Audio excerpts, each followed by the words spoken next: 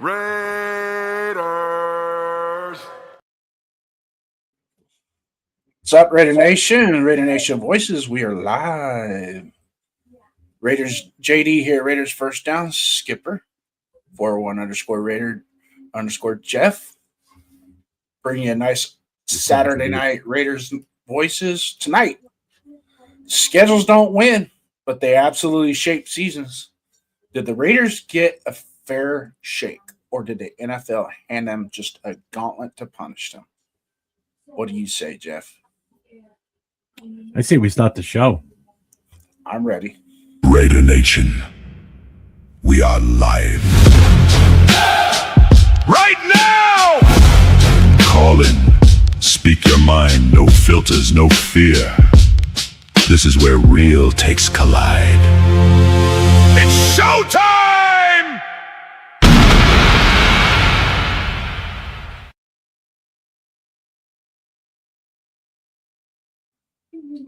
And welcome into Saturday Night with Raider Nation Voices. I'll be your temporary host in relief of the skipper tonight, sitting next to me. He decided, let's go ahead, you do it tonight. So I'm going to give another crack at it and see how well I do. Jeff, how you doing tonight, brother? Tonight. That's what bosses do, huh? I pulled executive rank. Yeah. So what's going on tonight, Jeff? How you doing? Nothing. I had a nice, relaxing day. It was finally the nicest day in the month of May today here in the East Coast. It was in the 80s. So I spent most of the day. Actually, I sat out in the sun probably for about an hour, and then I backed up towards the garage a little bit, so I was a little bit more in the shade, and I just kind of sat there for, I don't know, I was outside for a good 4 hours, just sitting there by myself, listening to music, playing games on my phone, just chilling. I'm like, this is the most relaxing Saturday I've had in I don't know how long. Then I spent 45 minutes on the phone with you, and that ruined it. That's what I'm here for. Not kidding. That's what I'm here for. I was having a nice, relaxing day, too, until 7 o'clock in the morning. I had a text message. But you were already up because you had already texted me at one point, so I knew you were up. So doesn't matter. No. You were the first text. I was not. I didn't text first. You texted first. No, but you sent me something on Instagram or something. Oh no, you know what it was? I responded to your text last night. Yeah, but it was this morning.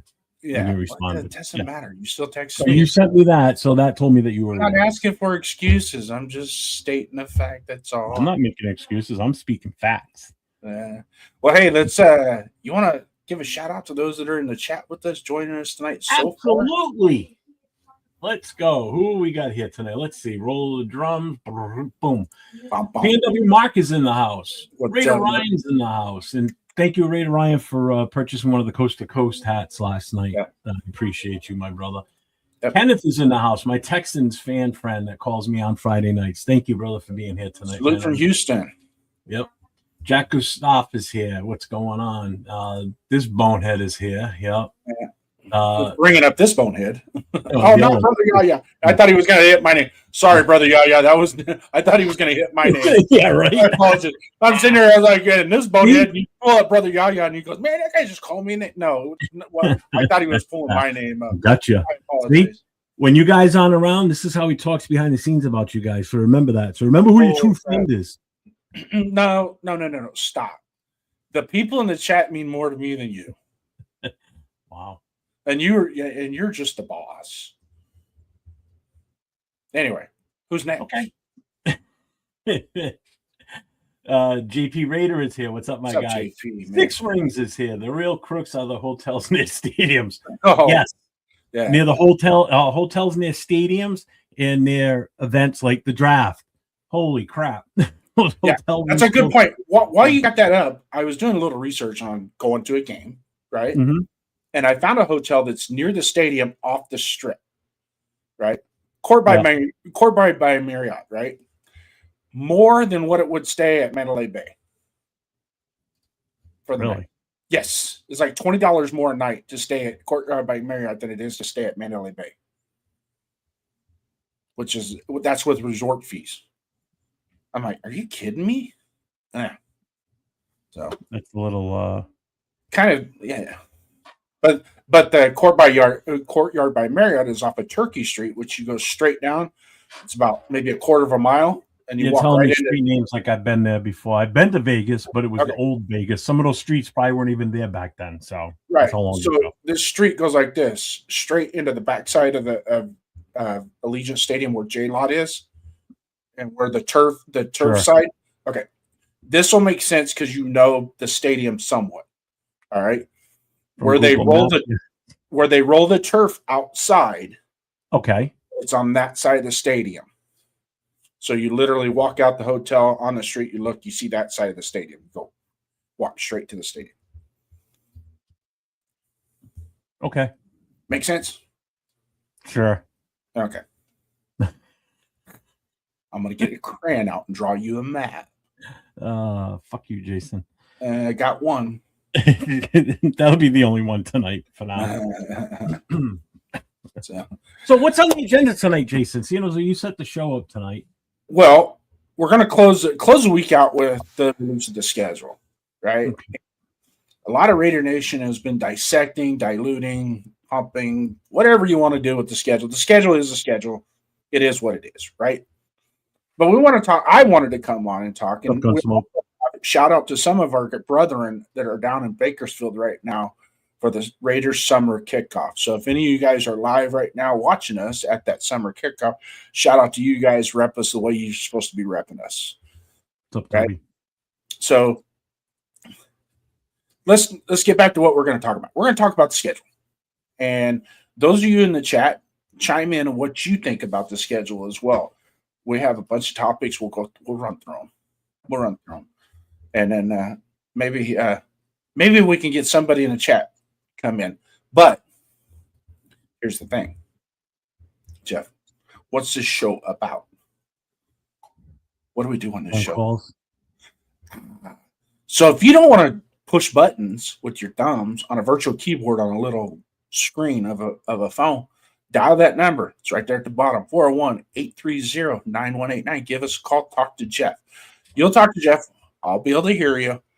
If I have a question, I can relay it to Jeff to you. Not a problem. We are going to be kind of winding this part of the season down.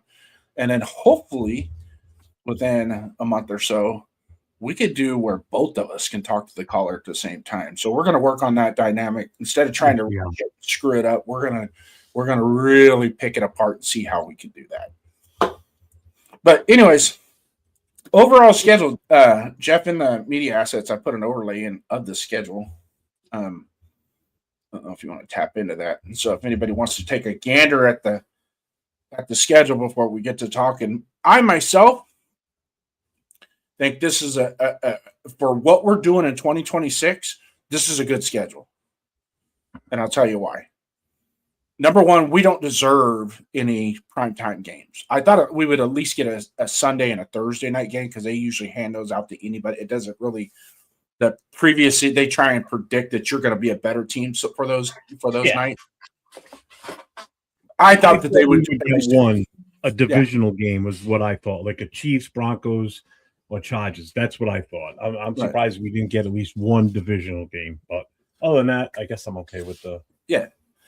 So there's a schedule. Take a good look at it. If any of you guys want to hit us up in the chat, what you think about this schedule, give your overall opinion of this schedule, then we're going to start diving into it. First thing I want to talk about, let's talk about the first 4 games, Jeff. What's up, Michael? What's your take on the first 4 games? First 4 games, as far as what do you want to know? Like wins, losses? Yeah. Well, no. Let's not do that tonight. In fact, I don't even want to do that. Because I'm ready to do it. I'm not. Oh, nope, don't want to do that. My bad. Keep it this I'm way. not. Apologize. We got to get that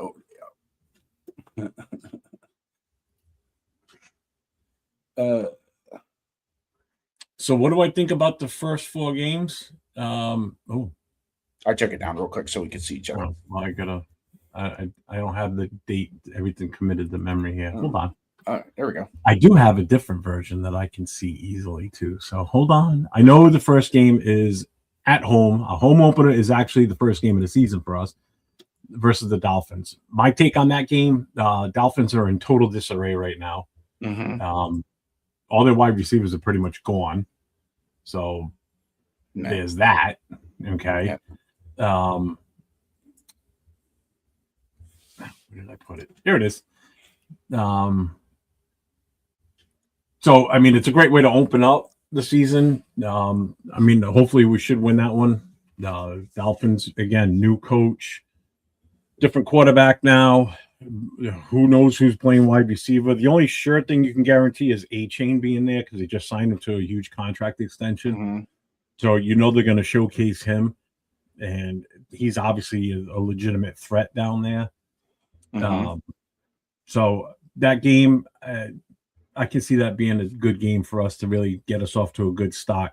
The second game at LA, we don't have much success there. We've only won there one time, but there were no fans in the stadium because it was during COVID.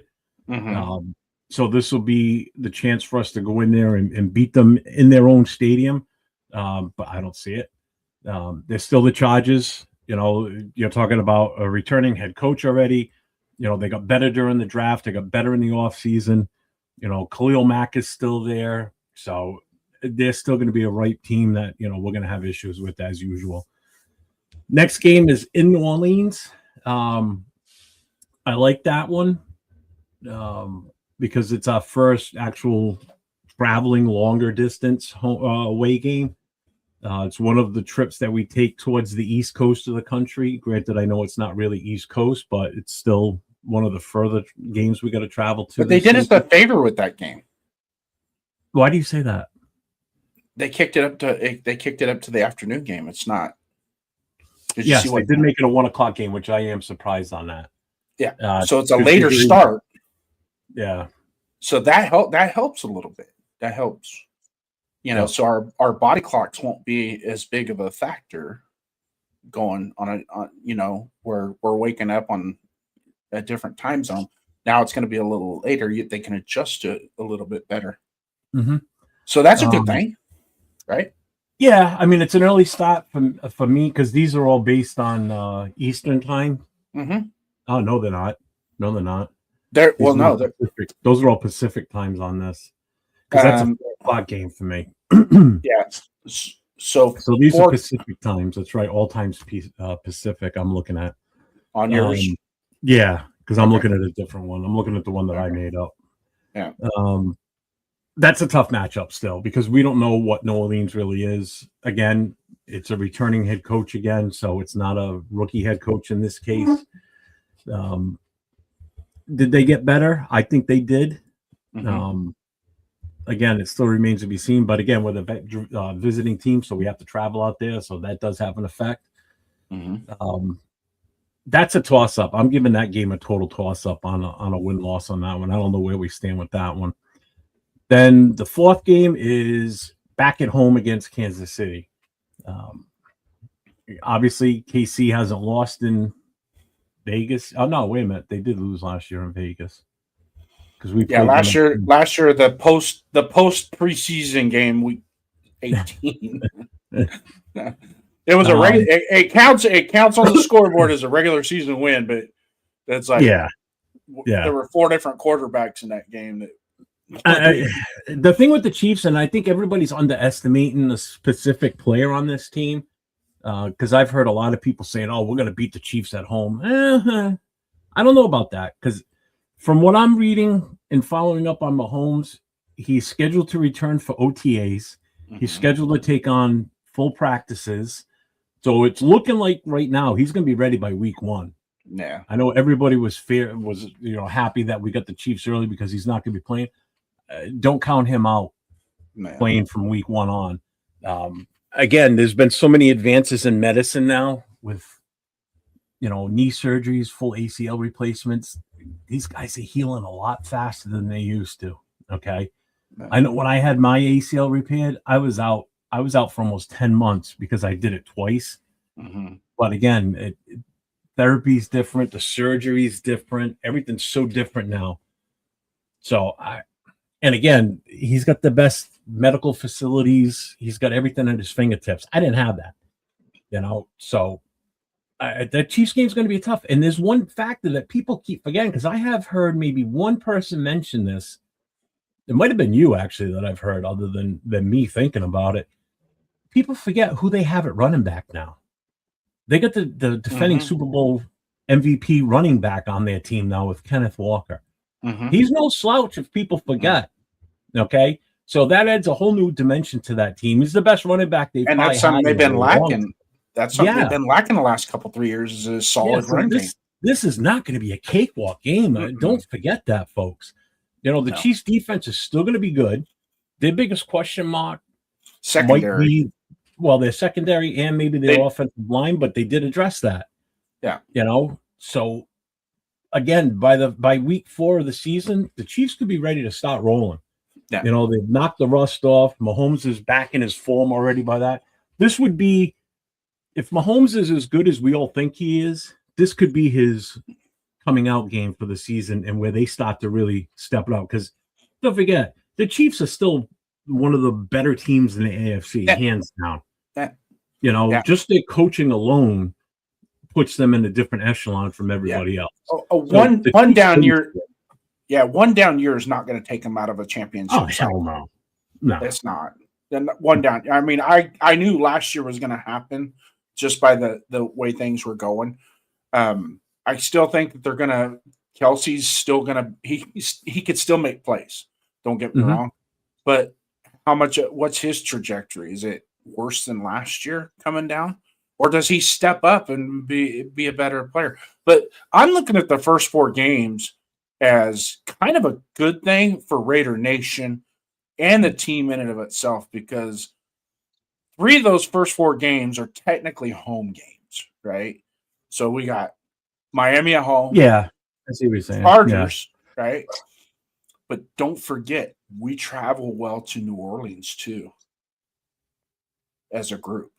So we could have a little silver and black in that stadium that hasn't. It's another major tourist area. So right. Raider fans that haven't been to Vegas before will go, and fans that have gone before will go because they love going to New Orleans. I mean, a lot of people circle that game whenever we play New Orleans just because of where it is. Right. You know? So if you think about it, the Kansas City game might be if we can keep the red out of our stadium. Right. So now we're looking at a different aspect. I'm not putting wins and losses to this thing. I'm looking at it from a standpoint. I will. When we're done, I'll go back and go wins and losses for sure. Because I've got a big issue with some people I've seen putting wins and losses on the season. Well, I can tell you this. I want 4 wins before the bye. At least minimum. That's floor. That's the floor. Not with you on that one at all. Not even close. Do you think more? When I give my final analysis, when we get to the end of the schedule and I go back and we go week by week, you're going to be surprised. You're going to be completely surprised. So less than 4 wins before the bye? I'm not going to say anything. That's why we'll wait until the end after we're done going through week by week. Oh, you want to wait? You want to wait till the end of this show? No, I want to wait till we're done going through the rot, though. How long have you got this set up to go? As long as it takes us. But we still got to open the phone lines, Jeff. Yeah, we do. So let's pull up the second half. We'll go over the second half. We'll go over the second quarter of the season real quick, and then we'll open up the phone lines. So everybody in the chat, start dialing that number, put it in, get ready to call us. You can call now; it just won't go through. Just real quick, so everybody knows, Sacktown Mike and Jack Kenner and all them are at Bakersfield. So I just texted Mike because he asked me the other day. He sent me a message if he thought it would be a good idea if he calls in live from Bakersfield Saturday night. I said absolutely. So I just sent him a text with the phone number to remind him. He said, he goes, thanks. He goes, I'll be calling later. I said, just let me know first so I make sure the line is open. And when he calls, I will know it's him calling me. So if I'm on the line with somebody else, don't be upset. I may hang up on you because he's got limited time while he's there, and I want to get him on with us. I want to get a live report from him. He's only got so many rollover minutes left on his phone. Yeah, he didn't bring his calling card with him. So anyways, let's talk about the next 4 games. The second quarter, we're going New England, Buffalo, Rams, Jets. Okay. Let's start with New England. Going to be up in your neck of the woods. Yeah, What you and got I'm on going to answer Mike Guerrero's question right now. He's asking if I'm going to be at the New England game. Absolutely. Again, the stadium's 20 minutes in that direction from my house, so yes, I will be there. Anybody that is planning on coming out for the Patriots game, if you're looking for hotels and such, try and go up in the Boston area because all events that we're going to be hosting will be in the Boston. Actually, will be in Boston itself. There will be no events held in Rhode Island whatsoever. So all the events that you want to attend are going to be in Boston. We will be doing the tailgate too. So right now we're looking at a Friday night meet and greet and Saturday pre-game party with some extra special hooks if we can do this. So it's going to be, trust me, if this works out, I think it's going to top last year's without a doubt. So, and ain't no party like a skipper party. So yes, I will be at New England. Ain't no party like a skipper party. All right, so that game at New England, do I think we're going to see the same type of game last year here when we beat the Patriots? No. And the reason I'm saying no is because it's not the first game of the season. It's not the first game as a Patriots head coach for Vrabel. You've now got a third-year starter in Drake May. You've got weapons on that team now. And if everything goes according to what I'm hearing here in New England, A.J. Brown will end up being traded to the Patriots by June 1st or on June 1st. And if that happens, that changes the whole complexity of their offense. Their defense is decent already to begin with. They added another tackle, offensive tackle. The team's going to be better. I'm telling you. People are overlooking the Patriots because they had a bad year last year. They are attempting to fix the problems. Okay, whether that relates to on the field performance, I don't know. But living in New England, and obviously I'm around all the New England news because that's all I see around here. Obviously, is Patriots bullshit. The Pats will probably be a better team. Do I think they're another Super Bowl team this year? No. I think they took a step back because of the schedule they had from last year to this year. They got a tougher schedule this year. Mm-hmm. So do I think they repeat and go to the Super Bowl? Probably not, but it's not outside the realm of possibilities. So this will not be an easy game. Last year, we got lucky to win that game because even being there watching that game, you could still see mistakes being made by our team. But again, chalk that up to how that team was last year. Do I hope we play them better than last year? Yeah. Again, I'm still very optimistic that we're going to have a good year, but I am not counting on it. Mm-hmm. So could we still beat New England? Who knows? It's a toss-up. Yeah. We'll know more once that first quarter of the season's over, going into that game, what to expect. The good thing about it is we have a home game, then we go to New England, and then we have another home game. So listen to the moral of the story here as we continue through this schedule. Even though we got to go to the East Coast, we're not doing a back-to-back East Coast trip, which is kind of cool. Yeah. Everything stays on Sundays. So the next game is October 18th against the Buffalo Bills. Unfortunately, I am going to be preoccupied that day and be probably one of the first times. Cool, Kev. One of the first times that I won't be able to watch the game or listen to the game. But I'm definitely going to be pulling my phone out of my pocket occasionally and probably get in trouble, get hit a couple times by the wife. But that's a very important game. Or very important. You're going to buy one of these. Nah. You're going to buy an earbud. If I get caught with one of those in listening, can you just imagine me walking my daughter down the aisle and all of a sudden they score a touchdown and I'm like dancing and hooting and hollering? Yeah, that would go real well. You're excited that your daughter's getting married. That's all. Just chalk it up to that. There's many married. Yeah. There's many things in this world that you can miss a Raider game for, and that is one of them. So. Yeah, I won't disagree with that. But anyways, looking at the Buffalo Bills at home, tough game. Buffalo's Buffalo, and I mean, obviously, and just like somebody said earlier, and I can't remember who it was. cool, Kev. They still have to play the games, and nothing is guaranteed. And you just don't know with Buffalo. Whole new coaching staff. Well, I say whole new coaching staff, but they retained the coaches. They fired the head coach, but they retained the offensive coordinator, which I myself was the biggest problem. Everybody likes that Brady guy. Mm-hmm. You heard how many times did you hear me when we were doing watch parties? Why are they not running the ball? You had a guy he had 70 yards in the first quarter, and you took the ball out of his hand. Gave him 4 more carries the rest of the game. That was stupid. They would have won. They had it set up for them. No Chiefs, no Ravens. It was set up perfect for them. Yeah. And they went. Six Rings, are you talking about the Patriots game you're looking at going to? If you are, let me know. I don't have tickets, but if you're planning on coming up here, hit me up. 401 Raider Jeff under all my social media. So make sure you hit me up because I'll be able to let you know about all the parties and everything. And if you're a Patriots fan, that's fine. You can come in. It won't bother me. No.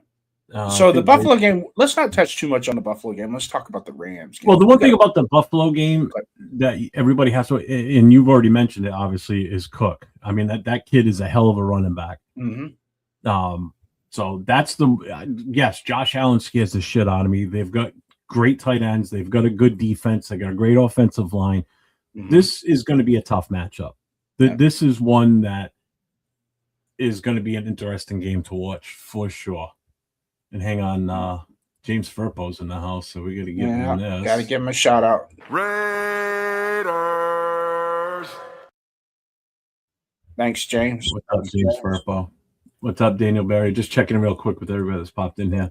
Hobo Raiders in the house. Raiders 89, Pats 13. SRT Cup. What's up, man? Why 2 a.m. games? They're Pacific time. That's why the 10:30 a.m. Yeah. So that's 1:30 here on the East Coast. Yeah. Elon's here. What's up, Elon? Buffalo got no receivers. They got tight ends, man, and they got a running game. That's the thing with them. All right, go ahead, Jason. Sorry. And Josh is still Josh Allen. I mean, you know, he's dangerous with his feet, dangerous with his arm. You know, so he's a two-headed monster. With his feet only on OnlyFans. Remember that. Okay. We're trying to keep the show on the rails here tonight. Why would that be different from any other freaking night we're on? I wonder which team's going to call the first audible. Rossini. Oh, that would be funny, wouldn't it? You know how some of those quarterbacks they come up with some goofy. I would love to watch the Patriots Bills game and Josh Allen's up there going Rossini, Diana. That would be classic. So anyways, next game is the Rams. Obviously, a Los Angeles team. Not really a known foe for us. I mean, we played them quite a bit, but they're not.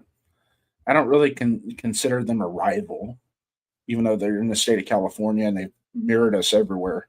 But that's gonna be a tough game. The Rams reloaded in the offseason, and they built their they addressed their secondary, which was probably their biggest default last year. And that defensive line with Verse and Fisk and Byron Young, oh God! If those guys can just get an extra half a second from the secondary, it's going to be brutal. So, I'll be praying for our offensive line and our offensive team for that game. Just real quick, 6 Rings. Do you know of any good hotels near Gillette? I can tell you right now, hotels near Gillette that weekend are going to be pricey. I guarantee it. You're going to want to stay if you're in that area. Give me 1 second here. Where are you coming from?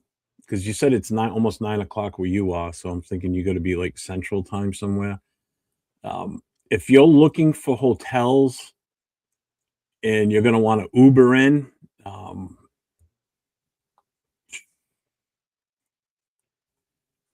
Let me see. Closest from there. I mean, you've got Canton, you've got Norwood.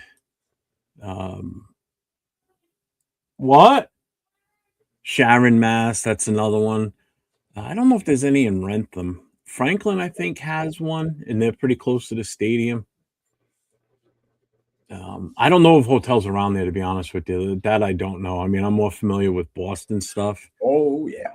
I mean, there are hotels there on the premises of the stadium, but it's when you're in. All right, so you're in Canada. Okay. So, I mean, it is. I really don't know. If you hit me up, I could probably help you find something that's in closer for sure. Sean Love, what's up, James? Cool, Kev. Rams got a good defense. If we can get to staff it often, we could win by 3. That's gonna be a key. We're gonna have to do something on the defensive side to help us in that game. Again, I've heard other podcasters talking about this game, and I've heard some say, we can beat them easily. The quarterback's old, and people forget, man. It's still Matt Stafford. It's still the Rams. It's still McVay's team. I just don't think it's going to be as easy as some people are making it out. That's all. The Rams are the Rams, and they're one of the top contenders in the NFC again. To make it to the Super Bowl. They're on my list. They're on my short list to make it from the NFC. Yeah. Go ahead. So, anyways, my take on the Rams is we're just gonna have to ball out on defense and then hope the offense can score some points, keep it level. That's one of those. That's one of those games where we got to keep it at or below 20 points, and not turn the ball down. Not turn the ball over. But anyways, we're gonna move on to Gravy's in the house. What's up, Coach Gravy? So the last game of the second quarter, New York Jets at home. Or no, on the road. No, on the road in New York. And yes, I will be at that game. Okay. That's one of my games on my list this year. Yeah. It's only a 3-hour drive for me, so that's not that bad. Yeah. I think, how everybody always looks for a trap game every year? I think this could be it. Yeah. Believe it or not. People forget they've got talent on that team. They really do. They just haven't been coached very well lately. They haven't had the right mix of talent. They've got good wide receivers. Gino, who knows with him? I mean, how bad really was he last year based on how shitty our team was all around? It wasn't just him, folks. So it was not just Gino that bombed for us last year. It was the team as a whole. The coaching staff, the players, everything just didn't go right. Offensive line was horrible. He's going to have a better offensive line in New York. He's got a proven running game over there with Breece Hall, and they just re-signed him. You've got Garrett Wilson over there as a wide receiver. You've got weapons on that team. They just drafted Sadiq. If he turns into what everybody's hoping he's going to be, that's another weapon they just grabbed. They've got 3 first-rounders that they pulled off in this current draft. So they're going to be a little bit more improved. So I don't think it's going to be as easy of a game as people are making it out to be. I hope it is. I'm going to be there. I want to see us blow them the hell out, and I want to see Gino get his ass ripped apart. I want to see him get sacked over and over and over again. I want Max to have like 4 or 5 sacks in this game. Will it happen? Who knows? But I still think the Jets are in full tank mode. Later, James Firpo. You don't trade the assets away that they traded and get draft picks like they did without the intent of getting a quarterback in 2027. The writing's on it with them, the Dolphins, Cardinals. God, yeah. Throw Pittsburgh in there as well. I wouldn't be surprised if Pittsburgh gets to a certain point this year and they go, we're just going to try and get us a quarterback next year. Well, they got Aaron Rodgers still, so they're good. Wow. Yeah, they keep recycling that old. But God. Next game, the next game, the San Francisco 49ers. Bang, bang, Niner gang. Yeah, let's go on over to Santa Clara. Have us a little bit of fun, boys. What you say? You can't say that. Don't say that. What? I'm not even going to repeat what you just said. All right. The bang, bang, Niner gang. What the fuck is that? God damn you. That is so annoying. What's up, we the people? What's going on with the game? I think this is going to be another tough matchup. I really do. You know, people are like, well, the 49ers suck. They don't suck. Stop saying teams suck. I mean, they're still a good team. You know, they're in a tough division, just like we are. That NFC West division outside of the Cardinals, basically, we are the Cardinals version of the NFC West division. Okay, and the Cardinals are us for that. You know what I'm saying? So we're the worst team in our division. Still to this moment, don't you prove me wrong. First of all, we're still the worst team in our division. Cardinals are still the worst team in their division. So it's a three-way race in the NFC West and in the AFC West. All right. It's between the Seahawks, the Rams, and the 49ers. Here in our division, it's the Chiefs, the Chargers, and the Broncos. Three-way race, plain and simple. Last year was a two-man race because the Chiefs sucked. But the Chiefs are going to bounce back. Trust me. Yeah. Hear me on that. They're going to bounce back this year. So this is not going to be a cakewalk. You're not playing in Oakland, okay? You're not playing in Mexico. It's the game everybody wanted us to play at, which was in Santa Clara. Every Raider fan wanted us to play there that lives up in the Bay Area because they're going to look at it. See, that's the problem. A lot of these Raider fans that live up there are going to look at this like a home game. This is not going to be like a home game. This is going to be different. You know, we may have a lot of Raider fans there and in the stadium, but it's still not going to be like a home game. I don't think you're going to see as many Raider fans. There's going to be a lot, but I opened up the Ticketmaster and looked at the prices. I'm like, holy crap! Well, yeah, this has the makings to probably be the most expensive game on our schedule right now, without a doubt. No, and it's not even a home game for us. No, you know, it's the closest to playing in the old Oakland area. I mean, fuck, the 49ers aren't even in the Bay Area anymore. That's not Santa Clara's not in the Bay Area. Even I know that. Yeah, I know geography. I can look at a map and see how far away they are. It's way far away from San Francisco. It's 60 miles. That's what pisses me off about the Patriots. They always relate them to Boston. They're an hour out of Boston. Yeah. Okay, so stop equating them to Boston. The other three teams up here for major sports are in Boston. Yeah. Thanks, Mark. Said I nailed it. But this is going to be a tough game. It really is. Yeah. Then next we have a home game against Seattle. Oh. Right, my true take on this one, this is the one game that I'm looking forward to, I think, the most out of this schedule. Because I want to see what we do against the defending Super Bowl champs. I want to see where the Seahawks are within their own team at this point. Okay. Are they on record to make it back? Are they above 500? Are they, what are they positioning themselves for at this point?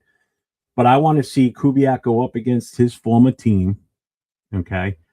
I want to see what we can do against the Super Bowl caliber team that just won the Super Bowl. Granted, they've got some changes. They don't have Kenneth Walker anymore, but they still have Smith and Jigba, who is just a phenomenal wide receiver. They've got the same head coach. They will have a different offensive coordinator, but I think they're still going to be just as good as they were last year because their defense hasn't changed much. Their defense is still going to be just as good. The only thing that's on our side is we're playing at home. We're not playing in Seattle because Seattle is a tough place to play, no matter who you are. It's loud, especially later in the year like that. It's a little bit chillier out there, too. The weather always sucks up there. I think this is going to be an interesting game to see where we measure up against a team of their caliber. So I'm interested to see what Kubiak can do against his old team. This is the game that I can't wait to watch more than I think any other game on this list. Yeah. And I think you said something earlier that kind of makes sense and it kind of resonates with me a little bit is to see where they're at, where Seattle is at that point. Because if they're one of those teams that is like just a game or two above 500 and as powerful and as strong as they are as a team, they might look at it. They might go full tilt on us in that game in our own stadium, pack their fans with them and bring them, right? Like everybody else does, and come to Allegiant Stadium and put the pedal to the metal in that game. Have they played in Allegiant before? Is this their first time coming to Allegiant? Hmm. Because if it is, I would not be surprised if there is a shit ton of Seahawks fans in that Yeah. stadium. Wow. I think this might be probably the most expensive ticket in Allegiant this season. I haven't looked at ticket prices at Allegiant. I know you did. I have no idea what these are going for, but I'm willing to bet that this is going to be one of the more these are expensive ones. pricey. Yeah, These are pricey. The seats that I like are running about $550 to $650 right now. What's up, Silver Smoke? So See, Mark even said it. It's 52 degrees and rain in here now. It's like weather in London. 1 minute it's sunny and bang, it's raining. So the next game is on the road at Denver against the Broncos. And when we play, it doesn't matter what the records are when we play the Broncos. We always step up. That's going to be a competitive game. Especially if for some reason we get the slobber knocked out of us the week before. I'm sure Kubiak's going to fine tune some crap and make sure that it doesn't happen in Denver. But you also got to realize too, he's got family heritage from his family's history in Denver. So Rick Dennison and himself and a couple other guys, they once, and even Spytek at one time was with the Denver organization. So that's something that makes them. That's at Bakersfield right now. There's Nate LV rated 10 right there. I think that's Leo standing next to him too. Yeah. Right on. It's a good time. Head by all. Yeah. So, and then from there, we go to the Cleveland Browns on November 29th.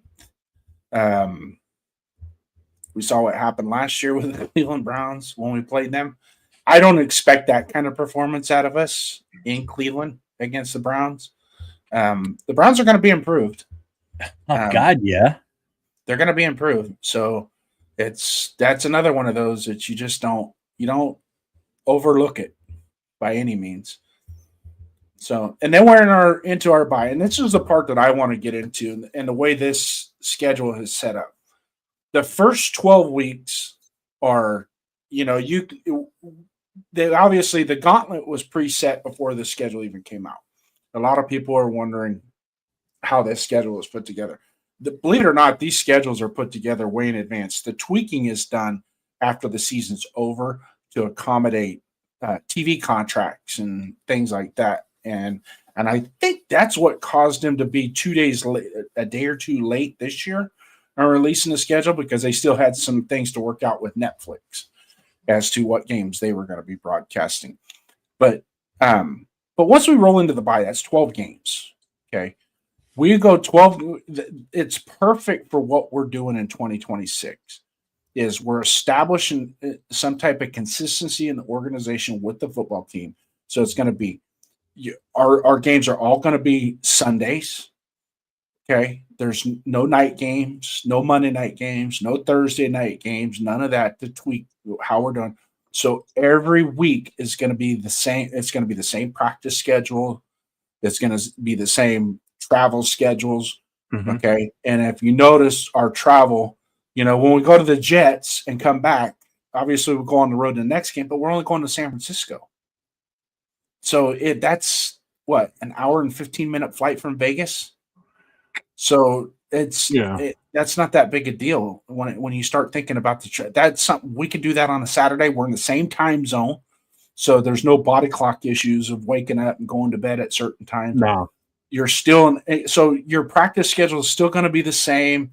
Your recovery, everything that you incorporate throughout the work week is going to be the same. So there's not going to be a whole lot of adjustment there, which is really good for our young guys, our 2024, 2025, 2026 player. Mostly the 25 and 26 draft picks. It kind of lets them start getting that consistency going.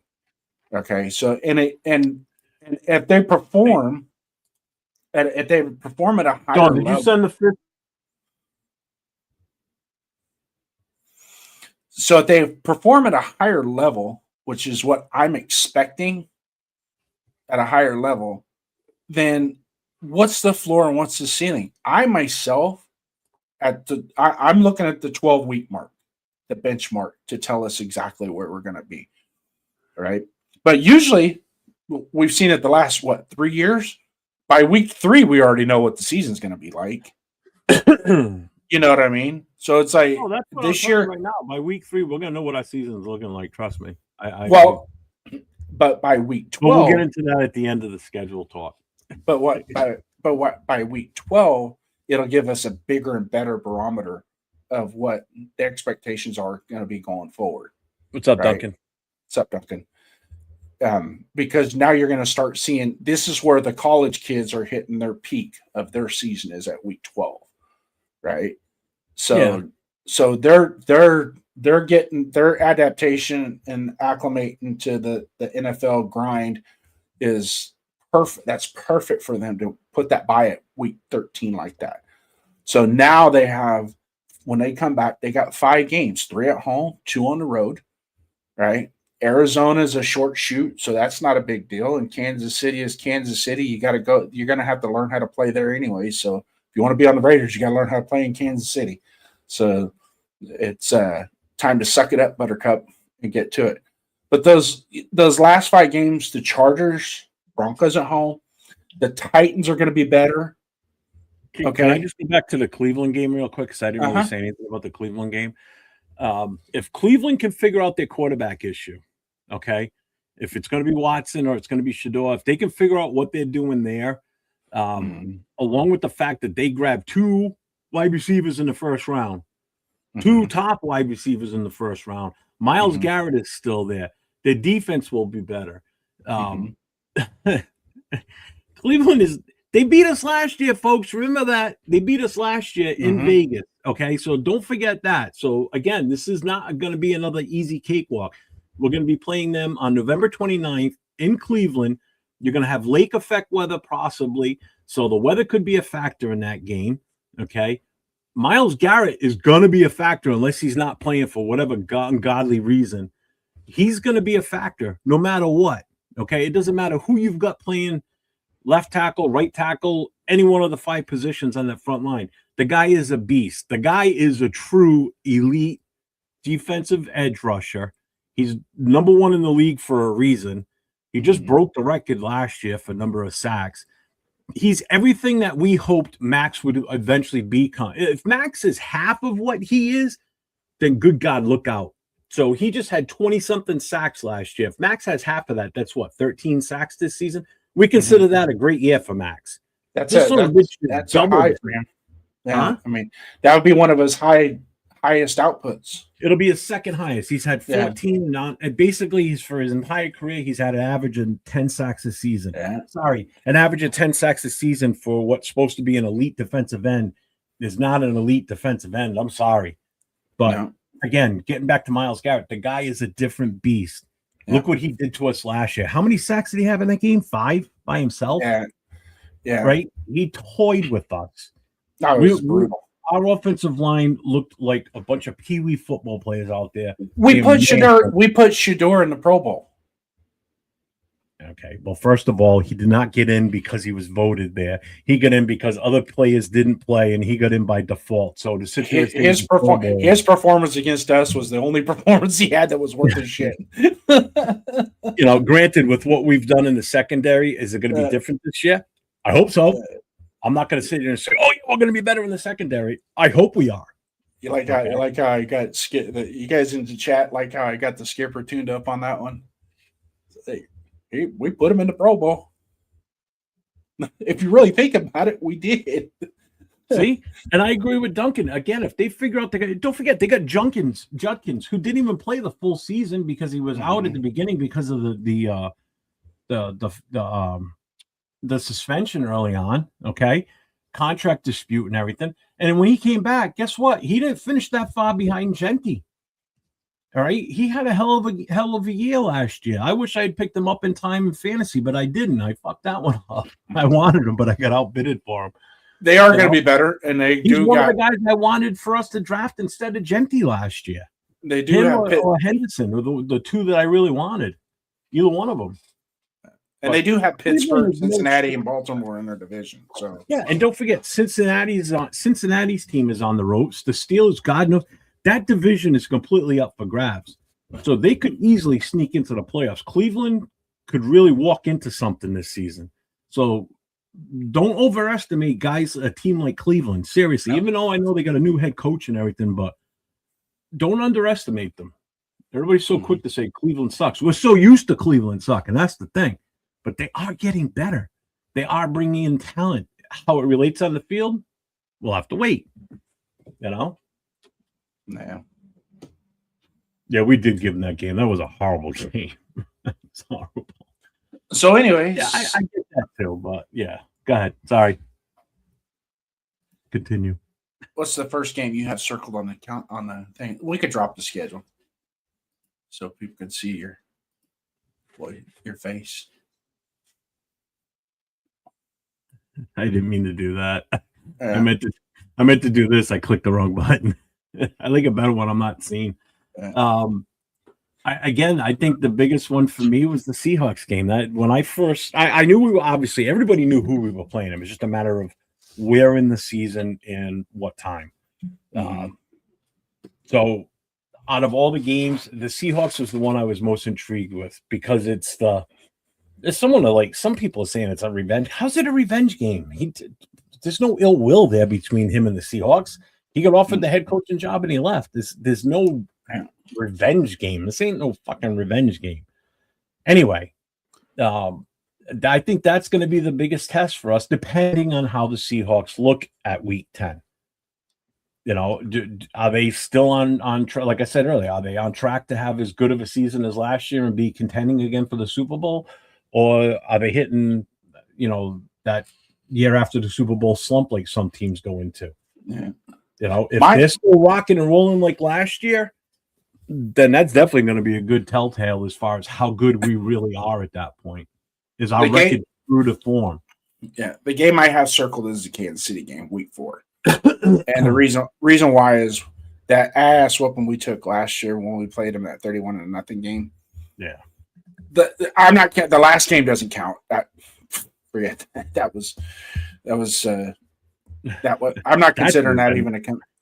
But the Week 4 against Kansas City, as to both teams with the complementary part of their rosters, hopefully, quote unquote, that they have their rosters are pretty much at 90-95% full strength. And that will tell us exactly where we're at as far as are we on the rise. Whether it's a win or a loss that's not what's important to me at this point. Why I have that game circled. It's can we go out there and can we play with them down for down, quarter by quarter? That's it. That's what I'm looking for. And if we win the game, great. But I don't want to see Patrick Mahomes in victory formation with 8 minutes left on the clock. No, I agree. So or any ring around the rosy bullshit either. Okay. I don't know how that was allowed to happen, and nothing was done. Nothing has been done about it since then. So there comes a point in time where, we expect you guys to go out on the field and do something, and that's the game I'm expecting something to be done. So you put it out, lay it all on the line. Every one of you, from Malcolm to Max to Stoots to the new guy. The new guys need to realize that, hey, they used to call it Raider Week in Kansas City when they played us. Why can't we do the same? It's Chiefs Week, boys. So let's lock it down. Yeah. So it's going to be interesting to see if our coach has the proper mentality as the Raiders head coach this year, unlike our coach last year, where he doesn't see games as rivalries.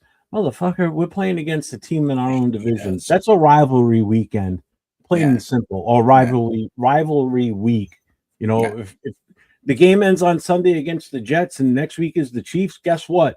Chiefs rivalry week starts the second that whistle ends the game against the Jets. Now we got to get in mentality mode of getting ready for the Chiefs, whether we win or lose against the Jets, whoever it is we're playing before the Chiefs. Yeah. get your ass ready for next week, because next week's going to be a slobberknocker, because it's going to be against the Chiefs. The Chiefs fans are going to come in strong to Vegas like they always do. Mm-hmm. All right.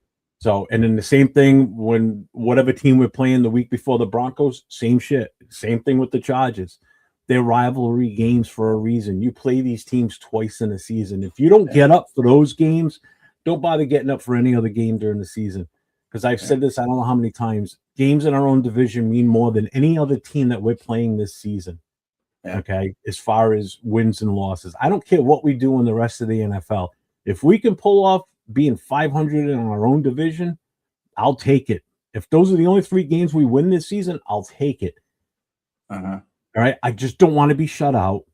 I don't want to be embarrassed by one of those 3 teams. I want to keep the game tight and close, and I want to see us be competitive throughout the entire season. That's all I ask. Yep. I'm not looking for us to go out there and blow out teams 56-3 and all this other stupid shit. I want to see us be competitive. I want to see an improved product on the field versus what we saw last year. Then I'll be on board. I'm on board with us winning and losing. Trust me, I'm on board with everything. I'm on board with Mendoza, because if he fails, the team fails, and the last thing I want is for us to fail. We haven't opened the lines yet, Chris. What's up, Chris? Welcome in, brother. Yeah, we're almost an hour in. So I want to do. I want to give my predictions. I'm going to do it. I know I said I wasn't going to. I'm going to. You want to do it before we open the phone lines? Yeah, I want to do it because trust me, it's going to lead to phone calls. Okay. I guarantee it. Well, and then we'll open the phone line. Step up to the mic and give us your prediction. Okay. So you control the chat, because the chat's going to get heat. I hope so. All right, to it. So week 1, we got at home against Miami. That's a win. Okay. Week 2 at the Chargers. That's a loss. Week 3 at the Saints. I'm going to go 50-50, but I'm giving New Orleans the win on that one. Week 4, Kansas City. They beat us. Week 11, New England. What have I got here? Week 11. You skipped week 4 to week 11. I'm sorry, October 11th. Sorry. I'm sorry. No, the Saints is a win. I took the Saints as a win. Right, hang on. So 2-2 through wait a minute, because I did this earlier, and I just got to make sure I get the numbers right. 1, 2.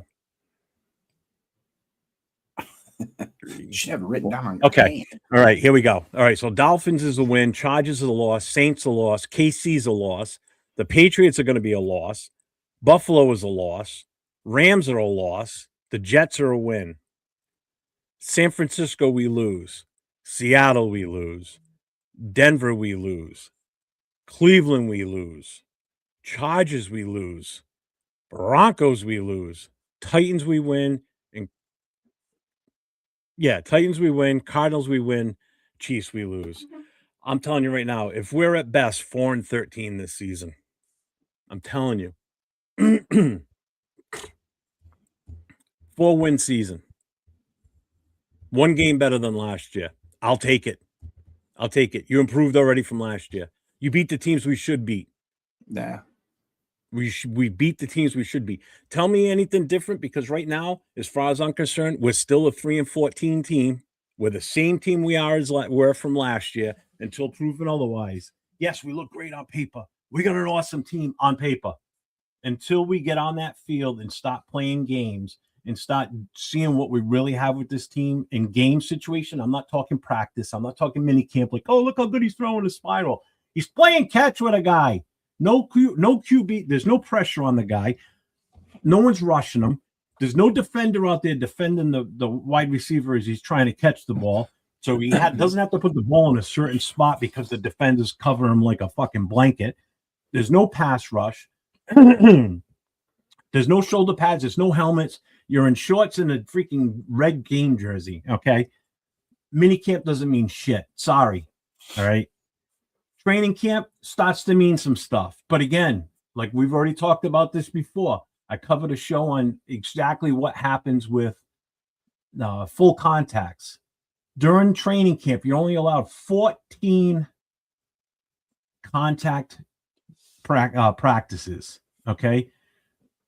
You can do doubles. You can do double sessions, but you can only do one of those can only be full contact. You cannot do full contact in the morning, cannot do full contact in the afternoon. So from when training camp starts until the end of preseason week 3, you can only have 14 full contact days. Okay. During the regular season, you can only have, in an 18-week season, you can only have 14 contact days. That's 14 days out of an 18-week season. You cannot do more than 2 in 1 week. Okay. And if you skip a week, you can still only do you can only do 2 a week, and that's it. That's the max you can do. So that's basically what's happened is there's less contact in training, which means, especially in training camp, there's less time for these guys to feel what it's really like, especially rookies, to get hit in the NFL. The first time you're going to see full contact is the first preseason game and then the first week 1 game. So getting ready for a current season is not the same like it used to be. Okay.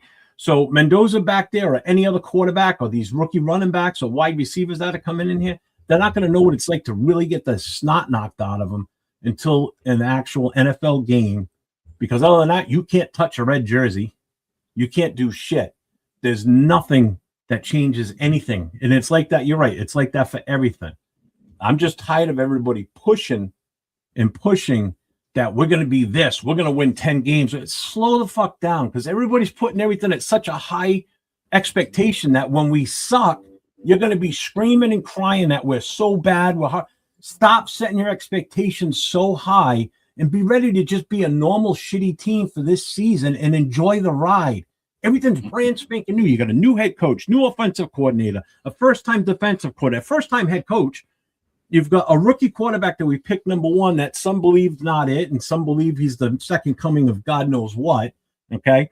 We have no idea what this offensive line is going to be. Yes, we got a brand new offensive line coordinator or coach. That's beautiful. And I hope it works out. We have no idea how good JPJ is going to be this year. We don't know how healthy Mill is going to be. You have no idea if Glaze is going to come out of his funk. You don't know how Zune's going to help out. You don't know how Linderbaum's going to perform this year with a new team. I'm sick and tired of all these comments and shit going out there with these people putting these whacked out, stupid ass predictions. And we're going to the playoffs. We're going to win 10 games this season. And they're serious about it. That's what drives me nuts. So when we don't do it, you're going to be so pissed off, and it drives me nuts. I'm tired of this. Just enjoy the season for what it's worth. Okay? Everything's brand spanking new. You got a slew of new rookies coming in. You got a ton of new free agents that have never played with this organization before. You got a whole new offensive scheme for guys that have been here already before that are going to have to learn this. So you've got a quarterback that already knows the system in Kubiak. And Kirk Cousins. So let's pray to God that he can grasp this right away and get this shit rolling in the right direction. That's where you're going to get your wins from. It's not going to be wins from Mendoza. I'm sorry, folks. So get over it. He's going to play at some point this season, maybe. But if we're on a roll with Kirk, why would you sit him? Just go with what you got right now. Hope to God that Genty's as good as everybody says he is, and he's only as good as our offensive line. So just relax. And if everybody forgets, we don't have true wide receivers on this roster right now. Who is on number 1? Nobody has a clue. Our best receiver is a tight end. Okay? Even our number 2 tight end ain't that great. Sorry, folks. Our running back is good. Maybe. We didn't get to see what we really should have gotten out of him at the number 6 overall last year. Okay? Yes, everybody's like, oh, our defense is going to be so much. How the fuck do you know that? You don't know jack shit about how good our defense is going to be. Yeah, we got some playmakers on the team. But how are they going to play together? These guys have never played together before. The only 2 that ever played together before are the 2 linebackers we brought in because they played in Georgia, okay, together. So, yeah, they're reunited, and it feels so good. But does it feel so good? We don't know. We hope it does, okay? Then we drafted 2 rookies out of Arizona. Yes, they're best friends. They love each other. They play together all the time. How's that translate over to the pros? Folks, don't forget this. These are college kids. They've never played at a pro level before. Things are different. Okay, so stop setting the expectations so high, and then when it doesn't happen, everybody starts yelling and screaming. This guy needs to be fired. This coach sucks. This player sucks. Stop saying players suck. They're playing in the NFL. Are you playing in the NFL? No, I'm not going to sit there and say this guy sucks. I'll say, yeah, that guy's not as good as we thought he was. I'm not going to sit there and say somebody sucks. If I can't go out there and do it, I'm not going to say someone sucks at their job. If I can't do that same type of job. You know, I played offensive line in high school and semi-pro and everything, but I'm never good enough to go play in the offensive in the NFL. I never got to that level. So I'm not going to sit there and say, well, this guy sucks. I'm going to say this guy's injury prone. Colt Mill is injury prone. JPJ's injury prone. We have no idea what we're getting this year. All right. I got heated today because I was in a chat earlier today and it was driving me nuts. So I've been waiting to get this chance to finally spill it all. And I'm going to cut a bunch of shorts out of this. So clip this shit, because this is going to be a rant that you guys probably not going to hear again. Because if I have to repeat this shit again, I'm going to go even more fucking ballistic. I'm sick and tired of the over and over bullshit of people just so demented that we're going to be this awesome playoff team this year. Stop it. Stop it. Jesus Christ. I don't know what else to say at this point. We're not as good as you think we are until proven otherwise. Prove it on the field. So don't sit here and tell me, oh, we're going to be great this year. How the fuck do you know? You got a time machine? Did you go forward at the end of the season and say, hey, look at, we won 10 games? No. The only ones that can do that are the Simpsons when they write their cartoons and they predict the future. So keep watching the Simpsons for the rest of this season when it comes out, because if they tell you what's going on and that the Raiders win the Super Bowl, then all right, then it's probably going to end up fucking happening. All right. Other than that, just go with the flow. Enjoy the season. Stop stressing yourself over how good we think we are, and then when we're not, be depressed. Don't be depressed. Just enjoy it. My Way to God. go. Way to go, Jeff. That was 25 minutes, and we just 30,000 people just sold their season tickets because of you. I'll tell you right now, it's pissed as I get, and if people get pissed at me, I don't give a fuck. No, 56 years old on Wednesday. I can give this shit for the people like me or not. Your point is Hold 100%. on. Oh, I'm not done with my rant yet. Hold on. I don't mean to cut you off, but it's not going to stop me from going to games. It's not going to stop me from being a Raiders fan. Okay. So if anybody says, oh, I'm not a true Raiders fan, which someone did today to me, and it was pissing me off. You're not a true Raiders fan because you're so negative. I'm not negative. I'm just trying to keep it real. If you pay attention to what I've said since I've been doing this YouTube thing the last 2 years, okay, I keep it real. I keep it level. Like, I'm not going to come out with these outrageous, just ridiculous things that, like, you want to talk about smoke and mirrors? Holy shit. You're going to make me throw my hat. Fuck. Well, Chris from Protect the Shield, thanks for the $10 holla going to Jeff's account. Chris, thank you. Now he needs about 15 chest compressions and a couple mouth to mouth to get out of his heart attack. Cigarette after that. You know what? I haven't had the platform to say this yet because I didn't want to do it. Obviously, when I was on with Brian Fowler 2 weeks ago, I couldn't do it last night because it's not a Raiders show, you know.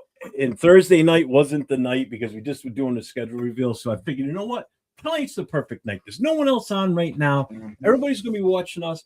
So I'm going to set the record straight. And basically, if somebody comes at me with a ridiculous prediction, I'm going to tell you, you're goddamn nuts. You're nuts. You're nuts. Mm-hmm. Don't sit there and say, we're going to be great. How the fuck do you know we're going to be great? We're still that same shitty-ass team from last year until the record and the performance on the field proves me wrong. Nah. I hope I'm wrong. Seriously, I hope I'm wrong when I say we're only probably going to win 4 games based on the 4 teams I say we're going to beat. I pray to God I'm wrong. I don't want to be right. This is the one time I don't want to be right about something. I want to be wrong. I want to be able to come back here at the end of the season and say, well, I was completely wrong. We won 8 games this season. And I love every minute of it. You know, but if we win 4 games and everybody's screaming and crying, I'm going to tell you, don't fucking cry to me. I already told you ahead of time what the chances of this season being. All right? Good God. Folks, look at who we're playing this year. We do not have an easy schedule. We're playing a shit ton of playoff teams, okay? And it's no shock to anybody.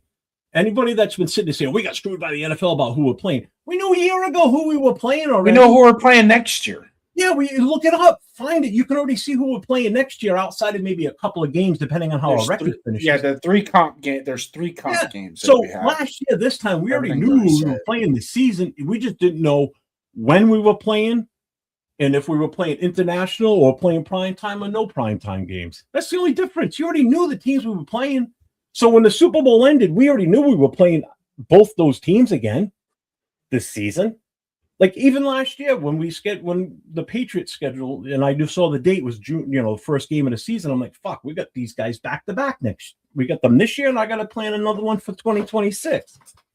So it's like, Jesus Christ, it's not like you woke up one day and go, oh, the schedule's out. Oh shit, we got to play the Seahawks. Yeah, you already knew that. Whatever. All right, I'm gonna read the chat because I'm sure the price.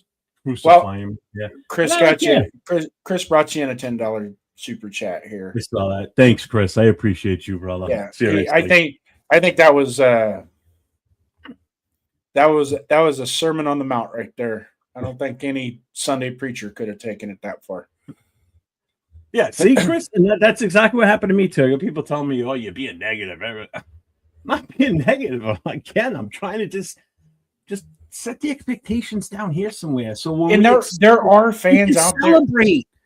So but see, the thing of it wins when we win 8, you can be like, yeah, we won 8 games. But if you say we're going to win 10 and we only win 4, you're going to go, fuck, we only won 4. What the fuck? I thought we were going to win 10. No, you said you thought we were going to win 10. I didn't say that.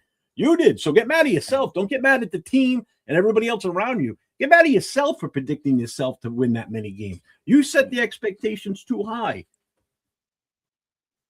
Don't get mad that you want a date of 10, but you only get the date of 1. Hey, so while you're still carrying on, open the lines, would you? All right, phone lines are now open. Call the number. I've already missed 3 phone calls. You get to talk to Jeff. I'm just gonna sit back and watch this show. Bring it. If someone wants to dispute and argue with me, call up, man. I'm in rare form tonight. I'm sorry. Yeah. There's and I agree with you 100%, but I don't let that get to me as much because I've seen it way more than just this year. Jesus Christ, I got like 3 calls coming in. Well, answer them. You're on Raider Nation Voices with Jeff and Jason. State your name. Hey, what's up, Jeff? What's up, Raider Nation? How y'all doing? What's up? What's up? Oh man, everything's good. Just calling to talk some Raider talk, man. Hey, what you got? I heard the rant. Who we talking to? I agree with who is this? This is Tony. This Tony, man. Oh, it's out of Los Angeles. Tony. Okay. So yeah. I agree with most of the things you said, right? Yeah. But I do still feel like there's a slight chance that the Raiders can make the playoffs, and by this slight chance, because they have a more improved roster. And a slight chance, it's really slim. It's like the only way I see them making the playoffs is if they don't have any major injuries. If they can avoid major injuries to, oh shit. Yeah. Oh my. Go ahead. Sorry. Hello? No, I'm still here. Yeah. Okay, if we can avoid major injuries with our good positions, like quarterback, wide receiver, running back. If we could have those guys miss as few games as possible, we could sneak in. I mean, I don't think Mahomes will be ready for the start of the season. So, I mean, we can possibly, even compete for a division depending on how healthy we stay, It all has to do with that because our coaching upgraded from last year. Everything upgraded. We got better players. We got rid of the sorry quarterback that we had. Mm-hmm. You know what I mean? I know we're still. To me, I'm a football guy, and I know the one thing about football is how deep are you? You know what I mean? We're not a deep team at all. We just got deep at the defensive back position. I feel like we locked that up. Yeah. I feel like the linebacker room is not as deep as I wanted. Our defensive ends, we got 1 or 2. You know what I mean? If the rookie, I forget his name right now, but if he can step it up, that'd be great. You know what I mean? But I still, to me, I still don't know what Kuntz going to do. Does he return back to his old form? Everybody always counts Kuntz like, well, at least for the past 2 years, everybody counts him like, he's just going to bounce back from his ACL injury. I know it's been more time and he's got a little better, but we still got to watch and see what he does on the field. Oh yeah, definitely. Yeah. I get that. And like I said, I'm not disputing the additions we made. we've made some great additions, but let's see how it translates on the field. Hello? That's fine. Yeah, I'm here. Oh, it was the other line. Someone else was calling in. They hung up. We got another call coming in, Tony. Yeah, I got another call coming in too. But yeah, I definitely get the additions we made to the roster and to the coaching staff. But again, it's tough to put anything on this until we see how it translates onto the field, and not just in practice, but actually on the field in game situations. Because you don't know if someone's going to fold up in the game situation. You have no clue. Next call. I definitely agree with you, man. I mean, I'm a Raider fan, and in the past, I always came into every season high hopes, right? Yeah. But, I would say over the last 5 years, I just started to think that it's unrealistic to look at a bad team. Now we're not only a bad team, we're a poorly ran franchise. It was draft horrible. And we're just now getting out of that. You know what I mean? When you look at a real good team, it's like for me, I think we let too many of our pieces leave out the door. That's why we never get deep at each position, because it's like soon as we got something going, we'll let somebody walk out the door. I'll give you the perfect example. Like I would have paid more. I wouldn't have. We just got lucky with the guys from Arizona. I love Stoops, but I would have paid more. You know what I mean? You can't let guys like that leave out the building. It's a few more guys. Nixon that went to Green Bay. We let Whoever's trying to call back, just give me a second until Tony's done here. Sorry, guys. Yeah, I mean, I'm gonna shorten it up too. My fault for the no, you're good. You're good. Long-winded. Yeah, I feel like Amik Roberts. He was a shorter guy. I don't feel like we was good enough to let Amik walk out. And our other cornerback, I forget the guy's name. He was decent. We shouldn't have let we let too many guys leave out the building through free agency. When you should retain some of those guys, and that's one of the problems with it. And I'm gonna just keep it at that. I'll call back. I want to let some more guys, get their thoughts off and their opinions off. So I'll give you a call back if that's okay. All right, no problem, man. Thank you for calling in, though. I appreciate that. All right, man. You have a good blessed night, man. Yeah, you as well. All right. You're on Raider Nation Voices with Jeff and Jason. State your name. It's your old pal Kenneth here. Hey, what's up, Kenneth? You're gonna have to make Hey. I gotta do have other lines calling in now too. So, what's up? Oh, you know what? I'll hang back. I want to give you time for the other callers. I'll hang back. All right, man. Thanks, Chris. If you wanted to call in, man, I know you tried calling. Yeah, I'm negative, right? Yeah, thanks, Gravy. I told everyone last season Chip Kelly was a fraud. I was called a hater. Yeah, I mean, God forbid you what did I miss? Someone winding him up? Don't wind him up. No, I wound myself up. I wound myself up because I watch other shows and I listen to people in the chat. I listen to the people on the show talk about what their predictions are for wins and losses. And it's like, folks, we're living in a goddamn fantasy land. Sorry. Just again, stop setting that expectation so high, because when we don't hit it, you're going to come crashing down. And that's when fan bases start screaming, fire the coach. If the defense sucks this year and we don't win as many games that everybody predicting, who do you think is going to be the first one on the chopping block that everybody's going to be screaming for? Who is it, Jason? Who's going to be the first one called out to be fired? The coach. Yeah. The GM. Yeah, well, no, it's going to be Bobby Leonard's going to be the first casualty. He's going to be the scapegoat. Yeah, he's going to be the first axed. Eventually, we got to stop that shit. Let's quit. Let's quit just firing coaches just because. I mean, I know there was more to the Pete Carroll than just the wins and losses with him. The whole nepotism and refusal to interact with the front office the way he was supposed to.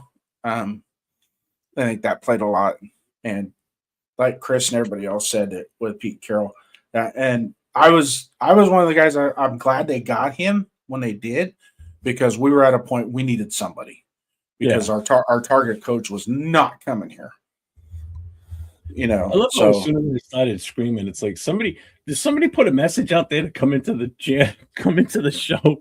Because we went from like 30 people in here and it shot up to like I think 50 at one point. It's like boom, as soon as I started well, there was yelling, there's other guys other podcasts that are going on right now. You were yelling so loud they heard you on they their could hear it. podcast. They're like, what the fuck is that? So they And like call they walk down the hallway to see where the screaming's coming from, right?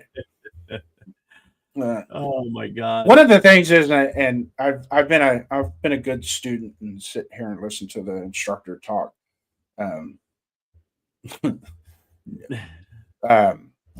Was a lot of the people that you're hearing, What's up, though, Bono? it's how are they validating success like that? I don't understand it myself.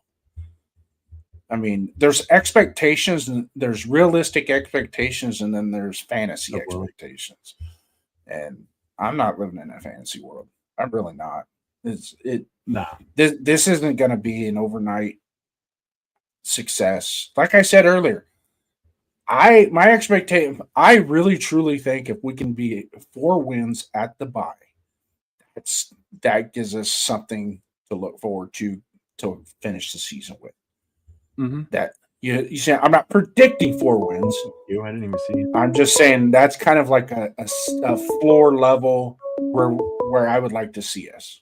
Yeah. You're on the line with Jeff and Jason, Raider Nation Voices. State your name. What happened? I don't know. And some guys in the chat too, Raider Rebel coming in with his. Also, too, we got to take into consideration that some of these teams that hold on, Chris is calling the wrong phone number. He's actually calling my cell. Chris, you got to call the number that's on the system. 401-830-9189. Because if you call me on my cell phone, they ain't gonna hear you.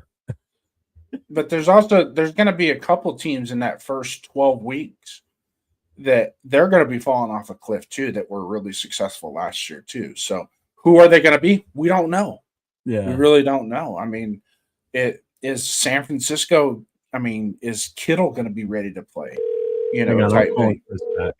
Because Chris is trying to call me. What's up, man? Hey, what's up, Chris from Protect the Shield? You were calling my cell phone. It wasn't going to go through.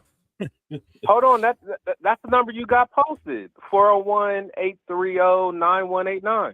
Yeah, but it actually came through on my cell that time. I don't know what happened there. Because if I would have answered my cell phone, we wouldn't have heard you on here. Well, what's up, brother? How you doing? Oh, I'm good. Am I live? Yeah, you are. You're live on here now.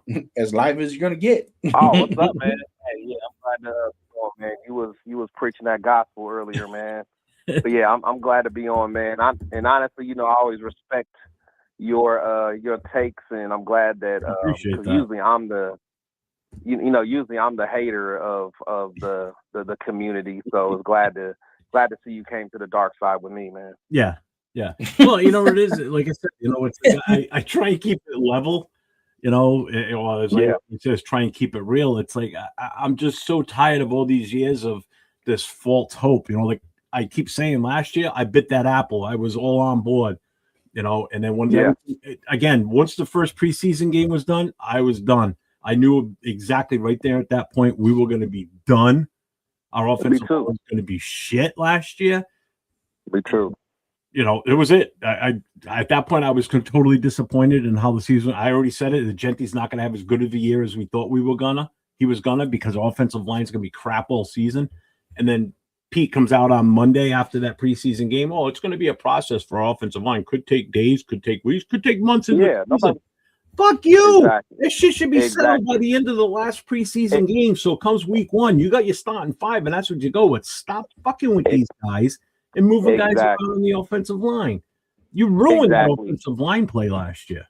Exactly. And the thing is, it was clear as day that they were going to do that because they were playing with JPJ and they were playing with Jacorian Bennett. So it's like I knew early on, like when you start playing with JPJ, like if you watch when JPJ was on the Rush podcast with Max, like you could hear the joy in his voice. Like he was excited to be the center. He was excited. Like Oh yeah. he was the first one to introduce himself to Gino. Jeff. Hey, I'm your center. All that stuff. Like you could tell he was fired up, and they just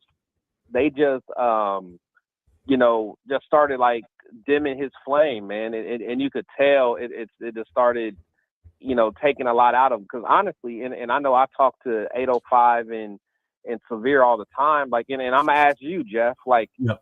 At the end of the day, if you look at our offensive squad, who would you say is a true leader that's going to step up and, like, if someone needs to get in their face and, like, hey, like, who would you say our leader is on offense that's going to Right speak now? up and get No one. Yeah, right now. No one. Exactly. Not one person. No. Not there is not one person I could say that, like, if the game's on the line, someone's going to rip into someone's ass. Like, look, we got to get it together, guys. This is the last drive of the game. Let's go. There's not one person. You Nope. might say you might say what's his name fucking our quarterback, but Kirk Cousins. But even him, he's not like a rah like real leader. Like, he's a guy that kind of leads by example. But Yeah. we do not have one person that is a vocal leader on that offense. Not one. I think if JPJ would have been not He fucked would have around been. with last He year, would have he would have been. been. Colton Miller is that lead by example guy. Like you said. Exactly. He's that quiet leader. JPJ could have been that vocal, get in your face. Exactly. And they dimmed his messed light. with his head last year. And Exactly. They dimmed his light. Genty will never be that guy. Brock will never be that guy. Brock's too quiet too. He's another one. Exactly. That's what I'm saying. So it's like, why would you dim the light of someone like JPJ who would gladly take that role? We don't have no one else, man. And honestly, to be quite honest, Kubiak's not that guy. Kubiak's not a rock guy. I get it. He's definitely, like, he's a cerebral guy. Like, he'll pick you apart with the X's and O's. But at some point, you need a guy that's in that huddle, or you need a guy that's going to, like, hey, get your shit together, let's go. We do not have that guy on our roster on the offensive side of the ball, and that's going to bite us in the ass. Jacobs could have been that guy. I mean, we can go on and on about what could have been, but we don't have that. Mm-hmm. And that's our fault as an organization. And I'm pissed off that we dimmed JPJ's light, because he was ready to take on that role. Oh, definitely. You know what I'm saying? And it pisses me off every time I think about it. So he doesn't think Genty can take on that role? No, Jason said you don't. He's saying you don't think Genty could take on that role. I don't think so. No, that's not his personality. No, that's not his personality. No, he's not a dog. Like, I honestly, think he could.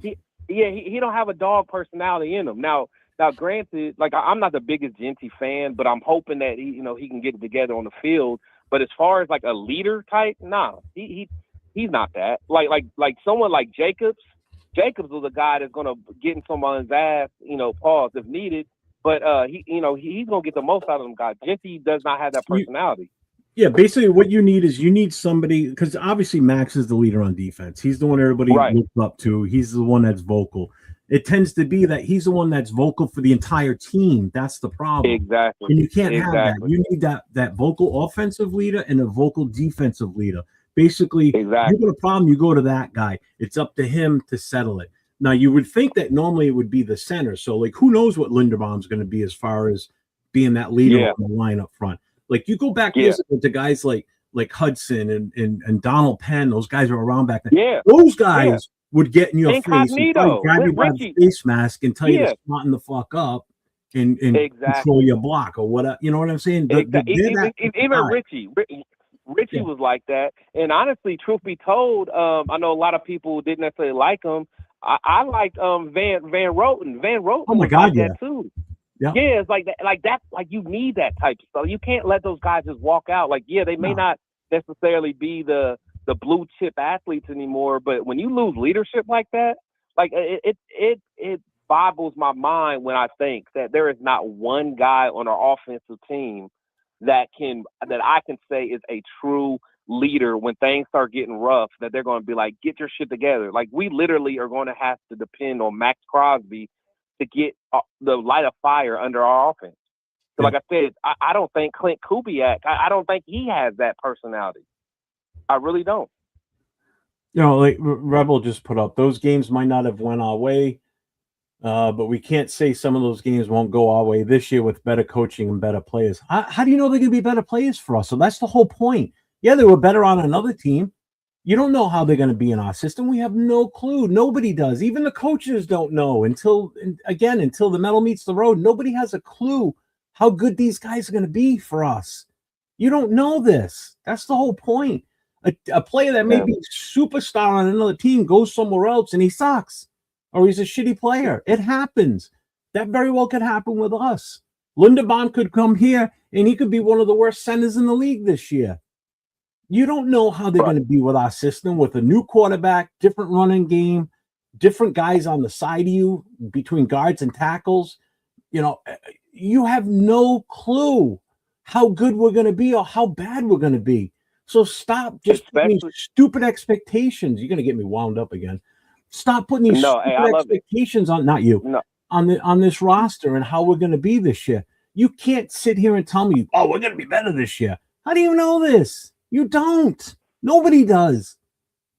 No, you're right. You're going to stay positive for the team as a coach. If you're a coach on the team, you're pushing that. Yeah, you want to be good. I want us to be good myself. Trust me. I don't want to see us fail.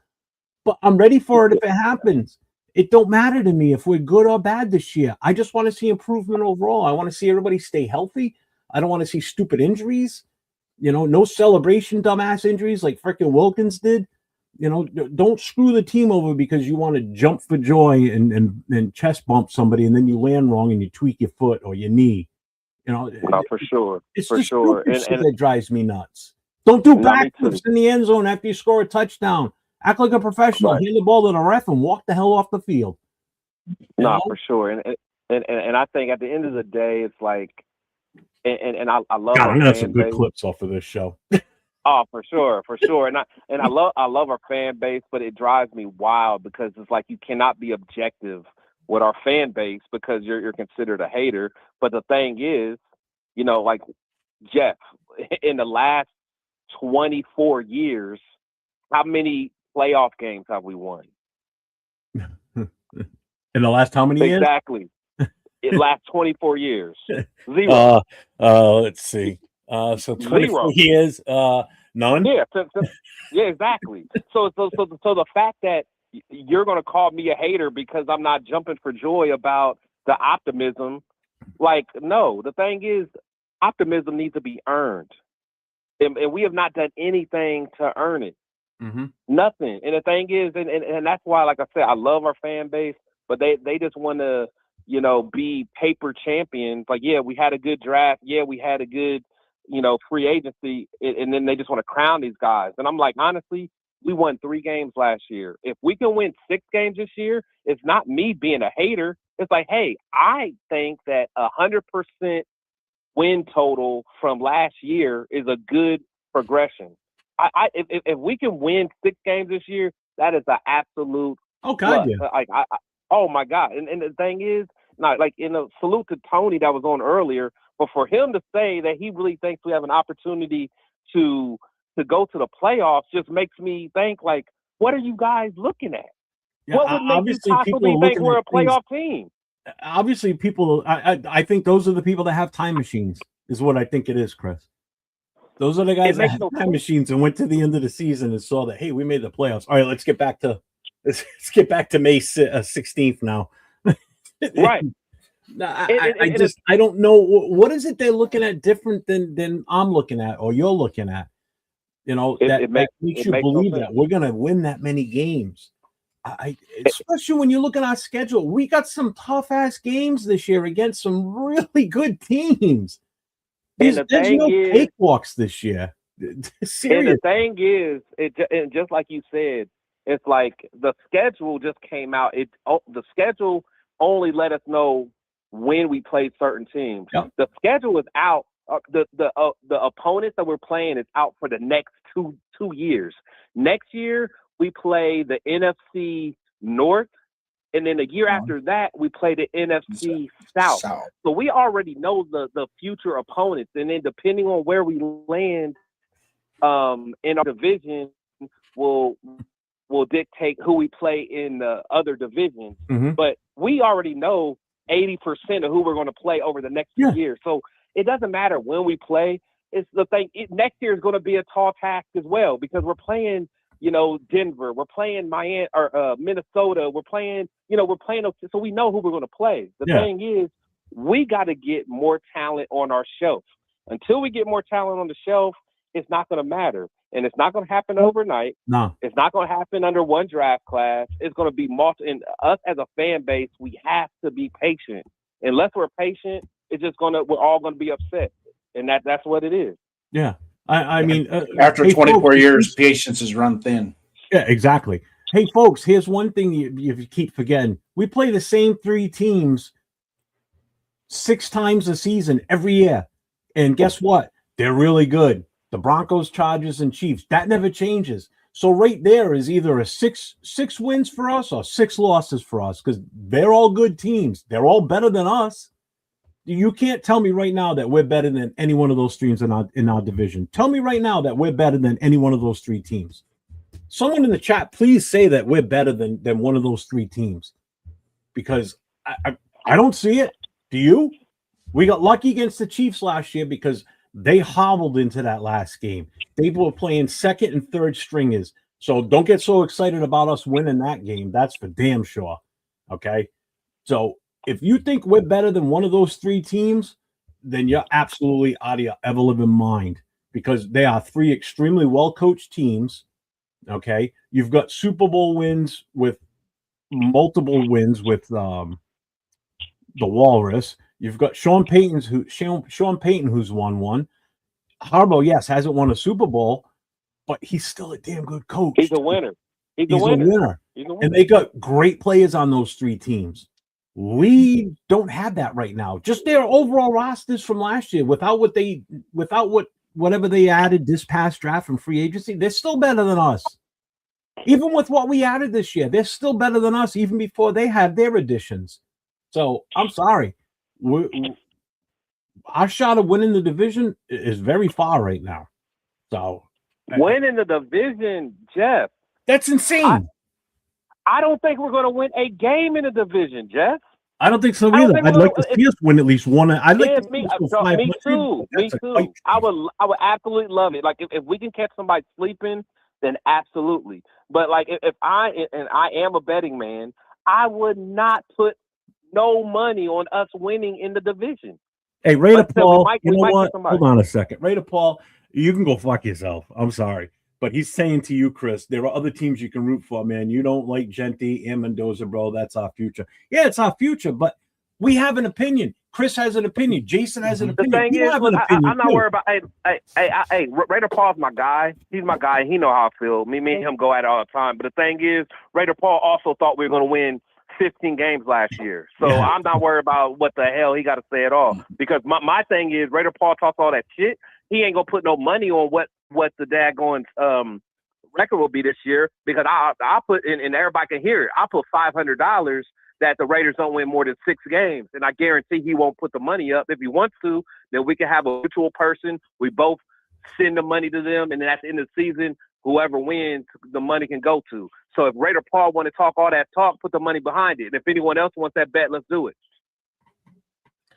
Rebel I was at 5 wins, not 6, but yeah. Okay. Rebel says, I believe Genty, Betch, Booker, Quay Walker, Dean, and Naylor are all going to try to be those guys. You're saying that now. That's not what you said earlier today. What's that? About those guys. Everybody's like, oh, we're going to be great this year. This guy's going to step up. That guy's. Now he's saying they're going to try and be those guys. Who said that? You don't have to be loud to be. I don't care about none of that. Who okay, they talking all this. Who going to put money on the Raiders then? I'm sure it's hell. I never bet on the Raiders. No, I've never bet on the Raiders my whole entire life. No, last time I bet on the Raiders was back in the late 90s into the early 2000s when Gruden was here. Everybody talking crazy until money gets thrown around. We are. Everybody talking crazy until money gets thrown around. Yeah, exactly. You know what I'm saying? Raider Paul put 500 that they win more than 6 games. Let's do that. I'm waiting. You know how to reach me. Paul, we're not saying that we want us to fail. Do you even take the shit out of your ears when I talk or anyone else talks about what we're talking about? It's our opinion that we don't think we're going to be as good as everybody is with the delusional thoughts of winning, going to the playoffs, first of all, no matter how many wins we get. If you think we're going to the playoffs right now without seeing a single game, without watching a single practice, and don't count mini camps and these little OTAs that they've done already, because that doesn't mean jack shit. Okay. When you look at without us playing a physical game yet, you think that we're going to be a playoff team? You're out of your ever living goddamn mind if you think that's a legit take right now. You're fucking crazy. Absolutely crazy. Now, I'm a Seahawks fan. If I'm a Seahawks fan, hell yeah, I think we're going to the playoffs. You know why? Because we just won the Super Bowl last year. If we don't make the playoffs, it's a failure. I'm a Patriots fan. If I'm a Pats fan, yeah, do I think we're going to make the Super Bowl? Because we made it last year. So if we don't make the playoffs, it's a failure. Raiders, you going to make the playoffs? Oh, hell no. Not with this roster right now. We don't even know what we got yet. So don't sit there and tell me you're going to go to the playoffs when you have no clue what we're going to be like on the field. This is what drives me nuts. You guys set these expectations so goddamn high. Good Lord. I don't get it sometimes. Why? There's one thing to have hope and wish that we're going to be good. But then there's one point to just sit there and say, we're going to be so good, we're going to make the playoffs. Are you really saying that right now? Am I hearing what you're saying? Come on, man. Come on. I can't. Honestly, I can't even read the comments because I'm just talking on my phone. But did Raider Paul accept my bet? That's all I want to know. Not yet. He just said I'm out, but then he responded again. He goes, "Okay, when's the last time we drafted a Heisman QB?" That's what I'm saying. That the energy changes when money gets thrown around, bro. And anybody can say whatever, but say it with your chest and your wallet if you really believe what you're saying. Like don't bring up my name and saying this and that unless you really mean it. Because like I said, we have mutual friends. We can cash app anything if you believe what you're saying with your chest. Yeah. Like, let's keep it real. We all love the Raiders. I live in Ohio, and I go to 3-4 games a year. I travel all over the country to go support this team. So don't act like just because I'm keeping it real about this team that I don't love this team more than, people that live in California and I go to more games than them. I don't want to hear that. Yep. So my thing is don't come at me like that. I'm not the one. He said, when was the last time we drafted a Heisman QB? Never. What's that got to do with anything? So what? He won the Heisman. Great. Awesome. Who said Good that? for him. I'm happy for the kid. Who said that? Raider Paul. He goes, when was the last time we drafted a Heisman? Who cares about that? Paul, you want to That's take what a I bet mean. or not? Like, what's that mean? What are you trying to tell me? Don't pivot. You want to take a bet or not? Rebel. So to that point, you have no clue how good or bad we're going to be either. So how can you say we're only going to win 4 games? Hey, why don't you do me a favor? What? Jeff, just send Chris the link. Have him come on live. You want to come on, Chris? You say what? You want to come on?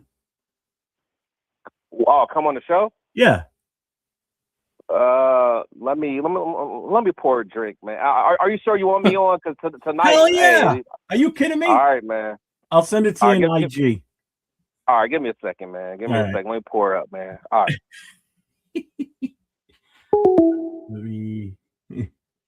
Good call, Jason. I wasn't even thinking of that. I'm just here so I don't get fined. Yeah.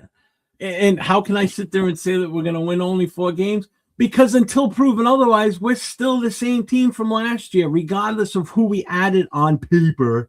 Well, It doesn't matter until that whistle blows and they kick off the first kick, game 1 against the Dolphins. So people are going to make their predictions, and they're going to have some type of illegitimate or legitimate optimism. Hold on. You're on Raider Nation Voices with Jeff and Jason. State your name. Hey, what's up, Raider Jeff, man? I called in earlier, man. I'm just Tony.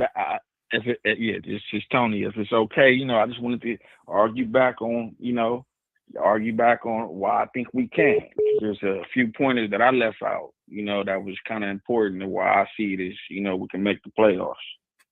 Okay. And I'm not one of those guys that's just being unrealistic, because things has to go a lot of ways for me to, like I told you, the injury thing and everything. But to get on what I was going to tell you, when you look at the games we played last year, we had we had bad coaching, right? We had a terrible quarterback, right? And terrible line.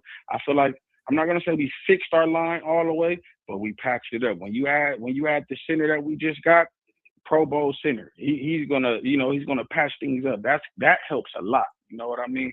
The center position in the offensive line, that helps a lot. Then you bring in, to me, I'm bringing in Powers back. I don't know what was the thing with Chip Kelly or our coach last year. I don't know how he didn't play, or I don't know if it was the concussion thing. But when you bring a guy like that and you add him to the line, if he's who I think he is, that's going to help. You got Colton Miller. He's back healthy. You feel me? Colton Miller, people can say what they want, but that's a good left tackle. He's solid. I'm not going to say he's the, I don't take that away from him, provided he can stay healthy. That's the biggest problem with him. His health lately is the issue. Right. And that's my whole thing, what I led with.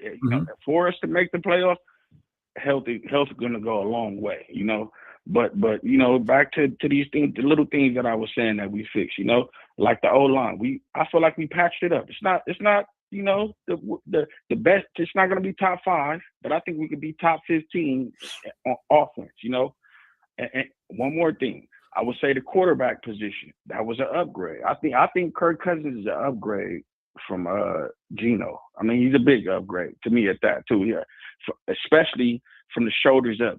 From there, I just think he's a smarter quarterback. To me. And then you got to think our coach, one of the best. If you look at Seattle's offense, even though we don't have the same players, when I'm an X's and O's guy. You feel me? So when I see the play calling, I say, well, you can put. We got the type of players that you need. We may not have the same production. It may not look as good, but I guarantee you, the guy's going to have a good offense. With Pete Carroll, he's not an offensive guy. And Chip Kelly, if you knew football, he's a fraud. This is a college guy, His game is that was his problem last year. He brings the college game to the NFL. It doesn't work, And then I go to our record, right? When I look at our record, we won 3 games last year, right? But when you go, you dissect the games out, I save the games on my DVR. You feel me? So I watch them from time to time, And I can tell you a couple of games we lost just, Geno boneheaded play, whether it be late in the game, a Geno boneheaded play or somebody, the offensive, the center we had, he cost us a game. We lost games through special teams. Our kicker missed field goals that could have won games. We lost 5 one-score games. So when I think about, okay, we all these upgrades, right? And we lost 5 one-score games. So I mean, maybe we don't win all 5 of those. That gets us to at least 7 or 8 games, right? If we could win those one-score games, that's important in the league. Yeah. And I feel like when I look at the schedule, we got a good four wins that I'm saying, hey, these are must wins right here. We can beat these guys, When I look at Miami, you should start off Miami. I think we can beat Miami. I think we can beat the Saints. I think we can beat the Titans. I want to say we beat the Browns last year. That's the same team. I feel like we can beat them again. Those are 4. And if we can split our division, you're looking at 8 games. And you got a couple games, with a good play caller like our coach. I feel like we can be in games. You don't feel the same? You don't feel like that a little bit? How many games? I'm just saying. I'm saying sneaking to the playoffs. You feel me? I was saying. No.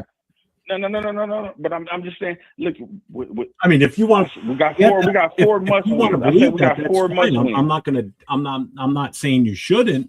I'm just saying it's just a little unrealistic. I think as the season rolls on, everybody's opinion is going to change and based on how we're winning. Right now, I just don't see us winning more than 4 games. I'm sorry. That's how I look at it. After week 1, or actually after week 4, I'll reassess. And if we're looking different, then I'll be like, all right, well, obviously we're going in the right direction. We've won more already than I thought we were going to win at this point. So, okay, I was wrong on my prediction. And I'll admit it. Trust me, I will admit if I'm wrong. I'm not going to sit here and argue the point, well, I still think we're not going to win. If we're on a roll and we're looking good, then okay, then everything, the ship's going in the right direction and it's not sinking. Okay? So we righted the ship and we're going in the right direction. That's what I want. I don't want to see us win only 4 games. I'd love for us to make the playoffs, but I'm not going to sit here and say, oh, we're so good, we're going to make the playoffs. Nobody has a clue how good we're really going to be. It's all Right. pipe dreams right now until that moment hits, until we actually experience that. You know, I've been a fan of this team since 1975. Okay. So 51 years of my life, since I was 5 years old, I've been a fan of this team. All right. And I've seen us win all 3 Super Bowls. All right. I've been there for past playoff runs. I've been there for the Super Bowl against Tampa Bay. I've seen us go through great years, and I've seen us go through god-awful years. Even back then, like the Art Shell year, the second go-around was horrible. Okay. I've seen all that. And I've seen where we got good again. And then I saw where we went in the tank for the last how many years. Okay. The last time we were really, really good and had a shot at something, our starting quarterback got hurt and we got knocked out of the playoffs because we had to play our 3rd string quarterback. All right.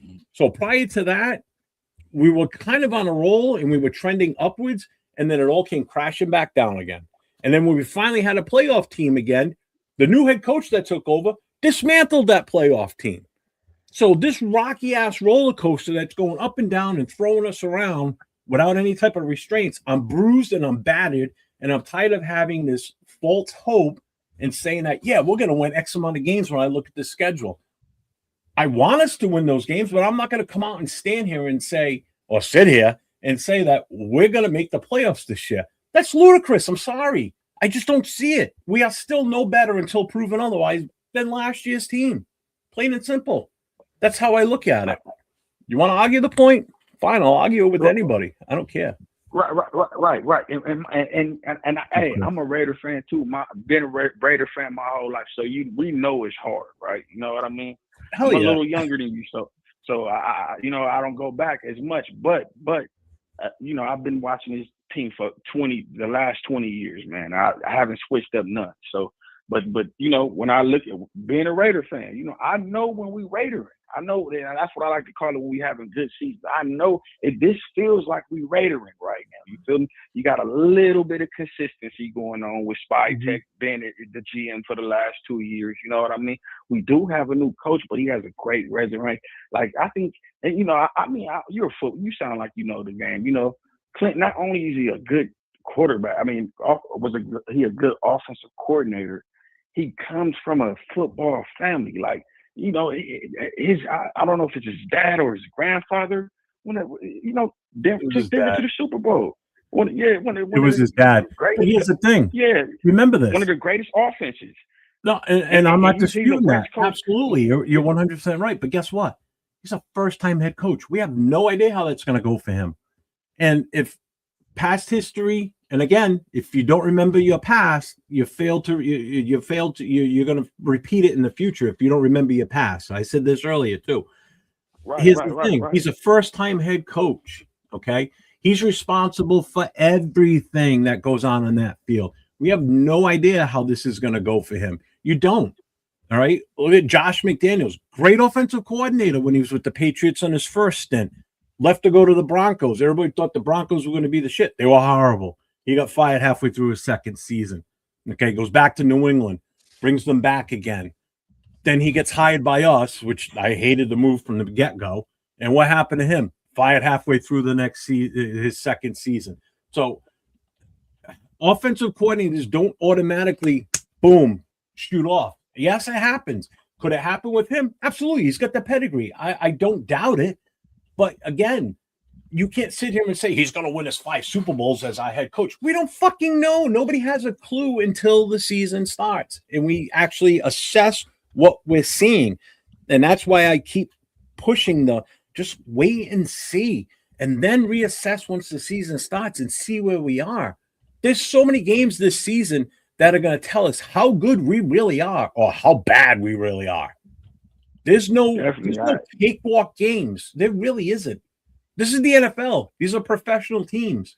Anybody can beat anybody at any given point. Remember that. The worst team in the league with no wins could come out and beat the Seahawks into oblivion just because they got lucky. Look what we did last year. Okay? We're in Philadelphia. I was at that game. We lost 31-0. We never crossed the 50-yard line on the offense. I never saw the offense in front of me unless they were receiving the kickoff or the punt. Actually, there weren't many punts in that game either.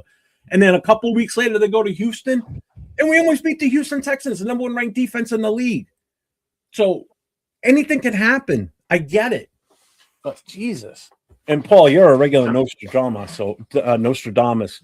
All right, I will. I was right with getting Gentry and Mendoza. Yeah, no shit. We knew we needed a running back. We were obviously taking him. And we knew we needed a quarterback. We had the number 1 pick. Of course, we were taking Mendoza. You went really out of your way on that one, buddy. I was right. Come on, man. I mean, of course we're gonna take Gentry. I mean, you know what? But to speak on Gentry, you know, I think that because I think you guys were saying earlier that he won't be a leader, or we need more leaders on the team, or something like that. I think Gentry could step up and play that role. You know, I feel like when you look at a guy in his rookie season, you don't expect him to come in an organization and, you know, right off the rip, you know, kind of, you know, be a captain on the team and, you know, kind of but when you got in your second year, you can call those shots. You can get in the guy's face in your second year. You know what I mean? You really don't see any rookies doing that. That's the thing of, you know, becoming a vet. That's the good thing about becoming a vet. You know, I think we got leaders on this team. You know what I mean? And I don't think you need the super aggressive guy in the locker room. You know what I mean? And I'm a guy who coaches youth football. You know, I love having aggressive kids on my team. You know what I mean? But you don't need those type of guys in the locker room in order to win. Okay. He's not going to be able to hear you though, Chris. Oh, my bad. Okay, never mind. Go ahead. They can only hear me when they call in. My bad. But here's the thing. You know what? But with youth players, you don't expect these young kids to be the leaders. You're grooming them to eventually be that at some point. But when they're that young, for one kid to come out and be that true leader at that age, that's kind of like that's a one-off, if you ask me. That doesn't happen on a regular basis. Oh yeah. And from the youth game to the professional, it's totally different. But saying just as far as like my football knowledge and watching, you know, I've seen, you know, good teams that don't have the rah guy on that team. You know. Yeah. You know, right now we can all be honest and say this now. I mean, you know, the game got a lot softer. So a lot of teams are missing that guy. You know what I mean? This generation of football players are not the same. You know, you don't have a Ray Lewis or any of those. You know what I mean? Throughout the league, you know, you may have a couple of them. You know, that's it. But that's besides. I just feel like we upgraded our team, and people feel like we're so far away. It's like, you know, we had 5 games that were 1-score games. You know, that means a lot. When you're a bad team, it's a lot of blowouts. You know, when you in game, that's telling you, hey, you're not that far off. You feel me? I'm not saying that I don't think that we can compete for a championship at all. No, I don't think we're a championship team. But I think we're a team that you know, we're not a bad team. I mean, we're not super bad. We're not lame. You know what I mean? If you guys been watching football for a long team, if you're a good enough team, you can coast and sneak into the playoff. I think we're a wild card team, to be honest. All right. I mean that's your take. I mean, I don't feel that, but like I said, I don't want to sound crazy. It all depends on injuries. You feel me? And what I mean by that, I don't think. Well, that's like with any team, though. Yeah, the way this schedule is set up, Jeff. Every spot yet. You know what I mean? So if you have a bad injury, let's just say if Max get hurt, you know what I mean? Our defense is going to suffer. You feel me? We don't have another. You know what I mean? Yeah, no, I get it. I got it. That. Yeah, you know what I mean? But I definitely appreciate you calling in, man. Thanks for the call. It's been awesome having you on here. I appreciate it. Because I do have Chris on here with us now, so I want to get him involved with his takes. Man, I would love to hear Chris's take, man. Oh, he's going to give it. Salute. So, What's his name? What's his name, by the way? This is Tony. Oh, salute to Tony. Yeah. All right, man. Tony, y'all have a good one. All right, later, man. Good call. Oh shit! Another phone. I was going to shut the line down too. Y'all Raider Nation Voices with Jeff, Jason, and now Chris from Protect the Shields on with us too.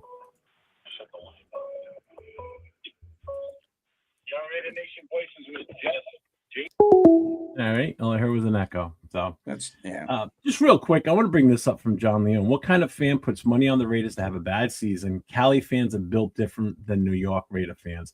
First of all, I'm not from New York. I'm from New England. I'm in Rhode Island, which is about 3 hours north of that. Chris is not in New York. I'm not going to say where he's from. I'm from Ohio. All right, fine. He's from Ohio. Now look. Now salute to John Leon or whatever his name is. Yeah, I'm from Ohio, and I guarantee I go to more Raider games than you. So if you live in Cali, I go to more Raider games from Ohio than you. I go to the draft. I've been probably to more drafts than you. I spend more money on this team than you. I spend more time watching game film of the team than you. So don't ever come for me about my fandom because it's well documented. So that's like one of the things if that you want to go tit for tat, we can. Yeah. You know what I'm saying? Like I don't want to because I don't want to be that type of dude, but don't go tit for tat for me. Like I'm not the one. I live in Ohio and I got statements for everything that I go to. I got it's on my YouTube. Like I was there when Josh Jacobs and Cleve Fair. I was there. Where were you at? In Cali? I was in Nashville. A couple weeks ago, Jeff, where was I at with you? Let's see. I think we were in Pittsburgh. Yeah, for the draft. You know, the very last game in Oakland. We drove 12 hours from the very last game in Oakland against the Jaguars. I was at the game, front row.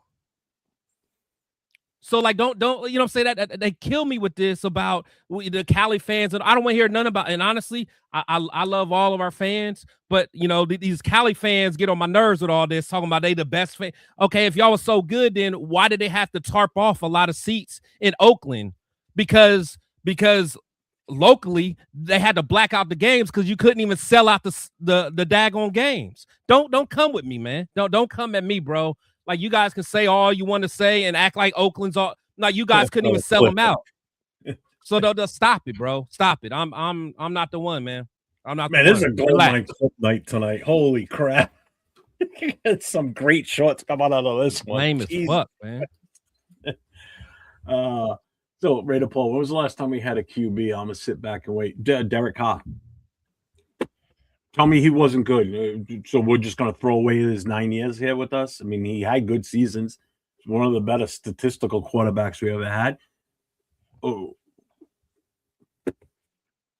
Anybody dispute that? I know, some positivity. Yeah, I know, I get it. But it's just, I don't know. The thing is, like, we all want the team to be good. We all do. I know Jeff does. We all do. We love this team, but the thing is, we have to be realistic. Like honestly, like all this blind optimism is wild to me because you guys that got all this blind optimism are going to be the first one that is ready to get rid of a coach because he didn't reach you guys' expectations. That's all I'm saying is we're talking about a rookie head coach. We're talking about a rookie GM. We're talking about a rookie quarterback. We're talking about a rookie offensive coordinator. We're talking about a rookie defensive coordinator. But then all of a sudden, you guys think they're going to be able to go up against Andy Reid and Harbaugh and Sean Payton, and it's all going to be sweet. That's all I'm saying. Let's keep it real. Let's let this team earn this optimism. That's all I'm saying. So yelling and chatting at each other right now isn't going to do any good. No, it's not. And to question out somebody's fandom is a bunch of bullshit. Especially never question. I don't care. With me. I don't care. I've been to 90 games. So, and I'm here in the Central Valley. I can explain to you some of the reasons why we didn't sell out. That you might not like it when I tell you, but blame it on Oakland football marketing. That was the one. It was a third party that was in charge of the tickets, and they were a bunch of fucking bitches with those tickets. And it was hard to get They would not release general games until the day before, on Friday, before the 72-hour rule would kick in. Thank you, Tokyo Raider. Finally, somebody in the chat that gets it too. Yeah. So that a lot of the when we were having a hard time selling out the stadium at the beginning had a lot to do with the PSL Oakland football marketing. Because if you called, like I called to get my estimate and my quote in a package, and it was like, I want those 2 seats. Well, you can't have those 2 seats. We have these 2 seats over here for you. It's my fucking money. I want to buy the seats that I want to buy. No, we'll sell you the. We want you to be in section 330. Well, fuck you guys. Well, I ain't gonna buy any. You know, salute to you. But I will say you're the minority. There was a lot of tickets that were available that people could have got right on Ticketmaster, and they didn't get it. Now you know, But they, when Oakland, I love when they had the PSLs though, the first 10 years that they were in Oakland, the general tickets would not be released until right up against the blackout rule. Yeah. So we would actually have sellouts, but miss the blackout rule because we sold the tickets after the blackout rule kicked in. And you have to sell out 72 hours before the game. The only one that could waive that was the commissioner, or the visiting team can waive, give you an extra, move the time slot back to give you a chance to sell more tickets. And then also too, the Mount Davis thing, there were structural issues with that as well. But what? Okay, but so you're saying we sold out the tickets, but the fans just didn't show up. There was a lot of that shit. That there would be empty seats, but the tickets were sold type thing. And then when 2000, of course, it's like with every organization, once they start winning, they all start coming out the fucking woodworks. And it's like, where were you guys fucking last year when we were fucking 4-12? I honestly, like I said, I was at the last game in Oakland. I'm sure John Leon was there too. I just missed him. But I mean, that game, there was a lot of empty seats that game. You know, so I would love to go to more games, but the problem here's my factor in this is my family doesn't enjoy the Raiders as much as I do, so I have to respect my family's wishes, and if they don't want to participate with, that's why I gave up I had season tickets for 10 years, and that's why I gave them up, is because my wife and kids just had no interest in it, and I was like, my dad had already passed away, so I had nobody to share it with, you know. So it's like it's kind of sucks when you got 2 seats and you're sitting by yourself with an empty seat next to you. But I'm saying you could have sold those tickets if you. Oh, I tried. You tried. 20. I was offering $20 in the parking lot. So what you're saying? Okay, so what you're saying is you tried to sell them, and John Leon didn't buy it. Nah, I don't even know who he is. I know. No. So, all right. So I want to just address this real quick. My bad. I'm done. And GFAM, it's not a bad thing. I get where you're coming from on this. You're all acting like worst to first hasn't ever happened before. I'm not saying it's happening this year, but you're all acting like it never has before. Correct. And you're right. So let's go back 2 years, last year and the year before. How many Washington Redskin fans were clamoring that we're going to make the playoffs? We're going to make the playoffs when they were god-awful the year before. Nobody. I guarantee it they weren't, okay? They might have been like, I hope we make it. How about last year when the Chicago Bears go all the way to the NFC Championship game? Who in their right mind thought with a rookie head coach they were going to go that far? Nobody. Nobody had them slated to make that. Not a single team. They came out of nowhere last year.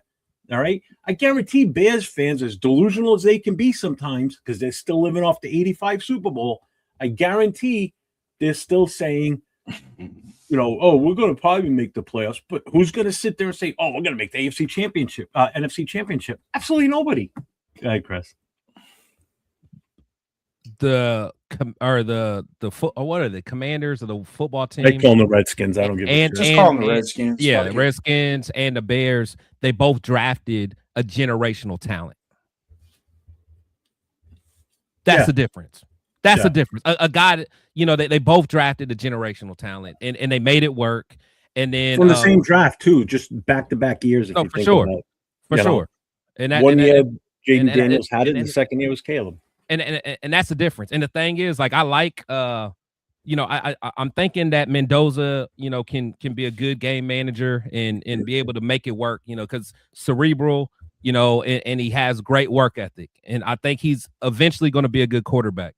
But when you're talking about someone like Caleb Caleb is a game changer. He's a guy that can put a team on his back and make it happen. Jaden as well. They both have shown it.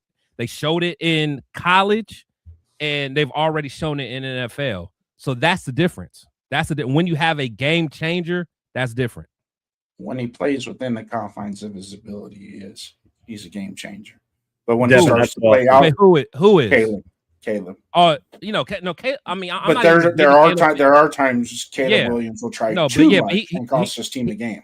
But he has the ability to take it to the next level and put the team on his back, and he's done it multiple times in college, and he's already shown it in the playoffs in the NFL. Yeah, I'm happy for that kid. I'm happy for that kid. Happy for Bryce Young too. I was looking at Bryce Young and was like, oh man, this is his third year, and he turned it around. He did it pretty. Him and Dan Canales, they got it together. I'm happy for that kid.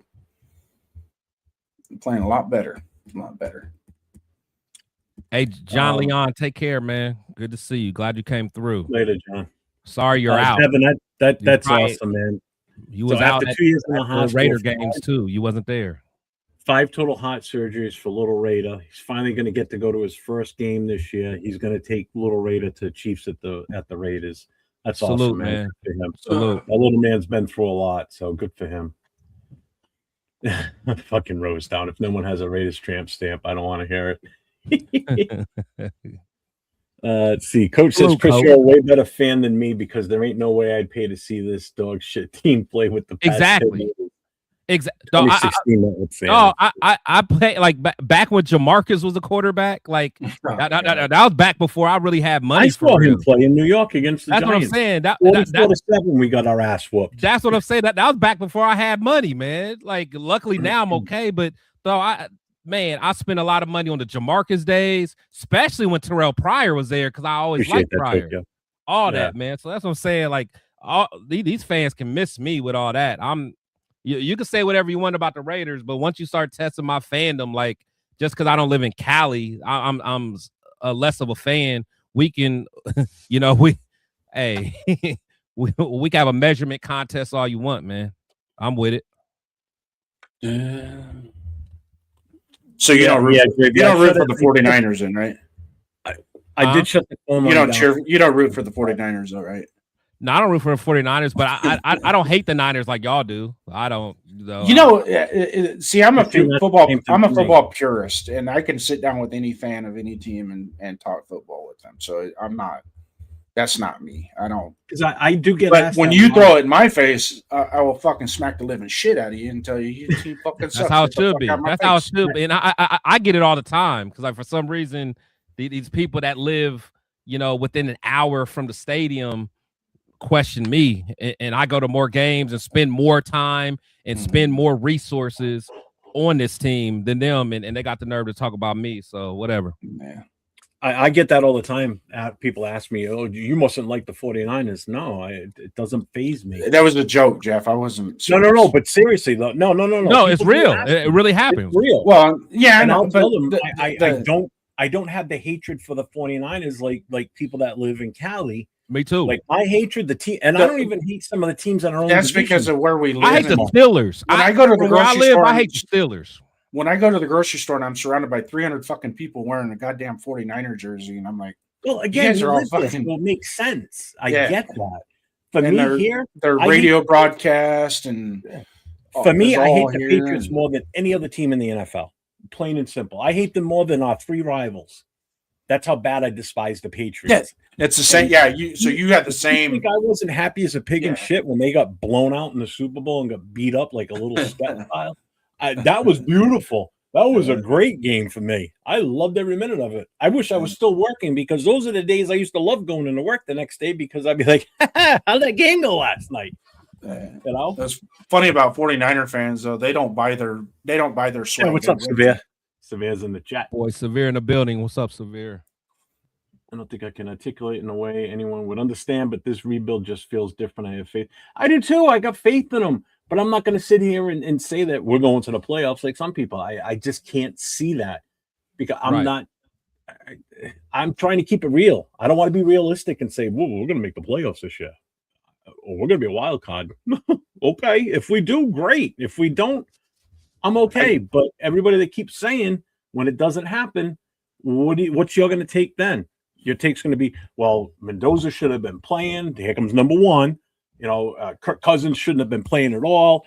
Genti wasn't as good as we thought. After at the beginning, at this time, everybody's like, Genti's the best. Mendoza's going to start week one. And if all that doesn't come to fruition, guess what? You're all going to be miserable. And guess who's going to be okay with how the season went? Someone like myself and Chris. Exactly. And we set the low expectation. Anything above that, now I'm going to be happy. You're right. And the thing is, it's not even like it's just a low expectation. It's a realistic expectation. It's being able to look at the full picture, look at what's in front of us. Let's use historical data of what the teams that we're going to play against, what they did last year, what they added to the team, what they lost from their team. We're taking all that into account. That's what it is, man. We're taking it all into account. And again, we won 3 games last year. If we can win 6 games, I'm not being a hater. I'm just being realistic of what we can do. And if we win 6 games, I am happy. That means we won 100% more than a year before. That is a good start for a progression year to year. Then hopefully the year after, we can go 100% increase again and win 12 games. That would be beautiful. That's called sustained progress and success. That's what I want. And those of you guys that are out there saying they're going to win 7 or 10 or 12, let's say they do win 8 games. Let's say they fucking do win 8 games. I'm not going to be happy with that because you know why? I think that's going to be a false pretense of early success that I don't think that when they come back the following season, they're going to hang their hat on an 8-win season and not progress. I'll be so happy when we win 8 because that means we're exceeding expectations. Do I think we're going to do it? No, but I would love it. I would love it. And honestly, there's a few X factors in it. The few X factors is because to me, it all depends on what our coaching staff can do with our year 2 and year 3 players. Boom. Like someone like DJ Glaze. His rookie year, he showed flashes. Last year, he was trash under Pete Carroll's son. If this guy can make a couple leaps up, from like maybe last year was just a fluke, and then he can really become like a good to great right tackle. If those second year defensive tackles that we got, whether it's JJ Pegues or Tonka, if they make a big step up, if Deontay Thornton, Jack Besh, if they do a big step, like those are the X factors that we just don't know. Like maybe these coaches can get the most out of them. So if that happens, I'd be so happy. But if we win 6 games, I'm jumping for joy. I'm like, oh, okay, Kubiak, you're doing your thing. Spy Tech, you're doing your thing. Let's keep building. But our fan base, if we win 6 games, they might be trying to get rid of Kubiak. Nah, I can't. I'm just saying that we got to stop that shit, though. That shit's got to stop. We ain't never gonna have on this planet with a more diverse collection of Raider hats in different fabrics. Hey, Samir know what it is. That's my dog. Gravy, check your Gravy. Come on up, Gravy. I ain't arguing with you for a minute, man. I feel like yelling at Gravy. We can stay until midnight. I have no problem with it. Come on, Gravy. I feel like arguing with you, man. Shit, Severe. If he wants to pop in, I'll send him the link too. Fuck it. Love. Severe might be in Bakersfield. I don't know. Salute to my boy. Oh, that's right. I think he is. That'll be over here. Hey, Jeff, are you going to like New Orleans or anything this year? No, we're going. Obviously, we got the Patriots game. Okay, and I'm going to the Jets. I'm going to New York. Oh, nice. Yeah. Okay. Nice. I know Leo's coming out for that. Nate's coming out. There's a whole bunch of black hole guys coming out here too. So we're gonna have one hell of a party out there. So I'm working something where I might go to a 3rd game this year. So hey, there's always Cleveland. You in my backyard. I thought about it's that. It's too cold though. It's too cold. I may not. But he's from New England. He can handle it. Oh, that's true. Right, hey, you'll be out there in shorts. Oh hell yeah, I will. Hey, Jesus salute, Christ, the salute game the in Philly, Raider. I was walking around in a sleeveless shirt before I put my my vest on to go into the game. Yeah. So salute the Raider E508. He said, Chris, I served in the Army. You have more medals than me. Salute to your sarcasm, man. You're a good one, bro. It's Eric. What's up, Eric? Here we go. Now we're gonna get heated in here. There goes Gravy. They'll let anybody. There go on my this damn dog. show. No, There go my dog. You looking What's good too. happening? You looking good, bro. What's up, coach? Thank you, brother. I'm doing Severe, good. check your How are IG. you? I just sent it to you. Hey, Good to see Grave. you. Hey, Good to see you. What's hey, up? Gravy. You know me, man. I'm always ruffling little feathers. You know, am I out of line? Am I out of line? Talk to me, man. You think I'm gonna doubt everything you said, Chris? You right on point, brother. You right on point. That's what I'm saying. Especially the leadership issues that you brought up. I've been saying that, but who's it gonna be?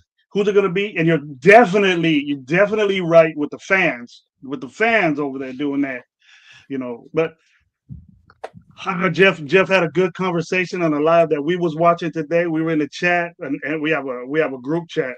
I'm gonna get you in it too. You got some good things about it too, Chris. It gets kind of heavy in there. JD knows that. Hey, Jeff knows I'm that. with it. There's nothing more heavy than my TRS with me, Rundown, Turf, and Severe and Leo. There's nothing more heavy than that. It's I can iron. imagine No, that. we argue the whole time.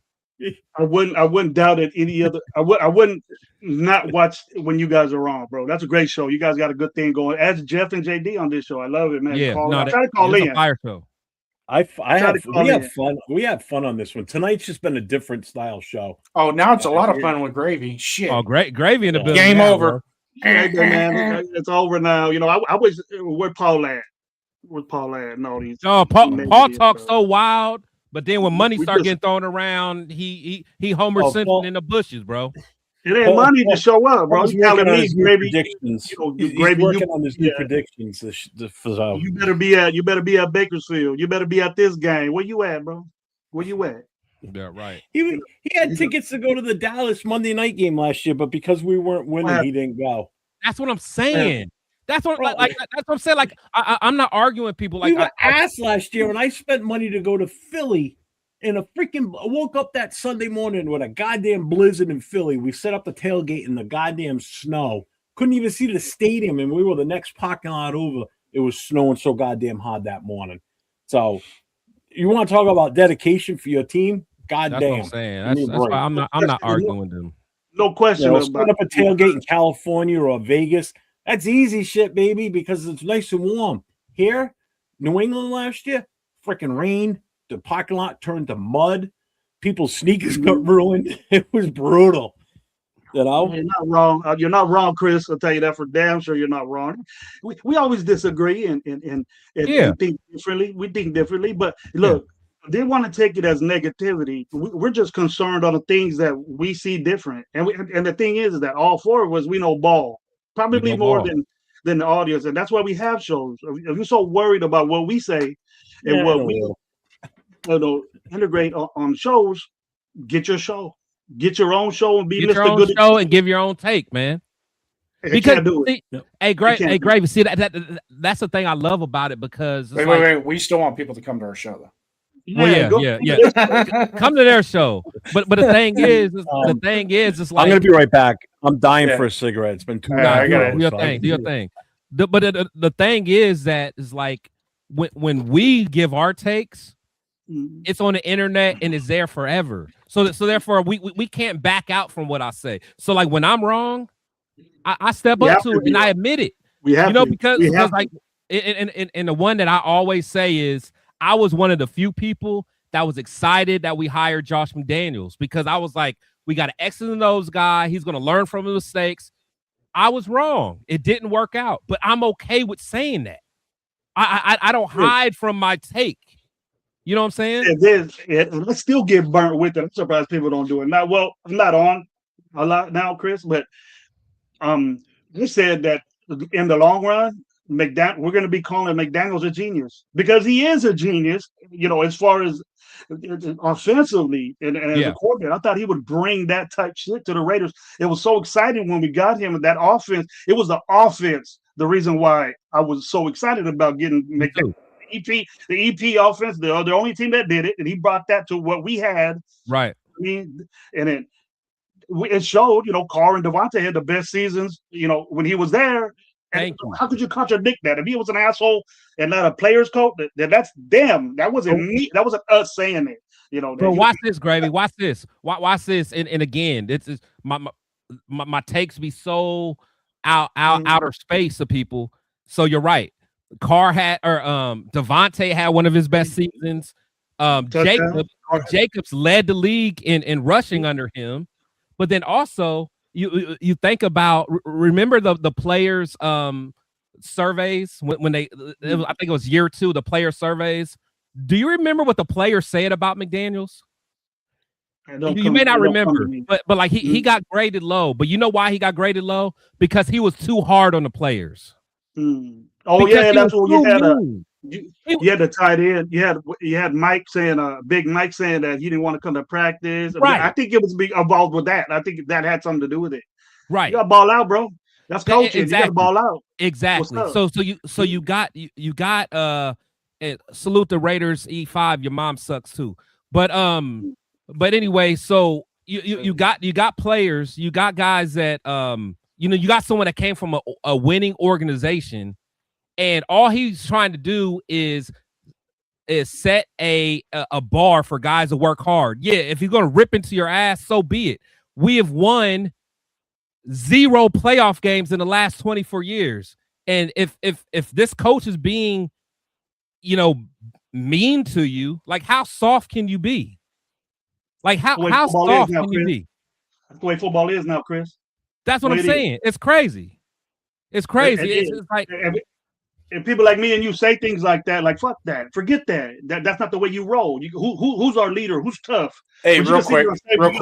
Hey, hold on a second, Chris. Can you do us a favor, man? I know this is me and Jeff's show. Let's some of the guys that are in the chat. I'll cut it back. I'll cut it back. But my thing is that's why I understand he pissed you off. No, but that's why I asked Jeff if it was okay for me to come on, because like I'm not gonna let people disrespect me in the comments. And if me shooting back at someone being disrespectful to me is a problem, I'll gladly leave. But that's why I asked first, like, Jeff, are you sure? And he said okay. Mm-hmm. So now, as long as the respect is in the comments, then I will not say nothing else. You know, and a lot of people say disrespectful shit to me all the time. I mean, well, that's you. So therefore, if you want me to leave, I will. But no, you're good. I wanted to make sure. Okay. Because as Gravy tell you, I ain't. Jeff, Gravy can tell you, I ain't short on getting in somebody's fucking ass. Yeah, that's all. And Raider E508, salute to you. No disrespect, but it got to go both ways. That's all I'm saying. And I asked the same thing with our chat as well. If you're going to come in and chat and you're going to put things in the football, chat, man. Let's talk football. Have an opinion. But when you guys start making it personal, then we might as well bring fucking Piano Man back. Okay, really, in all honesty. Then you know what? You're right. Jason, you're right. Hey, Raider E508, I apologize. I took it too far. I took what you said personally. I shouldn't have did that. This is not my show, and I shouldn't have said that. So I'm man enough, and I mean it. I'm not being funny. And then I apologize. And then notice to my moderators, Cool Kev, all you guys that are out there, any personal attacks of our guests that are on the stage that become personal, sexual, or violent in nature, dump them. Can you dump them for me? I love it. Let's go. Let's go. My bad. That's on me. I apologize. You're good, man. I'm not gonna trust me. I've been in your guys' chat and taken a lot of fucking. That's what I'm saying, and that's all, man. Maybe I'm just, if you don't like what I'm saying, that's fine. But like, just relax. Drake, Chris, and get over it. I got a stogie. You'll be on with this stogie. Hey, Greg, that's a 30-minute stogie right there. That's a 30-minute stogie. Rosetown.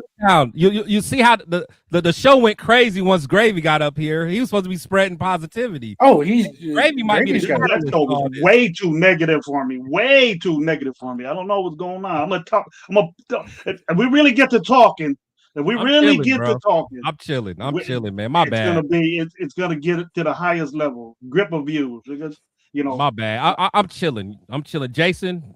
My bad. This is y'all show, man. This is y'all show. I'm chilling. My bad. You're good, man, and you're always welcome on the show. You know that. Spread the love. We gotta spread the love, the Raider love, man. Getting there. So, you got a topic? What was the topic, Chris? We were talking about McDonald. Let's talk about now. Let's get to preseason games. Who you got winning the Arizona preseason game? I'm not gonna lie, man. I really don't care about preseason. All I want to see. No, I mean for real. Like the wins a lot. That means nothing to me. Like none of that means nothing. Like I'll tell you what I care about. I care about what I hear on any joint practice that we have. Right. Like I like joint practices. The one thing I like about preseason games is seeing those up and comer guys, the last chance you kind of guys, and watching them perform and then making a 53-man roster because of what they did in the games. Yeah. I mean, it goes all the way back. Like you guys remember Katie Williams? Yeah. That one, yeah. I was like, man, he's gonna make the roster. Oh yeah, he's gonna make the roster. He played like 5 or 6 games and ended up in Green Bay. Yeah. Just shit like that. It just because there's a lot of guys there's a lot of guys that get to that point that have poured their heart and soul into the game, but just don't have it that next level. But yet they get in a preseason game and they show that they can play the game at that level, somewhat at that level, and then they make the roster, and you're just like, kudos to it. That's what I like about preseason. The rest of it is.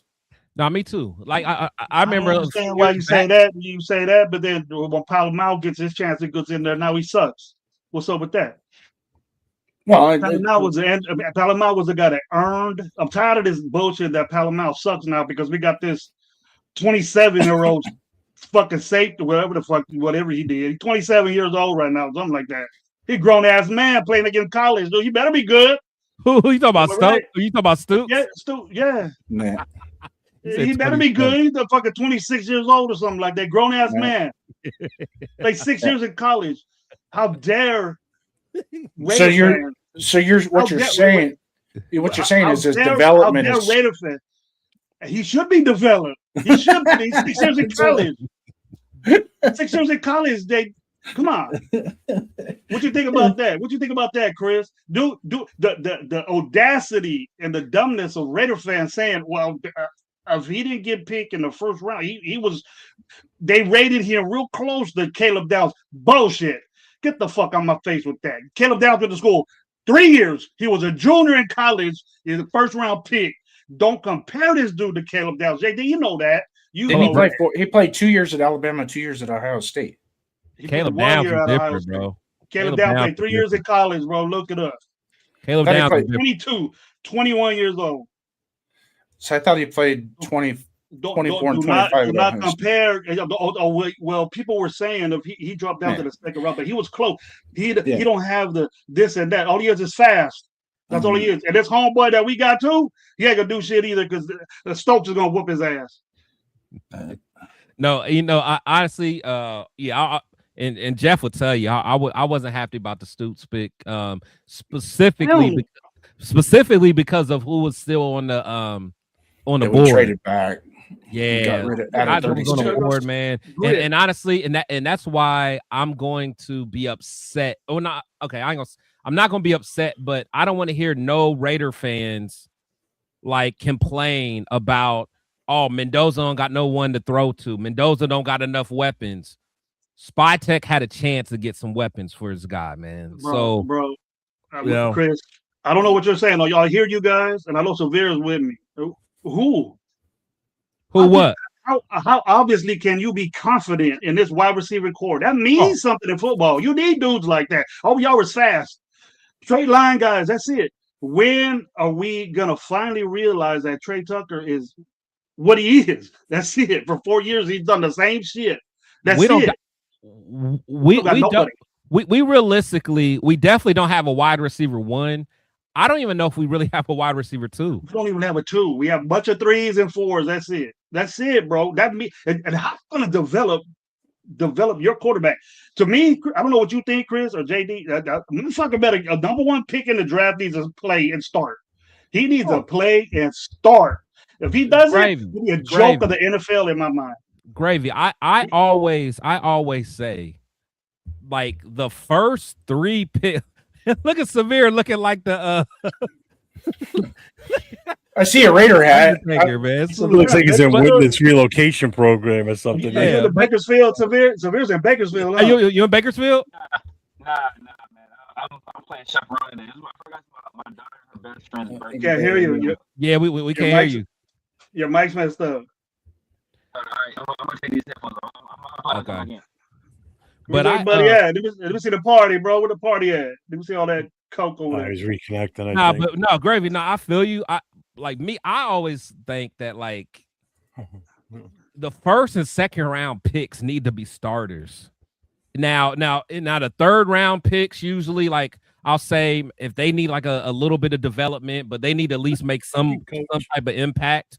But the first and second round, like that's why, like, Jack Besh better ball out this year. That's all I'm saying. Better. You can see that he doesn't have separation, bro. He can't Thank get you. those time. He can't get separation. No, man, Gravy and speed and getting separation is stop and go movement. Stop and go movement is the most important thing in the NFL as far as receivers now. Not straight in. You go drop a line, right? And we got a bunch of guys that can do that.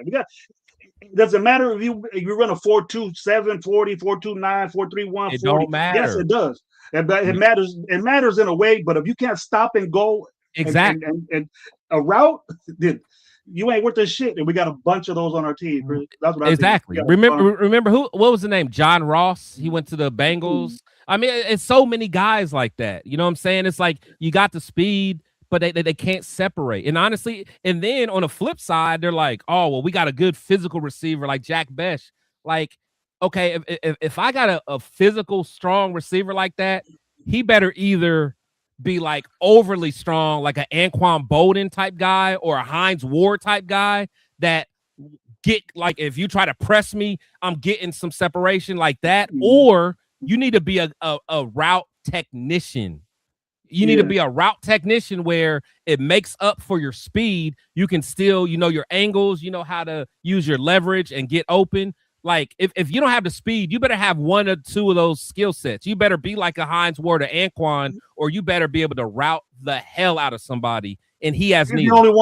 He's the only one I have confidence that can do that. But his separation, Besh. You have confidence he can do that? He's the only one that I see that can improve and get better. And those other guys ain't shit. You got a twig, 6'5" twig over there on the outside and can't catch a fucking ball on a bomb.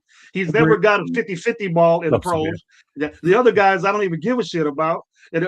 Trey Tucker, I'm done with Trey Tucker. And Betts is the only one I have confidence in that can he's the only one that caught first downs and balls besides Bowers. And our running back, balls. Who else did? Trey Tucker did. You hear me? Yeah, I can hear you. Where are you? I'm not cool with this wide receiver core at all. We need somebody. We need somebody big time. We need to make. If we want our quarterback to get better, we got to give him something good to throw to. These dudes are a joke. They've been a joke for as long as we had them. They get the guys. Look, I expect. Tucker or Thornton to develop. Betts should develop. Betts needs a play. He needs to get in there. He's a second round pick, dude. He has to. I expect him to be in there and do it. He might not have had a chance or opportunity, but nah, man, nah. I'm done with this. If you're saying these guys could develop, and you're saying we're in a rebuild and we're doing this a drastic rebuild, why are you having us win 10 fucking games, 7 fucking games in? Quit saying that. You're not making sense. But the problem with Besh is that, first of all, Besh had 1,000-yard season his entire collegiate career. That's after he left the SEC, where he was playing tight end, to go to the Big 12, which is for the most part a cupcake conference. Then he comes to the NFL. He's slow, right? He can't separate. And so the resolution for a slow guy that can't separate is for him to go into the offseason and add muscle. Well, what fucking sense does that make? You're slow already. You can't separate already. So what are you gonna do? We're gonna do add muscle to a frame that's already slow and can't separate. It makes no sense. So now you try to are you gonna move to a wide now? Are we gonna put him at tight end and start using him in that way? Because he ain't gonna separate a wide receiver. He has to play in the slot. Because if we damn sure can't win outside. So I mean, watch out, Jalen Naylor's coming though. Watch out. Yeah, that's watch out, man. But honestly, Naylor's probably going to be the best. He's the only one that might better be. Yeah, like he might be the guy that he truly hasn't had a chance to really shine. But I still think his ceiling is still a wide receiver too. That's a ceiling for him. Yeah, that's a ceiling. Leading receiver last year. How many yards? That's bad, bro. Raider E508, that's bad. Trey Tucker's our leading receiver. That's bad. Look how many yards he had. Look how many receptions he had. You got to be concerned about that, and that's what I'm talking about. That's what I mean. We got to get somebody to get busy, a playmaker, somebody that if Mendoza's in there, you need receivers to help him out, bro. He ain't gonna do it by himself. We focus on offensive line, but you got to have playmakers around you. We just can't say, "Hey, Bowers is gonna do it," or we just dump it off to the running back. You need receivers to get defenders out the way to cover, so all that shit can happen with Bowers and all this stuff. We just got to put it together. We just assume finally Tucker's gonna have a season. Fuck, we've been waiting for this dude for how many years already? That's why I'm not in Bakersfield. That's why I'm not in Bakersfield, because I don't want to see that motherfucker, Severe. Well, we're gonna have but what's crazy is that y'all can look this up. I don't know how true this is, but I saw a stat that Wan'Dale Robinson is the only wide receiver in NFL history 5'8" or shorter to have 1,000-yard receiving season. And is he a free agent? No, he wasn't free agent. Yeah, he's with the Giants last year. I forgot where he went, but he's the only 5'8" or shorter to have 1,000-yard receiving season. So you mean active receiver? It can't be ever. I think it said ever. Nah, I don't believe that. You believe that? 5'8" or shorter. I'm trying to think of some short guys because I don't think Dante Hall. I don't know. So I was thinking Dante Hall, but I don't know if Dante Hall ever had 1,000-yard receiving season. Steve Smith. How tall was D-Jack? D-Jack was like 5'9", 5'10". So I think Steve Smith was like 5'9", 5'10" too. What about one? No, hold on. What about one of the Moss boys? Santana or Senora? One of them was 5'8". Santana, I think, was 5'9" or 5'10". Sonoris was kind of trash, so I doubt if he did it. What got ass. I'll take that. Jacoby Ford. I don't think Jacoby ever did it. Jacoby couldn't stay healthy. Maybe. All three of us that know that area, that Wendell Robinson, he balls. Again, help us, and he'll be the best wide receiver. Check your Instagram IG. He'll be the best wide receiver on this team from the get that we get Wendell Robinson. Yeah. All right, everybody, we got a killer panel up here now. AR, what's happening? So we've added Afakashi to it. We've got Gravy. We've got Chris from Protect the Shield. The hell has this world come to? We got Jason over there. It's about to be, it's one of them nights. It's one of them nights, man. So if you guys tuned in tonight, it's been an amazing night so far. Go give me a Heineken Zero now. Chris is here, so I'm gonna give me a Heineken Zero. AR, man. Let AR have the floor. He just stepped in, so go for it. Sorry, I stepped in when Severe, how you doing? Mentioned Jacoby Ford. What did you want to know about Jacoby Ford? I think Chris asked, did he have 1,000-yard receiving season? No, he did not. Yeah, he was always in the 600s. That's exactly what I'm talking about right there, dude. That's our excuses for all these suck receivers we have, bro. That's the excuse. If you're good, you're good, bro. You take it. If you're number one, you take that stuff, man. We all know that. You're giving Trey Tucker excuses again, bro. You're giving excuses again. That's all. But that's always been the Raiders' thing, is that it's never the players that suck. It's just everything else. It's everything else that's bad, right? That was the nonsense they did with. That's the nonsense they did last year with Genty. It's like, it's not Genty's fault. It's everybody else's fault. It's the offensive line's fault. But didn't we have the same offensive line the year before? Just about. If the offensive line was so bad, and we drafted a running back at 6, the expectation was for that running back to produce. If he wasn't going to produce in spite get an offensive lineman, then get offensive lineman and get a running back later. But y'all telling me he's generational, he's Barry Sanders, and then when he doesn't produce, he needs all this other stuff. Well, if he needs all this other stuff, then why am I drafting you at 6? It makes no sense. Well, just on that severe, I'll send you the link, man.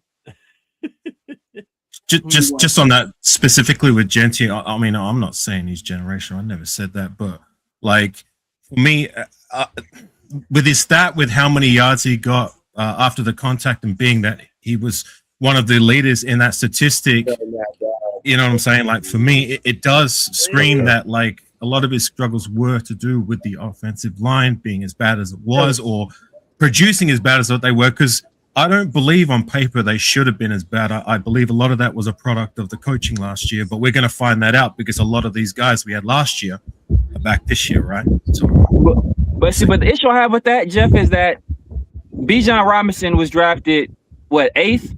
Bijan Robinson put up 975 yards as a rookie in a timeshare with like way less carries than Genty, right? Jahmyr Gibbs put up 900 something yards, I think like 1,400 all-purpose yards in a timeshare as a rookie, right? All of these other guys Saquon put up 2,000 all-purpose yards as a rookie. The next year put up another 1,000-yard rushing season, playing for a bad team. So like we keep having all these excuses for a guy we drafted 6 overall in the deepest running back class ever. So when I draft you at 6, I don't want to hear no excuses, especially when some of the reasons you're being hit in the backfield because you're not making the proper reads and you're not making decisive cuts in the backfield or hitting cutback lanes. Some of it is your own fault. You're creating some of your own issues. So I don't want to hear no excuses when you're part of the problem.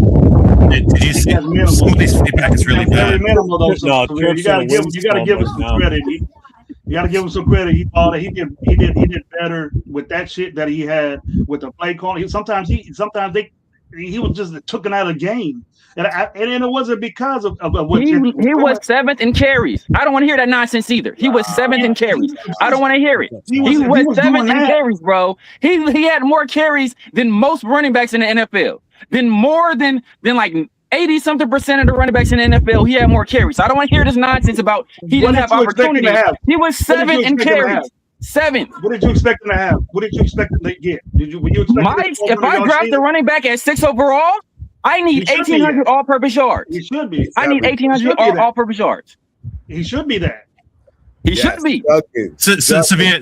I'm not going to dispute that either. Yeah, it should be that. If the offensive line can produce even a fraction better, then yeah, you should be expecting that from a first round. What was he, 6th pick overall running back type deal? Like I'm not denying that. Like I mean, I'm only giving those concessions, being that they were literally the worst ranked offensive line in the season. And like, you know, I get it. Like you're saying that the excuse can be like that he wasn't hitting the right holes, he wasn't making the right reads and that. Like, I mean, I'm not an X's and O guy. I'm not from a technical perspective, you know, all this and all that. I can only go by what my opinion is, but I just, from the eye test, I didn't personally see that from Genty. I saw a guy who was at least giving 100% effort and trying to make the best of bad situation. You know what I'm saying? Let me care about somebody trying. You can try all day. Let me finish. I'm trying to be a millionaire. I ain't made $1 million yet. So I don't get extra credit for trying to make $1 million, bro. I don't get no concessions off of that, bro. If the issue is the offensive line and you needed this great offensive line in front of you to produce, then maybe we should have drafted Kelvin Banks. Maybe we should have drafted Mimbu. Maybe the year before we should have drafted Fuaga instead of Bowers, right? If that's what you needed to produce at running back, then let's not draft a running back at 10 in the top 10. Let's draft offensive line. But we drafted you in spite of that. And before the season, people didn't say, you know what? I don't think Genty's going to have that great of a year because if you look at this offensive line, it's not that good, right? People were saying that. People were saying he's going to be generational. He's going to be offensive rookie of the year. And then even in the preseason, when I pointed out that I don't think Genty's going to have that great of a season. Oh, Severe, you don't know what you're talking about. It's vanilla, and you know this, that, and the other. And he's going to watch Severe. Watch what happens during the season. And when it didn't happen, then all these other excuses come in. I don't want these excuses. If I draft you at 6 at running back, which is supposed to be the most translatable position from college to the NFL, where I expect you to produce. So don't give me excuses when I expect production. We all know that Severe didn't like Genty getting picked. I didn't like the pick either. I was all with Genty. All y'all know that. We were last. We didn't have a choice. It was just like this year. Gravy. What were we this second in the fucking league in rushing? Gravy. What were we this year in rushing? What were we last year in rushing? We weren't 30. We were last. Yes, we were. We were worse. We were worse last year than we were the year before. He did better than all those four of them. Year than we were the year before. I just have one question for everybody. We were worse last year than the prior year, Gravy. After drafting a running back at 6, we got worse. Exactly. In terms of running the football wasn't our problem on offense. We got worse. You said it's not our problem, but we were worse at doing it. Yeah, think of any great running back. Think of any special running back. Did they ever have an excuse as to if they didn't have an offensive line or not? Think of any of them. Like any of the ones that were drafted in the top 6. I can guarantee you. I'm pretty sure they didn't have an offensive line like we had. Bijan didn't have an offensive line like we had. And he still looked 10 times better. Gibbs don't have an offensive line. Hey, Gravy, hold on. Look 10 times better. I agree. Saquon, but McCaffrey, none of those dudes. None of those dudes did. Somebody already Let's just stick to last year, Gravy. Let's just stick. Junkins. Yeah, Junkins is a great example. Junkins is a great example. The Cleveland Browns offensive line was Jason, trash. can you hear me? Look what Junkins did compared to Jenkins. I can hear you. I can hear you, Jeff. Okay. Did he have more yards than? He got injured. He got injured. Well, yeah, he got injured, but who had the best yards as a rookie? Who had the most yards as a rookie running football? Can I also ask, like, are we already going to give up on this guy after once? Like, even if what you're saying is the basis of what you feel, like, are we really going to judge his his rookie season be the full stop with Genty? No, but that's not the case. But the problem is that when you draft a guy at 6 and then you have to make moves to make him better instead of him being the guy that makes the team better, then know what that is? That means you lost tremendous value on that pick. Yes. Tremendous value. Yes. I said Tedoroa was the better player. Tedoroa went to the Panthers and instantly made them better. What does Bryce Young look like? Instantly, Bryce Young looks like a much better quarterback, right? Oh, and Canales had been there before. Leggett had been there before. So you can't say it's Leggett. You can't say it's Canales. Tedoroa gets there. Instantly, they're a better team. What does that tell you about what he does for a team? Genty gets here, and we are a worse rushing offense. No, we ain't. We weren't worse than we were the year before. We weren't worse than we were the year before. True. We were. True. No, we had a better average. When we had Zamir and Sincere as our running back core. We were a lot better than that. I'll tell you that. No, the stats don't say it, do it? Exactly. You want to be a stats guy, but physically with your eyes, go ahead. My eyes work. I know my eyes work. I know what I saw. Your eyes work, Turk. You should be saying that he was a better running back than all 4 of them motherfuckers last year. I agree. What's his name? And all this stuff. I mean, he gotta be. He was another Zeus motherfucker. He was whack, dude. That was whack. All 4 of them motherfuckers didn't get 900 yards like Genty. And they still produce more we still produce more as a team than we did under Genty. But why? Are you sure about that? Are you sure about that? Look at the total yards. Okay, let's do it. Because from my recollection, that running back room before was the literal worst we've had in the last 25, 30 years. There has been no other running back class that has less yards than that one specifically. So are you sure that running back room last season had less yards than the one before when we had Zamir and Sincere? Because that is a very low bar. Are you sure on that? Let's do it. Let's do it. I think if you have the worst running back committee 2 years in a row, 32, he was an improvement than all them sorry motherfuckers we had before, no matter if we were 32nd or not. Well, regardless, the thing is, he was a number 6. You didn't see a better running back visually. You can bring up stats all you want. I'm not that type dude. Gravy.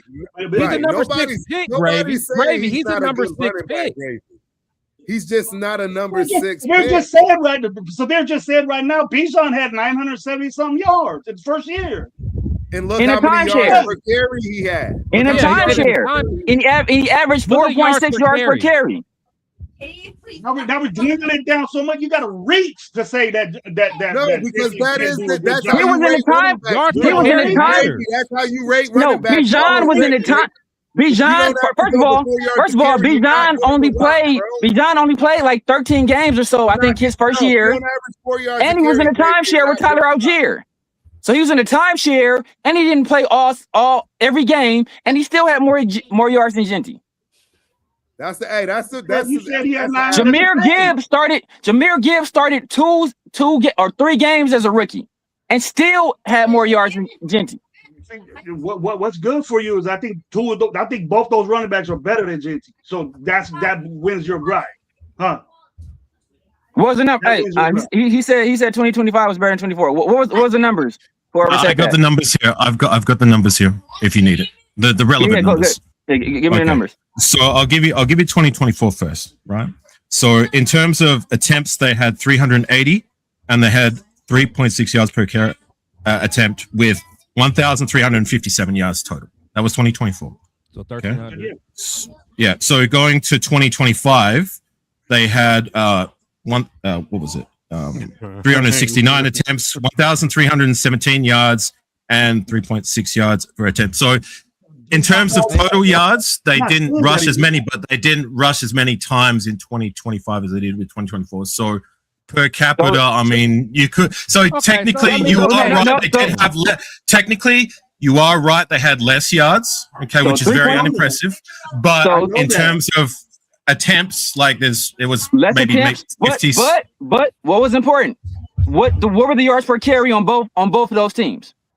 So the yards per carry for 2025 was 3.6. And the year before was 3.6, correct? 3.6. So they had less yards and the same yards per carry. So which season was the worst season? Gravy? You want to come out again, Gravy? What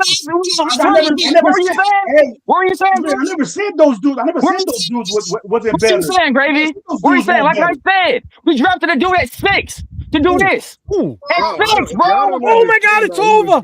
Holy shit. I don't know what to tell you. What happened? Who won? Wow. What happened?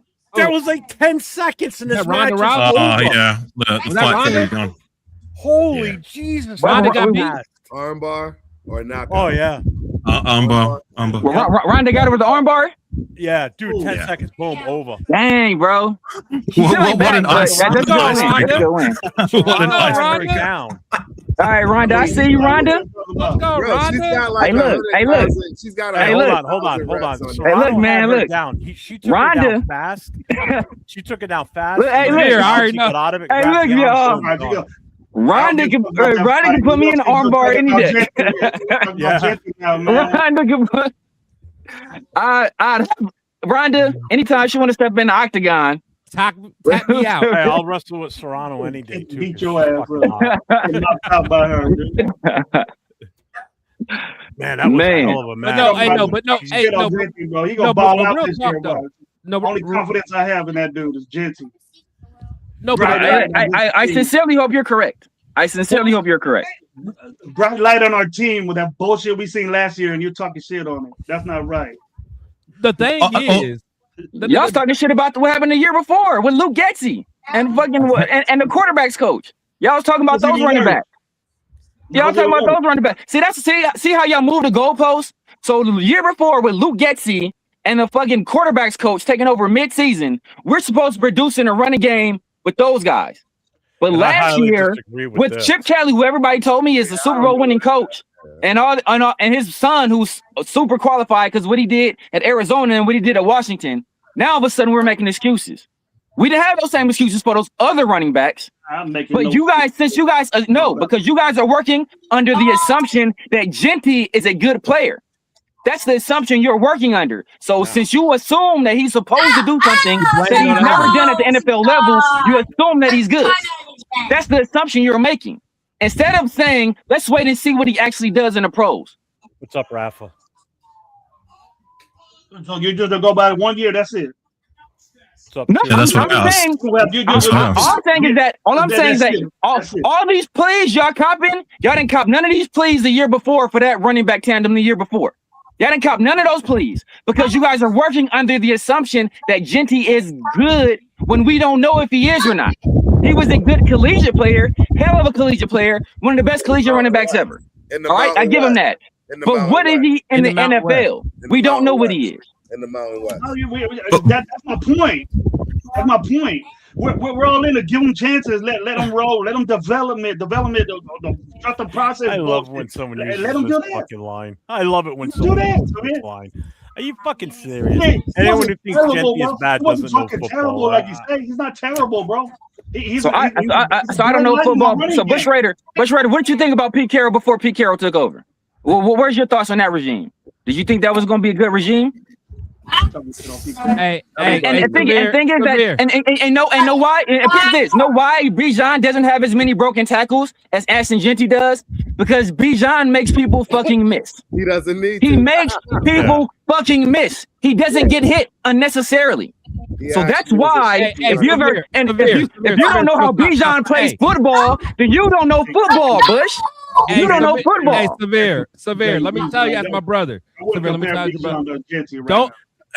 Let me just Chris. Don't even argue with Bush, bro, because he thought that C.O. Moore was a defensive tackle. AR knew where I was going. AR knew. Oh my God! Don't even argue with him, bro. I'm just saying to skip it. Don't argue with that dude. Bro. Can I just get in there? Somebody that has more broken tackles and more yards after contact.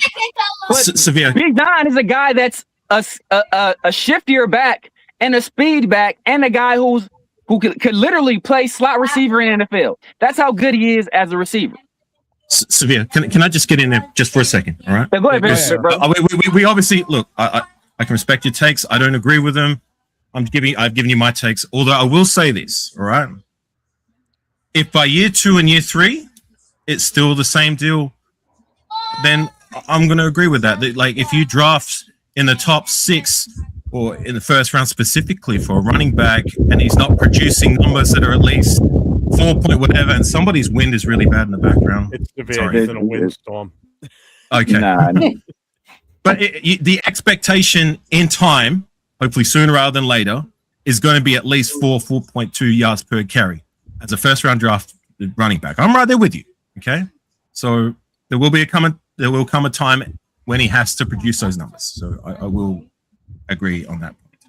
It's coming. It's coming. But what's Rebel? What are you talking about? Of course, that's 3 because those guys split carries. So the fact that Genty got the lion's share of the carries and still didn't produce, like that doesn't hurt. That doesn't help you, Rebel. Like it's arithmetic, dog. It's simple math. Y'all don't understand. Anybody know running pick backs get better the more carries they get. Exactly, and that was supposed to be the narrative with Genty. Be special, bro. Absolutely, you're supposed to be special at 6, bro. I'm sorry. Exactly. You are supposed to be special. You are supposed to average. I don't care what kind of. You shouldn't even care about an offensive line. Nobody's going to care about that. I'm telling you. Look, I just sat down and watched. You want to do shit. You want to do I just sat down and watched the great Earl Campbell. Look, I just sat down and watched the great Earl Campbell from high school to college to pros. And I'm telling you right now, Earl Campbell did not have an offensive line. What are you talking about, though, sir? What are you talking about? I agree. And that's my point to you. That's my point to you. Everybody deemed this kid as an Earl Campbell. He was the best thing since sliced bread coming out of the Mountain West. And all I'm saying is wait for it. That's all I'm saying. Wait for it. Because I don't see it. I don't see what his game did translate into the NFL. It's coming. Because breaking tackles in the NFL is not. You can't tell me that you was as decorated as you were in college when you balled out, that you didn't give much props to your offensive line. Don't tell. You got to be a special person to not have an offensive line. But every running back in the rest but that's the point, though. You need an offensive line. It don't matter. Nobody's saying. People are saying that he's generational and great. But that's the point, Gravy. Gravy. But Gravy. The whole point is that. Hey Chris, how you doing over there? If I draft you at 6, at running back, right, is a position that is devalued. If I draft you at 6, just ain't all this bickering, I ain't even got a haircut yet. Yeah, if I draft you at 6 at a position that is devalued, right? Running back is a devalued position in the NFL. And this is in the deepest running back class of all time, 100%. according to most experts. I expect you to be extraordinary. Do I think Genty is a bum or a bad player? No, I think Genty is a solid player in the NFL. And in the right circumstances, I think Genty can produce. I've already said I think Genty will go to a Pro Bowl or 2 in his career, because I think he'll find the right situation and he'll be able to produce. But when you're drafted at 6, my expectation is not for you to be a pretty good player or a solid running back. I expect you to be I bet you damn near all pro level running back. That's my expectation. And I expect you to show that out the gate. I don't want excuses. I want production. So if I gotta revamp if I gotta spend damn near $30 million to put a center in front of you and then draft offensive linemen to put in front of you, then I should have just drafted offensive linemen and then played low on the running back. Because look, in the first 3 rounds over the last 2 years since we drafted Genty, we got the most expensive center, and we drafted 3 offensive linemen in the first 3 rounds within the last 2 years. I don't think that's for Genty. I think that's for your boy that got picked number 1. That's for everybody. That's not gonna fucking play. That's for everybody. Number 1. Trey Zern is more the plus protector than the mauler. Genty's number 6. Genty's number 6. He should be balling out. But this number 1 pick in the whole draft quarterback is gonna fucking sit. You don't have a problem with that? Oh, hey, look. I do have a problem with that. You don't want me saying that. Yeah, no, Gravy. We're aligned there. That bad as no, we're aligned there, Gravy. We're aligned there. Balling out as number 1. No, we're aligned there. Preseason we're started. First game of the season started and ready. That's why we got Linderbaum. That's why we got all the. We're hoping and wishing that these offensive linemen pan out, and that's why we got a guy like Genty that could give them balance. All we don't have on that team is a receivers. When helping Mendoza out, he's gonna get killed. I don't know if we have a running back yet. Yeah, exactly. I don't know. Let's at least give it a chance to shake out. I mean, you can have your opinion about his rookie season, but I'm right there with you.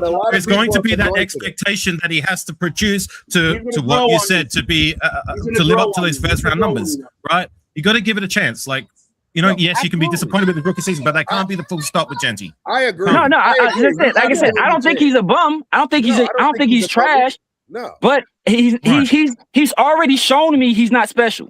He's already shown me he's not special. I got a question. I got a question for Gravy real quick. Did anybody see the pouting?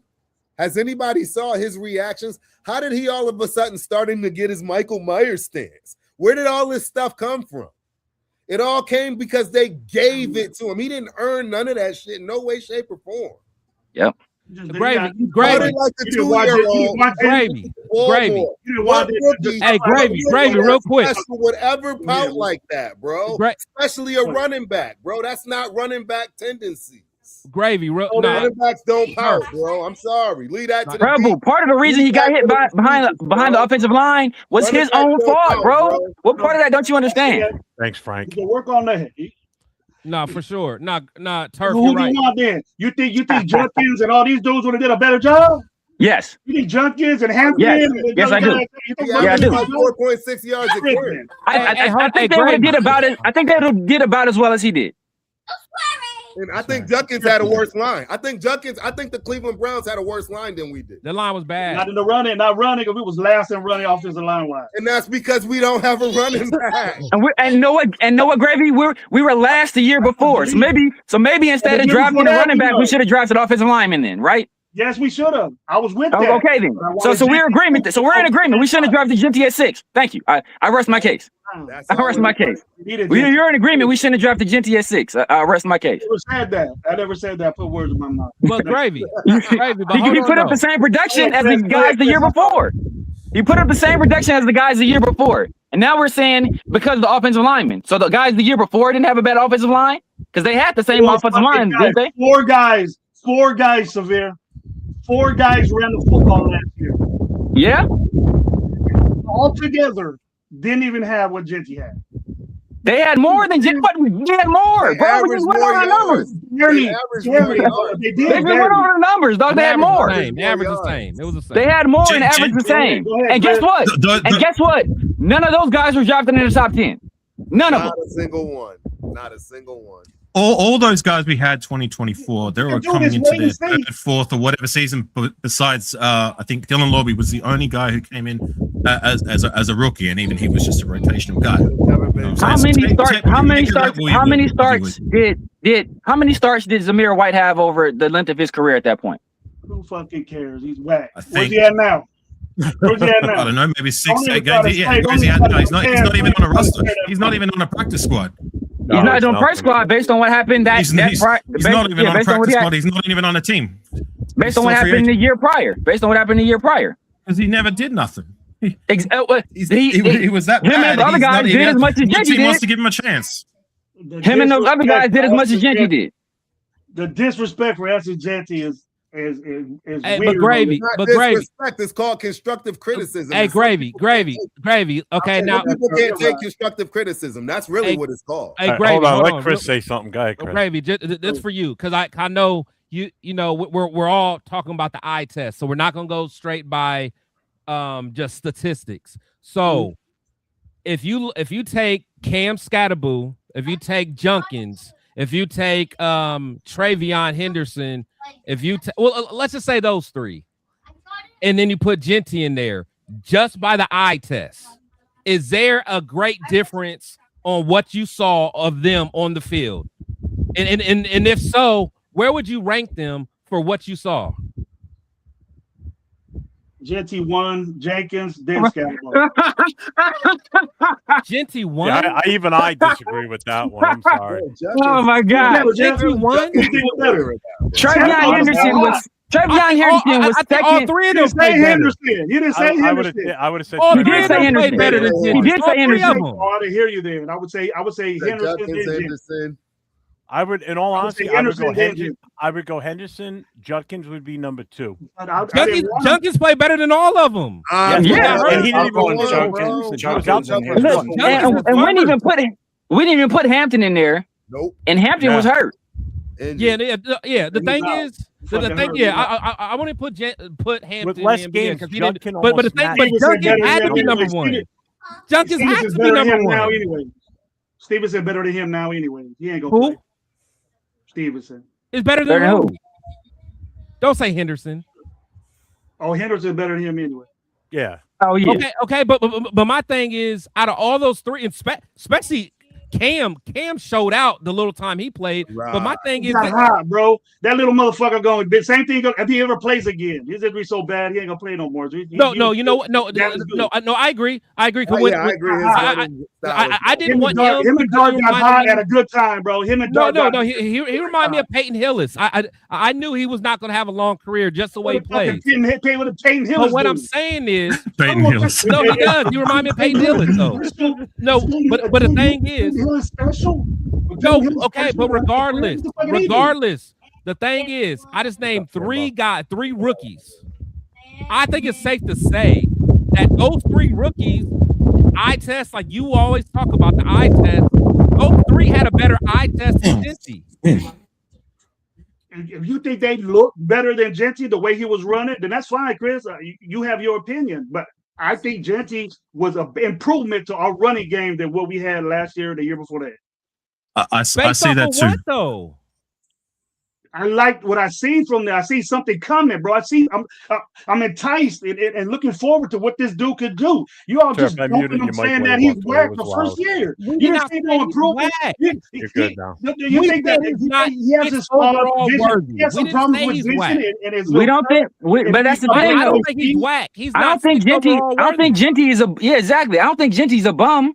I don't think Genty's trash. I think Genty can produce in the NFL, but he's not good enough to be drafted 6th overall. So that's a wasted pick. Because we're going to have to because we've had to hire a brand new head coach, bring in a brand new offensive lineman, pay a center damn near $30 million, and then draft 3 interior offensive linemen. Or 2 interior offensive linemen and potentially another guy that may play guard, may play tackle, just to help him. And another running back. And another Yeah. running back. right now. And what are you doing bring right another now? running back in to share the load. Yeah. Yeah, This- and I he's can gonna hear that. he's gonna internationally expose that known, dude. offense. The coach is He's gonna expose internationally that known offense to do that. better than He's a Janty. two-back guy. He's that guy, bro. He's a two-back But that's guy. even worse, bro. But that's even. But like do you Twitter. understand? That's even worse. Y'all said that the one of the excuses that was being said all last year was that Genty's not good because he's not getting carries, even though he was 7th in the league in carries. So now we're going to take the guy that was drafted 6th overall last year that people were saying didn't get enough touches, and now we're going to give him less touches. Yeah. Make it make sense. Make it make sense for me, Gravy. Make it make sense for me, bro. Can I help you with that, Severe? You think this guy? Go ahead, JD. Go ahead, JD. I'm saying that There were hold on, Gravy, hang on a on. second. Gravy, let Jason talk. Sorry. Can anybody here dispute the fact that the Raiders did take the fucking ball out of Genty's hand in certain games when he was Oh my starting God, to get yeah. warm? Well, here's the thing. Okay, That's the problem. Okay, hold When on. you Hold on. rush 3 times for 40 yards, and end Jason, up with 10 Jason, carries for 60 how yards. productive was he in those situations? How productive was he in those games before he took the ball out of his hand? There's a couple games where he was like 3 for 25, 3 for 30. I got And the then all of a numbers sudden right they took the ball right out of his hands. What game All right, was you that? ready? What You game ready was for what this? game was those? I'm going to tell you. I got them right here in front of me. So against Kansas City, we lost 31-0. He had the 6 carries for 21 yards. Okay, 1 catch. So 3.2 yards a carry. Dallas on Monday night, he had 6 carries for 7 yards. We lost 33-16. Yeah. Philadelphia, and I saw this in person. He had N'Kobe 9 Dean. carries. He had 9 carries for 35 yards. He had nightmares about N'Kobe Dean after that game. N'Kobe Dean was Debo that game, bullying him all game long. Yeah. Everywhere he went, N'Kobe Dean was in his Jeff. face. Hey, Jeff, keep going. Keep going. See, he's got It's another just a game simple here. fact, Jeff. It's just a simple fact. These guys don't It's a simple fact that he had 6 carries for 7 yards, bro. That Gravy. Yeah. Why 6 can't you carries just for call a 7 spade? yards, do you bro. think we don't like It's just a Genty? simple fact. Call a spade. We all should be motivated. Why do you think we don't like You all Genty? just love. I'm the negative one here. I'm the No, one that who does said you the negative one? shit in a lot.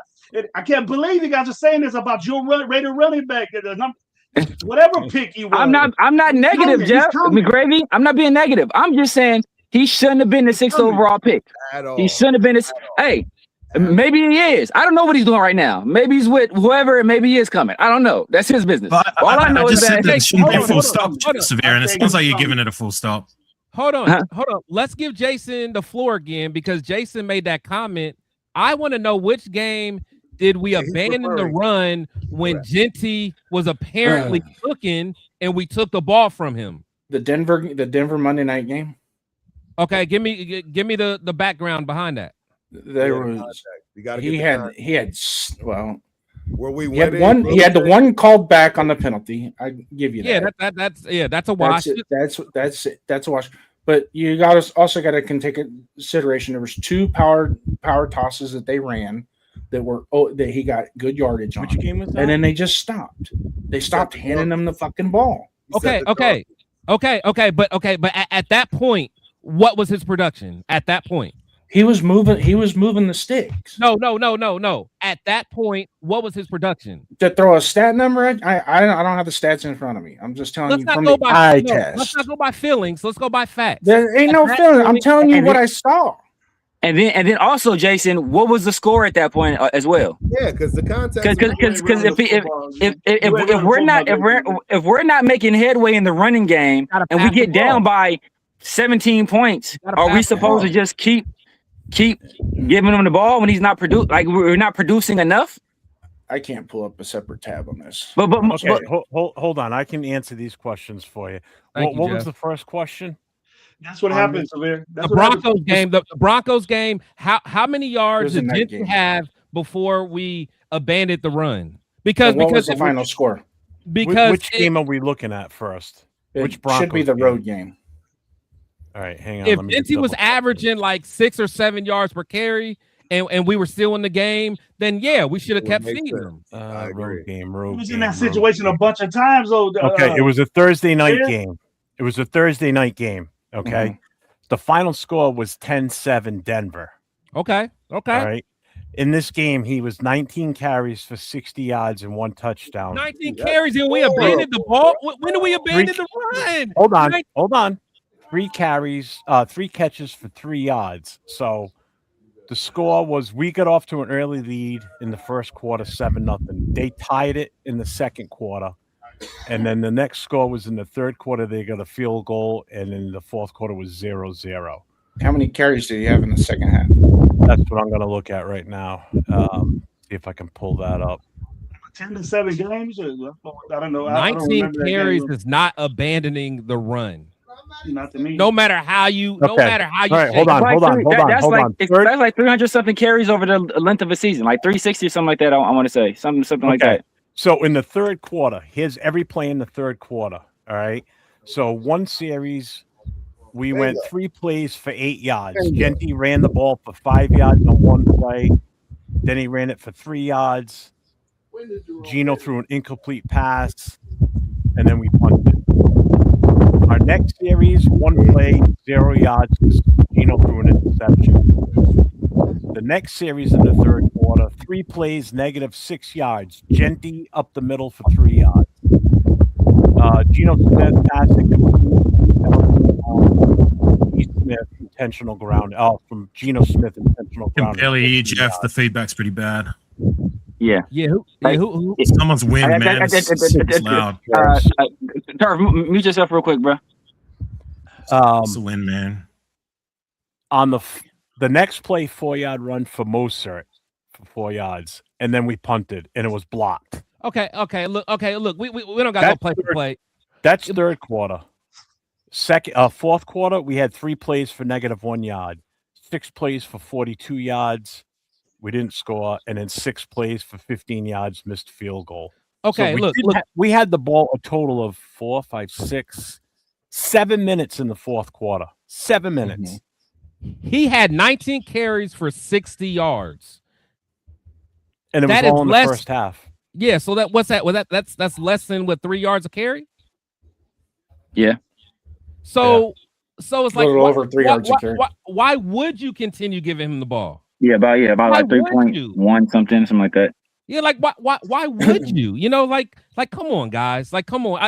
I know we want to be so, gung ho about this guy. Cause we all the thing is everyone on this panel wants him to do well. But like, come on, like we have to be real. You guys don't act like it. 90 carries for less than 3 yards. You guys don't act like it.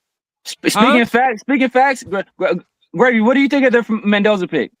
Just time out. Just for an example, what do you think about Mendoza? I didn't like it. Don't want okay, but no, time out. But do you want him to do well? I want him to play. Yes, I want him to do well. But no, that's not what I asked you. I asked you, do you want him to do well? Obviously, yes. Okay, that's my same thing. I don't like the Genty pick. I think it was a wasted pick. I think we could have went running back later in the draft and got the same production out of a running back later on. Probably better if we addressed offensive line earlier on, but we didn't. And now I see the fruits of what that 6 overall pick resulted in without us addressing the offensive line first. So I didn't like the pick. I still don't like the pick. But this production, Gravy, can I just get in there just for a second? Go ahead, Aaron. Prove your point. The production that you, my bad, Gravy. The production that you seek, that you ask for, I agree with you on that. Like I don't dispute that either, Sabir. In my heart, I truly believe that's coming, and that's why I don't believe it's fair to give him a full stop after what you feel is an underwhelming and a disappointing rookie season. You want to see more to a point. I want to see more too.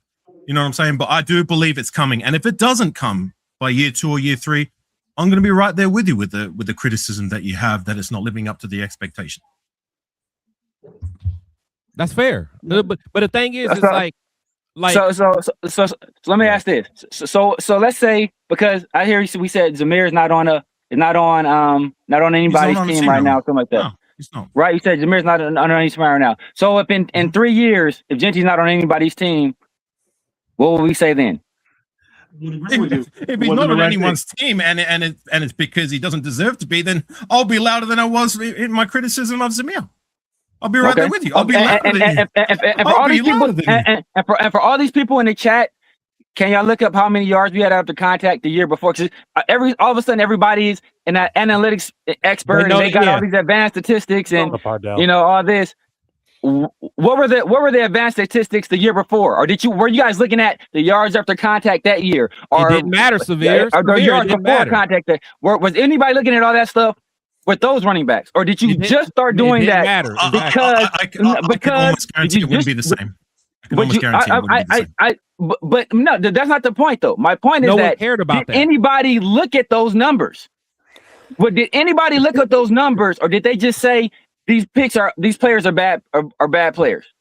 Did anybody take what was our success rate on run plays? What was the yards before contact on run plays? What was the yards after? Did anybody look at that for those other guys? No, why nobody looked at it? Because they had already made up in their mind what they thought about those other players. And now that Genty is here, they're working from the opposite. They're working from the opposite conclusion that Genty is a good player and he's not the problem. So everything else around him must be the problem. And that's the issue I have. Instead of looking at every player objectively, no matter what they did in college, no matter where they were drafted, look at them just for what they do. And then you can start looking at the statistics for what everybody does instead of just picking and choosing the one guy. Well, just on that, like, hold on, they are. Let me tell you one thing, they are, real quick. I tell you one thing. I'm not happy that my running back is best at getting yards after the catch, because that's a bad thing. That's a bad thing in running games. Yards after getting hit at the line of scrimmage is not a good thing. Agreed. And if all you agree with that, not. we take that and think it's good. I agree with you on that, Severe. As far as reaching that far to make him good, but overall, visually, I thought he improved our team. But gravy. No, time out. Hold on. We give everybody we pick a chance, and this dude, we're not doing it. He's not getting a chance. People said he was generational. People said he was Barry Sanders. You said he improved the team. I believe in Genty. I never said that. Gravy never said that. A lot of people were saying that. He was a betting favorite to win Offensive Rookie of the Year. You said he improved us as a team, but we ran for the same amount of yards per carry, for less yards overall, and we won less games. So how the fuck did he improve us? What measure did he improve? What measure did he improve? Was better. You cannot say that it wasn't better. You can go stats all you want, Severe. If that's what you want to do. I don't give a fuck if they're running. If on paper, I don't give a on paper or team on paper. Don't give anybody else no chance. Gravy. On paper, last year our team was better on paper, right? Last year we had a way better coaching staff, a way better roster on paper. But what the fuck did it mean on the field, Gravy? It didn't mean a thing. It didn't mean a thing on the field. I don't know what we got this year yet, but I know Genty's going to improve. I said last year, our team on paper, our coaching staff on paper, our roster on paper was better than the roster the year before, better than the coaching staff the year before. And what did it mean? It didn't mean a motherfucking thing. I didn't agree with anything we did last year. It didn't mean a motherfucking thing. Until we got Genty. Yeah, and that's the other thing too. And I could agree with Q on this. The hype on Genty versus the hype on Mendoza are two totally different things. Like, I didn't see everybody going gaga over Genty like they are with Mendoza either. I mean, I was excited for Genty. Well, I mean, you're talking about a guy that should have been the Heisman Trophy runner that year. But that's different. You know? We haven't drafted a quarterback since, the first round since Jamarcus. So I mean, we understand. We shouldn't have this year either. We're not ready for him this year. We're not ready for that. No. I mean, the thing is, we weren't ready for Genty either, though. No, that was the problem. And the thing is, and I think that's where the biggest misconception is like when you get a quarter or when you get a running back that high, like you almost want him to be the icing on the cake. You know what I'm saying? Like you want him to be like that last piece that you need. Like you don't get the running back before you have the proper offensive lineman. So I think that's the issue. Unless he's a Saquon type of player who can make the lineman better. Now I always say, how would you know? Wait, hold on. How would you know what he did? You had to go by college because it's been a rookie year. I promise I'll be quiet. Give me 1 second. I promise. Go ahead, So bro. when Josh Jacobs went wild that year, the biggest statistic that people didn't talk about is he was ranked number 2 in forced missed tackles that year behind King Henry. You know what I'm saying? But like, and that was a terrible offensive line, but he still was able to lead the league in rushing that year when forced missed tackles. That's the kind of stuff that a great running back can do. He, regardless of the line, he can make guys better. Was that Jacobs' first year? Was that Jacobs' rookie year? Was that no? That was Jacob. That was his fourth. I think fourth or fifth year. Okay, but Gravy. Hold on, Gravy. Okay, now Gravy. Now watch this though. But Jacobs' first year, he averaged like 4.6 yards a carry. Yeah, then he had a better offensive line. Now, we're looking. If we want to dissect that like that, when you say you're not a stat guy, when you say you're not a stat guy, and then you start throwing 4.3, 3.4. Well, no. Only reason I brought that up. Only reason I brought that up because you guys like to talk about the getting hit behind the line and all this stuff. I'm just saying. Huh? Can I just say one thing real quickly? Great, Gravy. Can I just get in there real quick? Just on that, Chris, if I can. I remember specifically the year after Josh Jacobs broke the records for how many yards per season. Whatever it was, the record he broke. But anyways, the very next season, right? It was his contract year. Again, I think we franchise tagged him. I remember this game specifically. I believe it was against the Bills. We had like negative 12 yards per carry. You know what I'm saying? And that was, by the eye test, one of, if not the worst offensive line performances I'd ever seen when it come to our rushing attack. So it's just another side of the coin with what we're trying to say, that the offensive line can play a part in that, because Jacobs, he just came off a record-breaking season, and the guy had a game where he was, negative 8 yards on how many carries?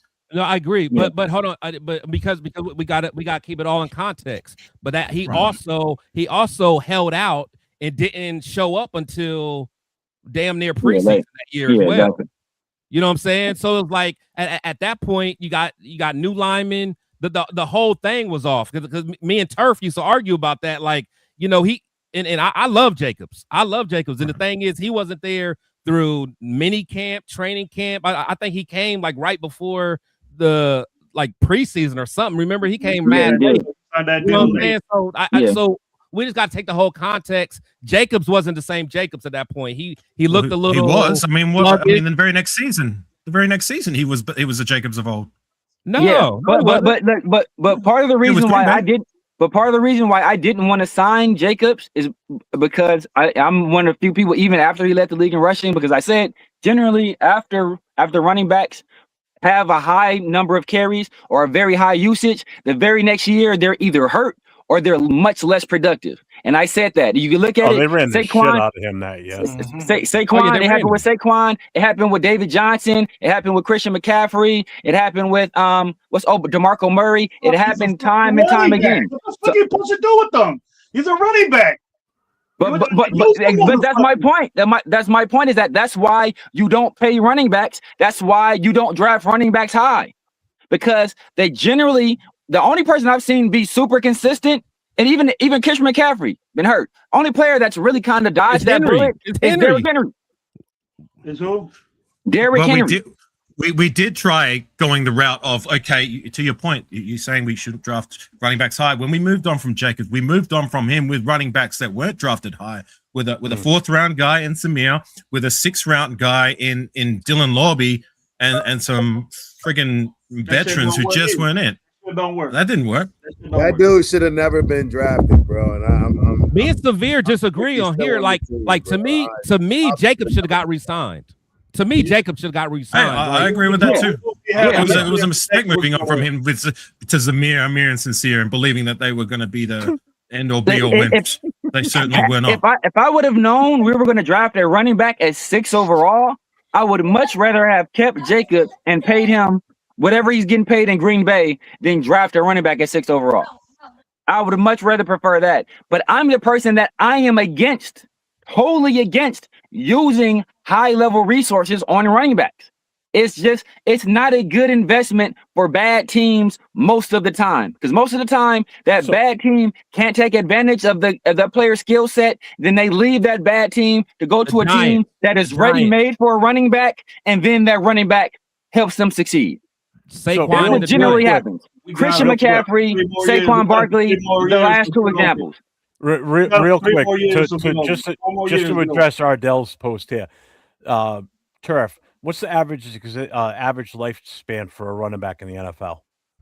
I want to say it's 3 to 5 years. And it's like 3.5 years, 4 years. Yeah, like it's real. So at that point, most of them don't get a second contract. No, Exactly. not at all. Because there's already somebody waiting in the wing. Or perfect example. Look at Ezekiel Elliott from the Cowboys. They knew he was done, so they didn't bring him back. And what's he been? He's been a journeyman center. And now where is he? Is he even anywhere right now? I think, but the thing that was like 10 years ago when he was. No, it wasn't. No, but hold on. Ezekiel Elliott. Oh yeah, drafted. Yeah, but Ezekiel Elliott. That's 10 years. Hey, no, but that's a long time. No, but the thing with Zeke actually hung around enough to get another he got a second contract though. Yeah, but he never played out the whole contract. Don't get a second contract, and if they do, they usually find out it hurts the team, whether it's Gurley or any of them guys. You know, they get that second contract, and it puts their team in a rut. It puts them in a rut. Bijan is going to be Bijan and Jameer are going to be the only guys recently drafted in the first round that got that second contract. Hell, Genty likely won't. Like if my bad, AR, I got you. Yeah, I'll go after you. No, honestly, if you got to think, if Mendoza does what he's supposed to do, if Brock does what he's supposed to do, I truly think that Genty won't get a second contract. Just from a money standpoint, I honestly, regardless of what Genty does, I hope he balls out and we do give him a second contract. I don't think Brady will give him a second contract because of the money he's going to probably want. I just don't think, especially if he's not going to be a bell cow type running back. Because I figure that he's going to be a guy that's going to be splitting carries. I don't think, and I hope I'm wrong, I don't think he's going to be a 2 contract guy with us. That's just me. Can I just real quick? This right here, he became one of 2 rookies in NFL history record at least 800 yards rushing, 5 rushing touchdowns, and 5 receiving touchdowns. This is how statistically and historic record things go in the NFL. So he has 800 yards rushing, 5 rushing touchdowns, and 5 receiving touchdowns on a blood moon on the 5th Thursday of every month. This is the record that he had. That's the point with these records now, that they're stretching and grasping at these records. So what? He had 800 yards rushing and 5 rushing touchdowns and 5 receiving. He should have had 14 touchdowns total. How many rookies in history had the yards per carry that he had? How about that? Yeah, or higher. Najee Harris started his career with 4 straight 1,000-yard seasons, and he still got cut by the Steelers. 4 straight 1,000-yard seasons. Go ahead, AI. I know you wanted to say something. Go ahead. I've almost forgotten what I was going to say. Sorry. I was going to say, we were talking about like he has to play well enough to deserve that contract. Again, if he doesn't play well enough to deserve getting re-signed after his 4 years is up on his rookie contract, again, I'm going to be right there with you. Whether we re-sign him or not because he's been good enough or because we don't have the money or because he wasn't good enough, you know what I'm saying? Like, I'm right there with you. Like, he has to produce to the point where the conversation is to be had. And if he doesn't produce to the point where there's no conversation, we're moving on from this guy, then of course I'm right there with you. But another thing, we're talking about, like, you know, go ahead. Don't say nothing about Max Crosby, because I've been the biggest Max Crosby critic of anybody in Raider Nation. So don't go there with me. Hey, go ahead. Hang on. Let AI. If I can just finish. All right. So we're talking about like the numbers with 800 yards or whatever. It's not that impressive. I mean, let me go back to, I guess, the last time, I believe, outside of Josh Jacobs, we took a first round running back in the top 10. I believe Darren McFadden was drafted there, if I'm not mistaken, correct? Yeah. So his rookie season was, if I can recollect properly, like was less than that. The year after and after that, like was, I mean, he looked like the deadliest player in the league. You know what I'm saying? Like, yeah, it didn't work out after that, but it's to my point. Like, okay, it might not be there year one, but give this guy a chance. I truly believe in my heart. It's going to, he will produce to the numbers that you expect that will make the pick with. Okay. That's what AR, why didn't McFadden produce year one? What was one of the reasons why he didn't produce year one? Well, he was sitting behind Vargas. There was another reason. And Michael Bush. No, there was another reason, right? Didn't he have? Was it a toe? Didn't he have a toe? It was like a turf toe issue. In year one. Yes, he had a turf toe. The year I became a football fan was the year after we drafted McFadden, I believe. So I don't recollect as well with that. I just know that come year, I think it was 2010, 2011 is when he was producing numbers, and I know with my eyes saw he was one of, if not the deadliest player in the league on a team that was okay, but not great. You know what I'm saying? And that's just all I'm trying to say is that, like, if it doesn't happen year one, let's not make that the full stop. Okay. I truly believe in my heart that it's going to happen. Can we just do one thing though? Because I've seen so many different percentages already tonight from people. GFAM saying 50% of his carries were contacted at or behind the line of scrimmage. I've seen 80%. I've seen 75%. Do we even know what the real number is, or are people just throwing spaghetti against the wall? All these places have different models, so they'll all look at it differently. So that's why it's not super reliable. The most reliable thing you can do is to take the aggregate. But I just go by the eye test. I go by, okay, this guy, I see the hole right here, the holes in B gap. Where is Genty's eyes? Or is Genty I see the Mike linebacker.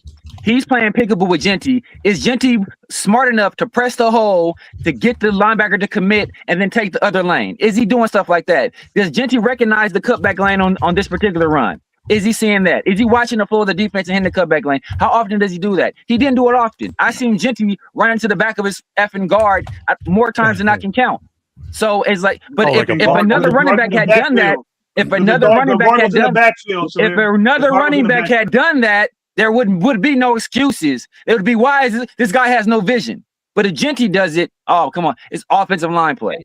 Hey Jeff, I'm about to leave here in a little bit, but just do me a favor. So go to Bush Raiders comment like a little further down where he says Genty was better than Jacobs his rookie year behind the worst line. Just highlight that. Now this I'm a Genty guy too, but I don't believe. But but that's what I'm saying. But this is a fellow Raider content creator saying stuff like this. And hold on, put it up on the screen for me, please. Trying to find it. There it is. Now the thing is now, and this is where it gets sad. Like these are real fans saying this stuff and putting it out in the community. Josh Jacobs, his rookie year. I'm looking at it right now. 242 attempts and rushed for 1150. And he averaged 4.8 yards a carry. This is Jacobs compared to Genty, who had 266 attempts for 975. But he averaged 3.7. So it's like little stuff like this. No, hold on. And the thing is that there's people that follow guys like this and take what they say as a gospel. So that's what I'm saying. You get people like this that says Genty was better than Jacobs his rookie year behind a worse line, and it's just baffling to me, man. It's baffling.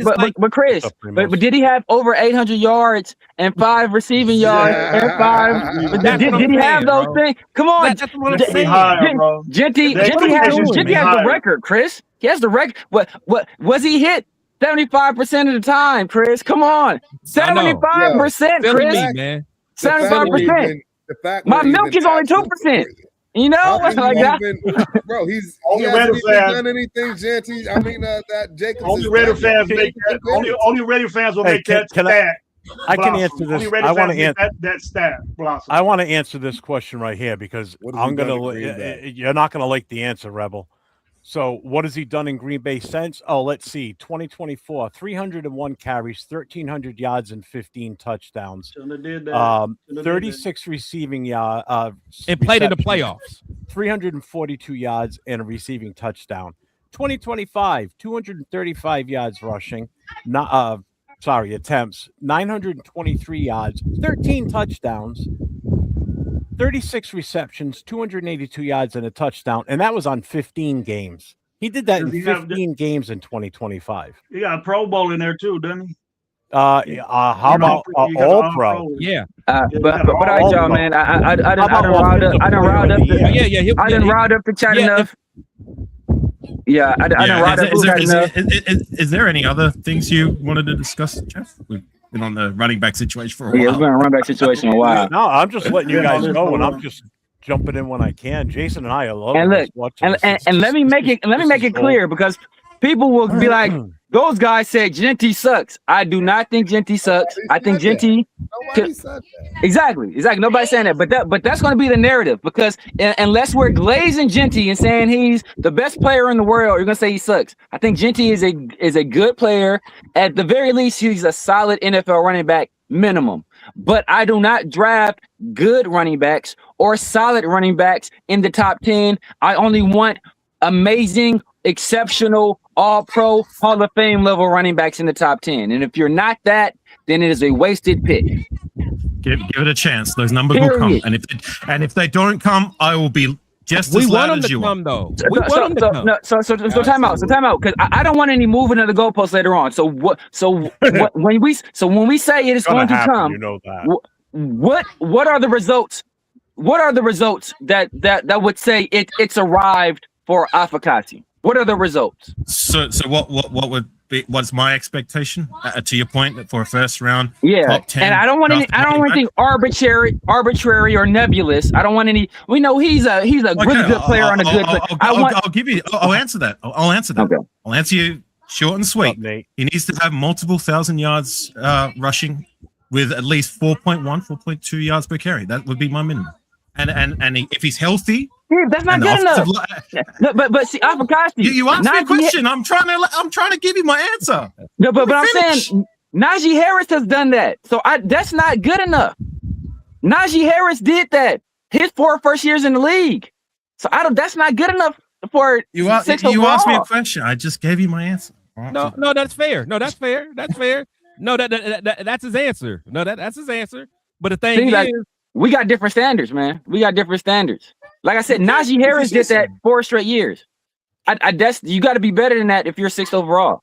The better question is for Gravy. What for Gravy for you to say that Genty has arrived and has played up to his expectations? What would that look like to you? What I assume, what I want him to be, what I want him to do. Or not what you want him to be. You look it up. I'm done looking up stats for you guys. Yeah, no, like you guys don't even have the right information. Like when you guys personal, in your opinion, your own stats. Like, at what point will you be like, okay, Genty was worth it? Yeah, and time out. I'm gonna say straight up, JP Raider, you are lucky. This is Jeff's channel and this is Jason's channel. If it was my channel, bro, I'll be flaming you right now. So you better thank your lucky stars. Because it's disrespect, bro. Hey, you want to talk football? You say I don't know what I'm talking about football, or I'm a bad Italian evaluator, all that stuff. Cool. You start making personal attacks. That's when I take issue. And if you're gonna be at Allegiant, we can be at Allegiant, bro, and we can handle this like men. And I'll show you how sensitive I am in person. Keep it football, brother. Keep it football. So shout out to our moderators, Chewy, SoCal. You guys are mods. Any personal attack, any attack of violence or threats, dump them for me, would you please? Thank you. Yeah, thank you guys. Somebody asked. And if you're about 6'3", 6'2", 200. Eric, hold up, Gravy, go ahead. Hang on. Gravy didn't get his answer.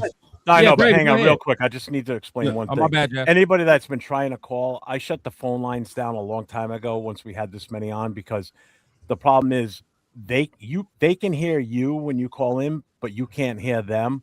And with this many people on a panel, for me to try and take phone calls would be an absolute nightmare. You think this is been fun to handle, and it's been fun for me. I think we're doing a But good to job. try and handle phone calls coming in at the same time. Yeah. Forget it. We can't even handle severe. What makes you think we're going to handle a fucking phone call? Gravy, go ahead, brother. The floor is yours. Now, smile, severe. I see you over there. I can barely even see him. I see the light. Hey, JP. Hey, JP, look, bro. Meet me at a game, brother. You call me boy. That has connotations. You know damn well that has connotations. So, hey, I'll see you one day, brother. What is that? So, what are you saying? I must be this is it might be on somebody. I don't know whose chat is on. Maybe on Jason's. Maybe on Jeff's. I don't see it. Yeah. Now, JP. Hey, bro. Look. Hey, just name the game you're gonna be at, brother.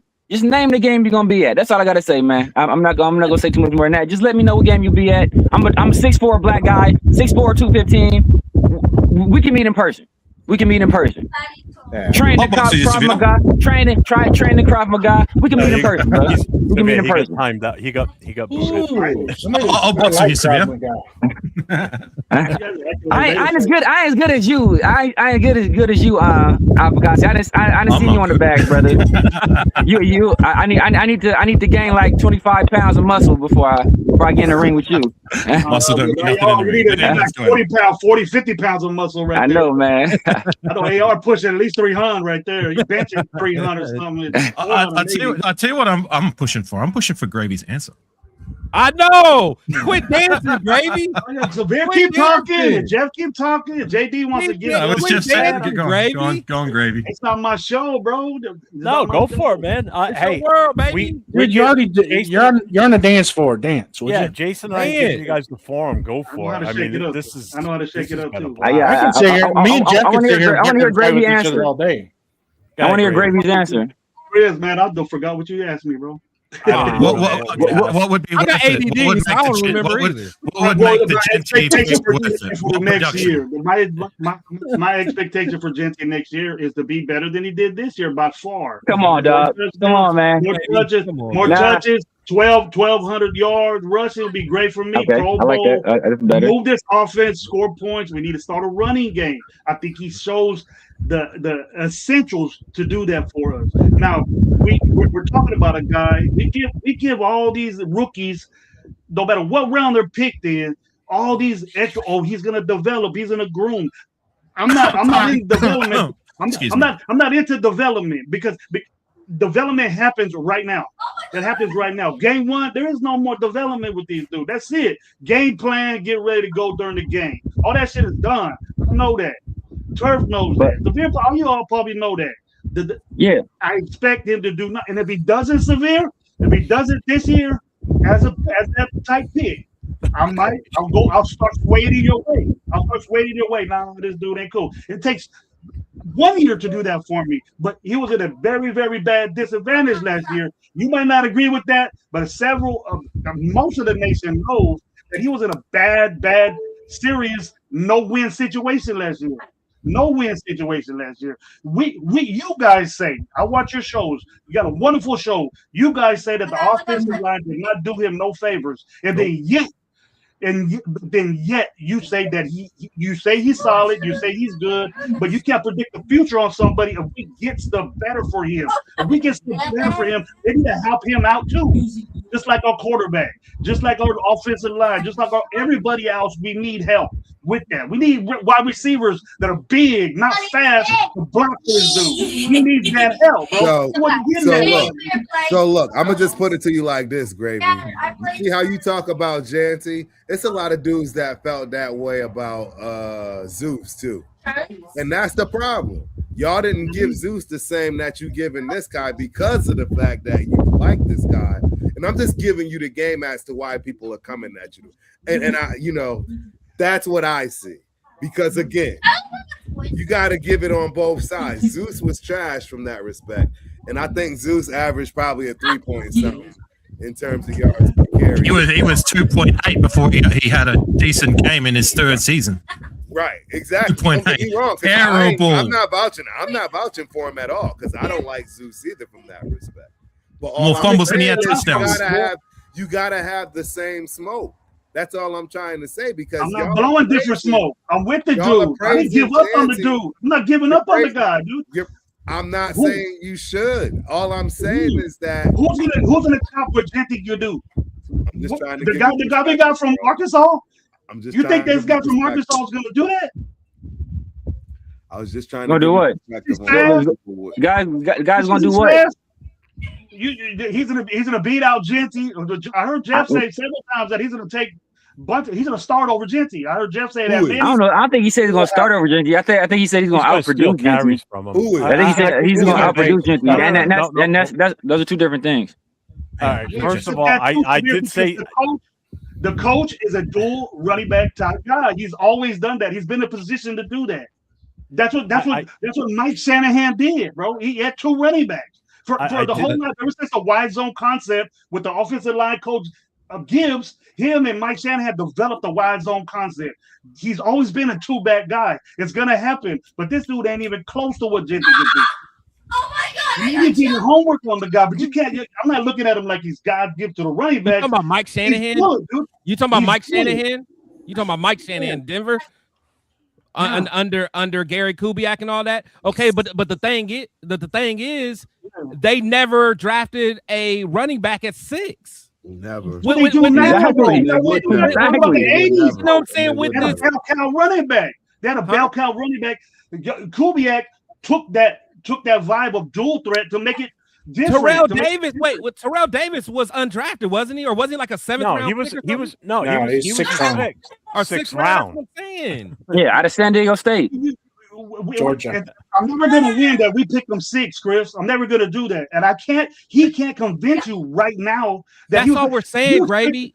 We're not saying that he sucks. No, we're not saying he sucks. You're agreeing with Severe saying we shouldn't have picked them 6. We have more shit to do. Exactly. I said it before the draft. Not about a draft. I said this before the didn't have draft. shit to get Mendoza, and he's the number 1 pick, and you guys are saying sit here. So if Genty doesn't do anything this year, that's it. It's a failure. That's it. I didn't look, Gravy. I didn't want to drive Mendoza. Right. To improve the team. I wanted to improve the team. I didn't want to drive Mendoza. I did. We're in the same predicament both ways. So you don't agree with the two most important things that we want to do is we want to run the football, and we got a quarterback that ain't gonna play number 1 overall pick in the draft. I wanted to trade back and improve the team. That was my thing. I want to jump in here real quick. I want to jump in real quick here. First of all, Gravy is right about what I said because I did say it in that group chat. I did say it, but I said it kind of kiddingly. I said Genty's gonna be RB2 before we know it because Mike Washington's gonna take over. I did say it kiddingly, but part of me is kind of a little bit on the serious side. I will say this: I think if Washington is good as we think he could be, he is going to take carries away from Genty. I think it's very well possible. Oh, he is. So anyway. all the Genty lovers better be prepared. That's number 1. Okay, that's number 1. He's not, bro. He's not close to what Genty can do. Not close. That's number 1. He's going to take care. He said he's going to take carries from Genty. That's all he said. Yeah, bro. But I did make the comment. Look, Gravy. I'm gonna just tell you this, Gravy. We had a big old discussion about this curve. 4.3, right? But Gravy, 4.3 speed versus 4.48 speed is a very different. And that right there will absolutely translate to the NFL way better than breaking tackles. Your offensive guard is right there. Did you hear what I just said? Did you hear what I just said? He's not even 4.48, bro. He's not 4.48. 4.3 speed is going to translate into the NFL way better than somebody that can break tackles. I will repeat that for a 3rd time because I can assure you the person that's breaking tackles in year 3, they absolutely will be out. Especially at 5'8", 200 pounds. For the 3rd time, last long in the NFL. The way you don't learn how to run out of bounds, you got to be able to get to the outside with that 4.3 speed for that to happen, though. You have and the way that Kubiak designs plays, the way that Kubiak designs offensive plays, that's what he creates. He creates gaps for people to fly through. Like Walker and Charbonnet can get gone. Walker and Charbonnet can get gone. They all run low 4.4s, bro. Exactly. So we're saying that Williams is Charbonnet. Eric, they're not taking over. even I'm close. just letting them I'm talk. not saying that. That's what I'm saying. Washington? You've got You talking about Washington? seven He ain't gonna be like that. personalities He ain't here, so- Charbonnet, bro. You talking about He could be Washington? more explosive. He could be more explosive. Yeah, he's more You never explosive than see him Charbonnet. there. But he's not. Yeah, he's not. He's not the same style of runner. He's not the same style of runner as Charbonnet, but he's more explosive than Charbonnet. Hey Jeff, I'm gonna And I'm a get up out UCLA of here. fan, Thanks for having me on. and Chris is I'll a Michigan keep fan. talking, Yeah. man. I appreciate you, brother. Right. Look, Anybody I'm a coming UCLA up fan. there? Chris is a Michigan fan. So we're the two We teams know Charbonnet Charbonnet. played for. So we know a thing or two about Charbonnet, and Washington is more explosive than Charbonnet is. And Genty not even 4.48. Genty's like 4.56, 4.54. He's in that range. That's why he didn't run at his pro day or run at the combine. So real quick, Grave, you said that it starts with the run and all that, the running game and everything. But what starts before the running game? An offensive line, which is why I would have rather gone Membu last year instead of Genty in the first round. That's all we're That's saying. what I would have rather I was done. like that with both ways, but I'm not stuck saying. I would have he's the gone with number one. I would have He's the gone with an first pick. offensive lineman last year instead of Genty. Because not then saying- with the amount of running backs that were in the draft last year, we could have gotten a guy like Judkins later on, Exactly. or Henderson, or Hampton, or Calvin Nungai. I mean, Calvin Nungai. To the Patriots. among Calvin others, Nungai. Calvin had a It great just year last year. sounds right. Hey, That's one another that one that just sounds like another getting guy like that came out of nowhere last year too. How about It has McCoskey nothing to Barrett? do with Bennett? liking him, Greg. Yeah. Bill, yeah. That kid was amazing last year. Bill was a dog. And then he had a hell of a season there towards the tail end. So I mean, there was so much meat on the bone for running backs last year that we didn't have to jump at number 6. A guy that played in the division he did, and everybody's like, "Oh, you ran for 2,000 yards." He Yeah, in played that division. comparable to second round guys and later. Why don't we give Genty the same leniency as we do motherfuckers that are in the league for 4 years, 3? Max Crosby. Well, Gravy. Oh, I want a Max Gravy. one a year ago. Gravy. Time out, Gravy. Time out, Gravy. Gravy, you keep saying you watch my show. Bro, you must not watch my show. I have smoke for everybody. I have smoke for everybody, bro. I don't care who it is. I have smoke for everybody. That's why I'm known as the quote unquote hater. Because I have smoke for everybody. I don't pull no punches on nobody. And I tell it like it is. I keep it. Still a good hire, Severe. Me and you don't, Severe, but we're just a smidgen of getting information out. But the thing is, why don't we do that with him? But the thing is though, the thing is like, just like you say, I can't control what these people say. Just like you said, you can't control when they were saying he was Barry Sanders and he was generational. He's going to win offensive rookie of the year. He's going to rush for 2,000. You can't control that. I can't control what other people say. I can only control what I say. And I keep it a buck with everybody. And I have the same smoke for everybody. Bro, if you're supposed to produce and you don't produce, I ain't got no excuses for you, brother. It is what it is. See, I think it was productive. I think it was productive better than what I've seen before. The years before. That's just me. We were the last rushing team in the league. Worse than the worst rushing year we had the year before. With 4 guys. I don't care. I don't care if it's 18 guys, bro. If the production is production. I don't care if it's 20. Production is production. It wasn't an production is production. It wasn't an embarrassing sight to see last year. The play calling and all that other. It wasn't it. But part of the embarrassment was that there were running backs in the 7th round outproducing the guy we picked at 6. That was highly embarrassing. Say that again. I'm sorry. I said there were what was embarrassing is there was running backs that were drafted in the 6th and 7th round that were more productive than the guy we drafted 6th overall. Yep. That was embarrassing. Who is that? Calvin Nungai. Way more efficient as a runner than Genty was. Pretty much. In the dual back system on way less carries. Is he the one that's with Bijan, huh? He's the guy that's with the Bears. Hey, real quick, shout out to On Six with the $2 super chat. He might have been like average yards a carry and all that bullshit. He don't look better than you bastard. He don't look better than Genty to me. That's just I guess all this Genty shit is just me. I ain't on his ass or whatever. I think he's a damn good running back. I think he just to help us out. He'll be good. I think he should. I think he's a pretty good player too. when it happens, y'all ain't never gonna stop hearing it from me. Tell you that for damn sure. Chris knows that. I think he's a pretty good player too. But guess what? I don't draft pretty good running backs at 6, bro. Exactly. I think Judkins is a damn good player too. I think when Dylan Sampson gets a chance to run the ball, he'll be a damn good player. He'll be a good player too. But guess what? Those guys were drafted after the first round. Dylan Sampson is the disappointment of all. Bro, I don't see how y'all don't see that. There was so no let me ask you guys this. Primos, bro. That's wild. Raider Primos just brought this up. Wild. Would you take Jeremiah Love over Gentry at number 6 last year? Yes, 100%, because he's going to be way more productive. That's a special running back. That's going to be somebody that you're going to see that's going to make a difference on his team. You see that running back room they got? You see that running back room they got? I don't care what they got over there. That kid is going to go in and hit Connor's going to be gone. Gravy. But he's going to hit the ground running, Gravy, and it's going to be. I would rather have James Conner than Washington. I would rather have James Conner than Washington. But James Conner is like 30-some years old, 30-something-year-old cancer survivor. But look, part of the reason I don't agree with draft, I don't think the Cardinals should have did it. But the Cardinals got Marvin Harrison Jr., Michael Wilson, and Trey McBride. So they have perimeter weapons. Their offensive line wasn't horrible last year; it wasn't great. So and they have an offensive coach coming in, so they wanted a weapon on offense. So I can see why they did it. But they're gonna get the quarterback I don't think they should have did it. They're gonna get the quarterback next year, and they're gonna have their weapons in place for that quarterback because they did it right. They went and got the weapons first.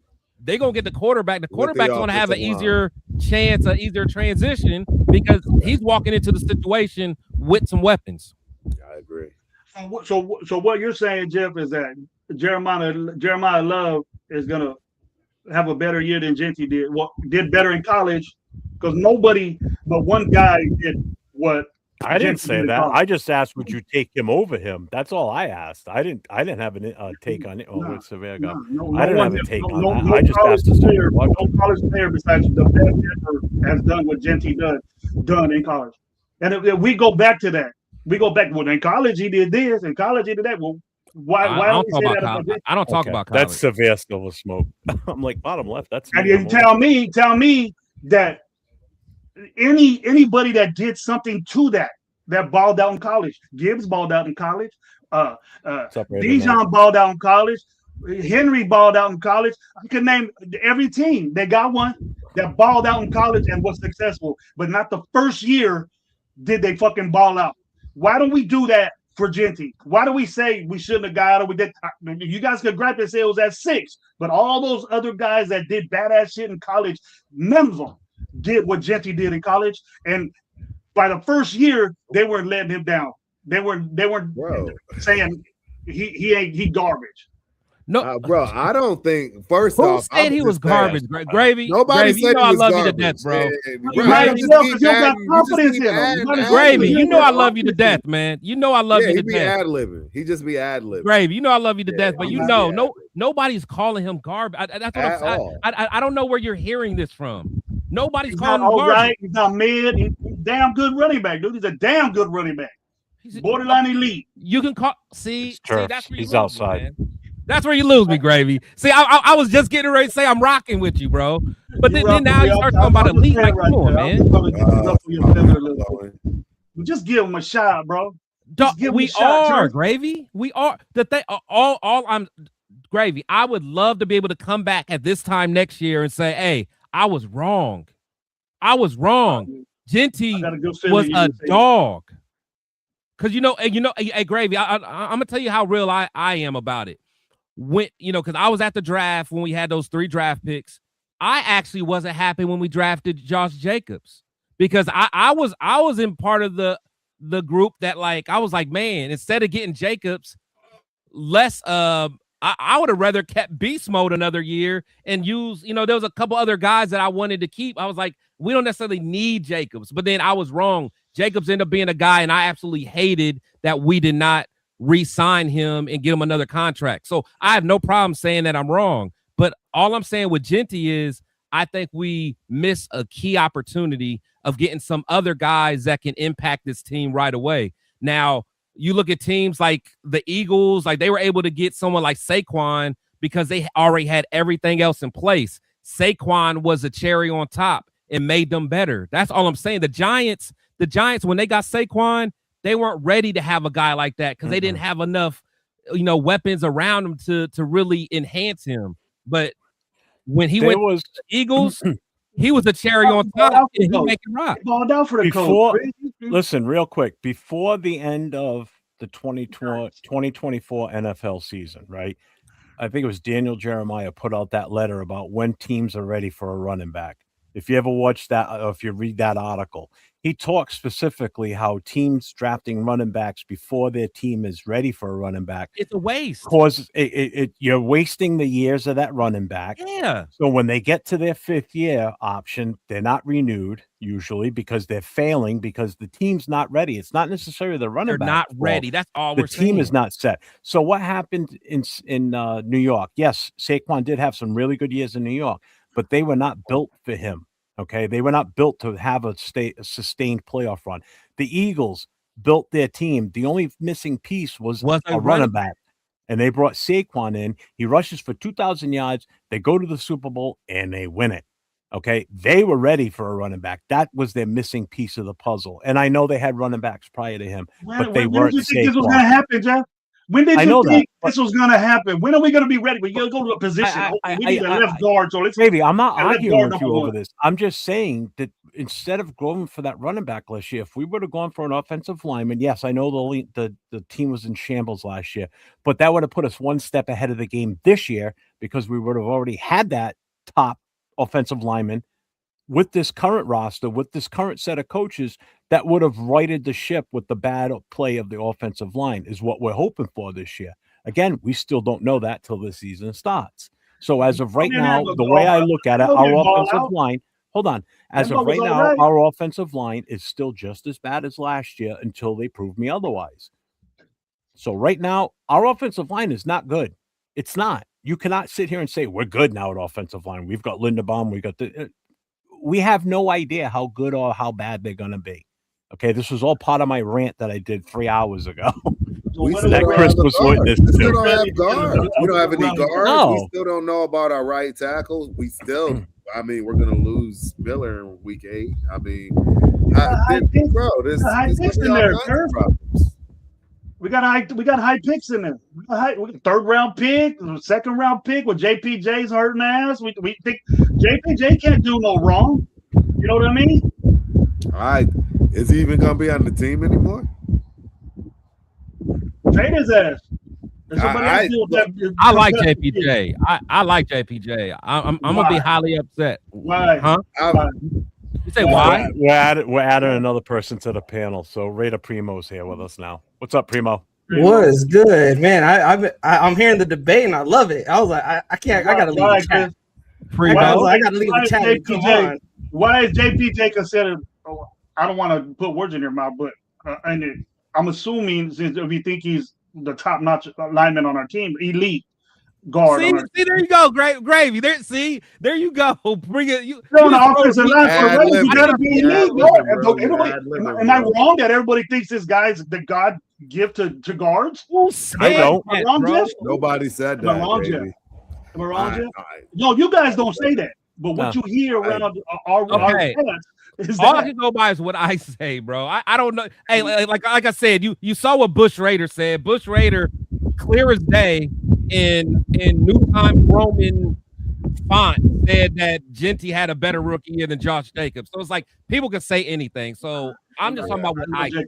I'm still mad about that, I'm saying what I say. That's the last jersey I bought. All I'm saying is I like JPJ, and again, like to me, context matters. Now, I think JPJ can be a very good to great offensive lineman in the right situation.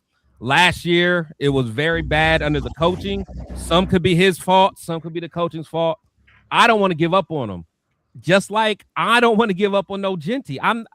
I want Genty to do well. I'm not saying Genty is a bad running back. I think Genty could be damn good. That's all I'm saying. I was on record. I hated Chip Kelly. I hated that signing. Turf, no. I was mad as hell. I was mad as hell about the Chip Kelly signing. I'm a Michigan fan. I remember when Michigan played Ohio State. Ohio State lost that game to Michigan because Chip Kelly decided to not give the ball to Jeremiah Smith. And at that time, they had, in fact, they had I forgot who the other receiver is, but they ran right up the middle against Mason Graham and Kenneth Grant instead of spreading the ball out. I just never liked Chip Kelly. So trust me, I'm not even tripping on Genty. I just don't think he was worth the 6th round or the 6th overall pick. Do I want him to do well? Absolutely. Do I think he worth can? the 6th round pick? Yeah. Yeah. Like, do I think he can do well with the right pieces? Yes. But I'm just saying, all I'm saying is I think we missed out on an opportunity on getting an impact player that can make others around him better. That's all I'm saying. You will never hear me say Genty sucks. Who was your number one guy in that draft last year? You say who's the number one guy in the draft or who I wanted us to get? Yeah. You who I wanted us to get? Actually, the funny thing is I wanted us to get my boy Will Johnson. That's who I wanted. I'm a Michigan guy. I loved Will Johnson. Oh, I would have been fine with that one too. Yeah, no, I loved Will Johnson. Real quick, shout out to Aflakasi with the $5 super chat. Yeah, no, Will Johnson was my guy, and honestly, I liked Mason Graham too. And honestly, that's why I like what the Browns did. I love what the Browns did. They traded back, got Mason Graham, got Junkins, who was just as productive as Genty in the 2nd round. And it's just like that's all I'm saying, man. I care about value. That's all I'm saying. I care about value. See, my problem with JPJ is his ability to stay healthy. And again, what's the number one thing with ability? Availability. If you're not available, you're no good to me. All right. So is he in danger of possibly getting replaced this year? Who knows? Nobody. Again, this is a situation where nobody knows what's going to happen. But again, if he can't stay healthy, he's in jeopardy of possibly losing his starting spot. And he's going to have to earn it back. For sure. You know, I want him to be out there because I love the kid. I think he's got that fire in his gut to do well. But he's got concussion issues. So. Well, we know you guys don't like the pick, so. Here you go, man. There you got that. All 4 of you guys said it. All 4 of you guys said it. I can't wait to get you on my show, Gravy, man. I love this, though. I don't mind it. I don't like it. Gravy be hearing stuff, man. I mean, Gravy be hearing stuff. I swear he do, man. He hears stuff. Well, I didn't say that, Gravy. Nobody but my view, bro. He gonna ball out next year. I hope he does, Gravy. Bro, that's what we all want. I hope he does.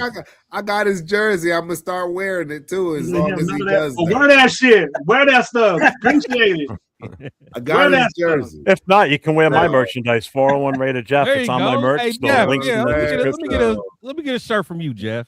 You gotta remember, Gravy. You know how there's very few that Will Johnson got exposed in the Super Bowl. Got treated like a little. He got treated like a little boy in the Super Bowl. It was that Will Johnson when he went to New England.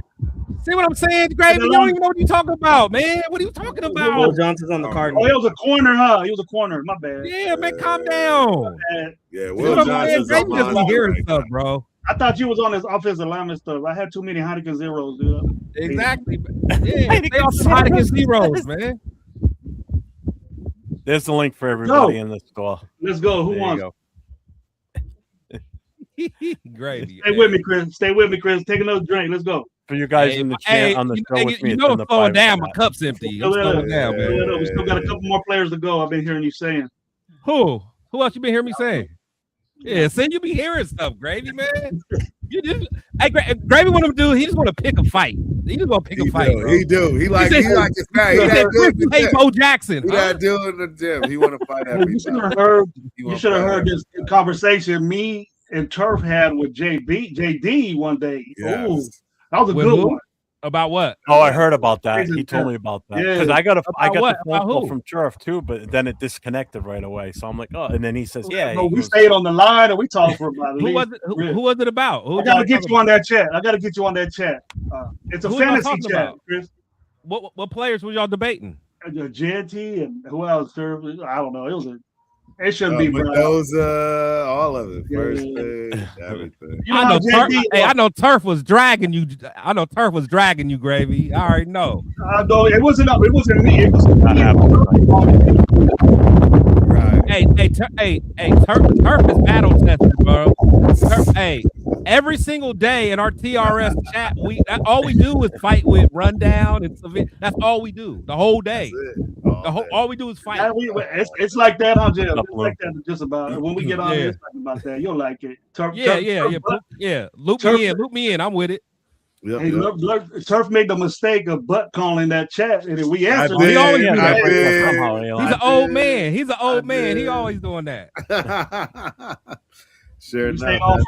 It was great. Wonderful. Bro, it's just people just in their feelings about these two old men. These two old men are crazy. Hey, Turf, when you ain't talking, hit that mute button. That wind is crazy. Yeah. Right. Yeah, it's so weird. The wind is wild today. It ain't even that wind. Everybody ain't got a pool in their backyard, Turf. Bro, you out here flexing, bro. It's beautiful. I gotta take advantage. He's at his private resort in his backyard. I got cornfields in my backyard. So you know what all this just comes down to?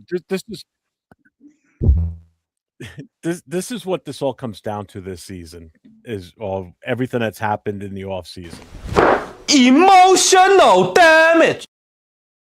That's what you look like. 100%. That's what you look like. I wasn't ready for that. I wasn't ready for that.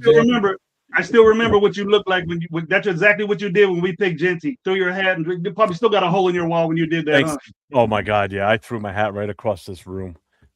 Thanks, Severe. I appreciate you coming in my here bro. Today, man. That was fun. That was a good time when we were packed in here. Is he in Bakersfield, Chris? Is he over there? Oh, you don't know. Oh, Severe.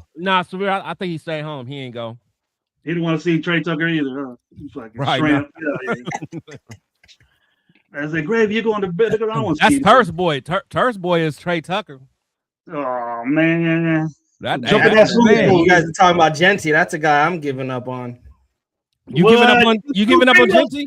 No, I'm giving up on Trey Tucker.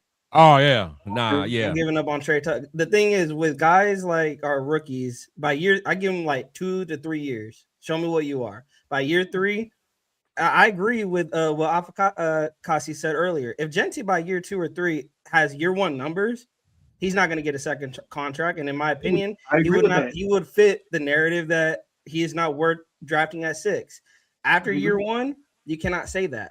You got to see what year 2, year 3 can be. Now, I will say this. I agree with Gravy that the potential is there. The ceiling is there that he can have good numbers, but he still got to go out there and do it. If he goes out there, what are the excuses?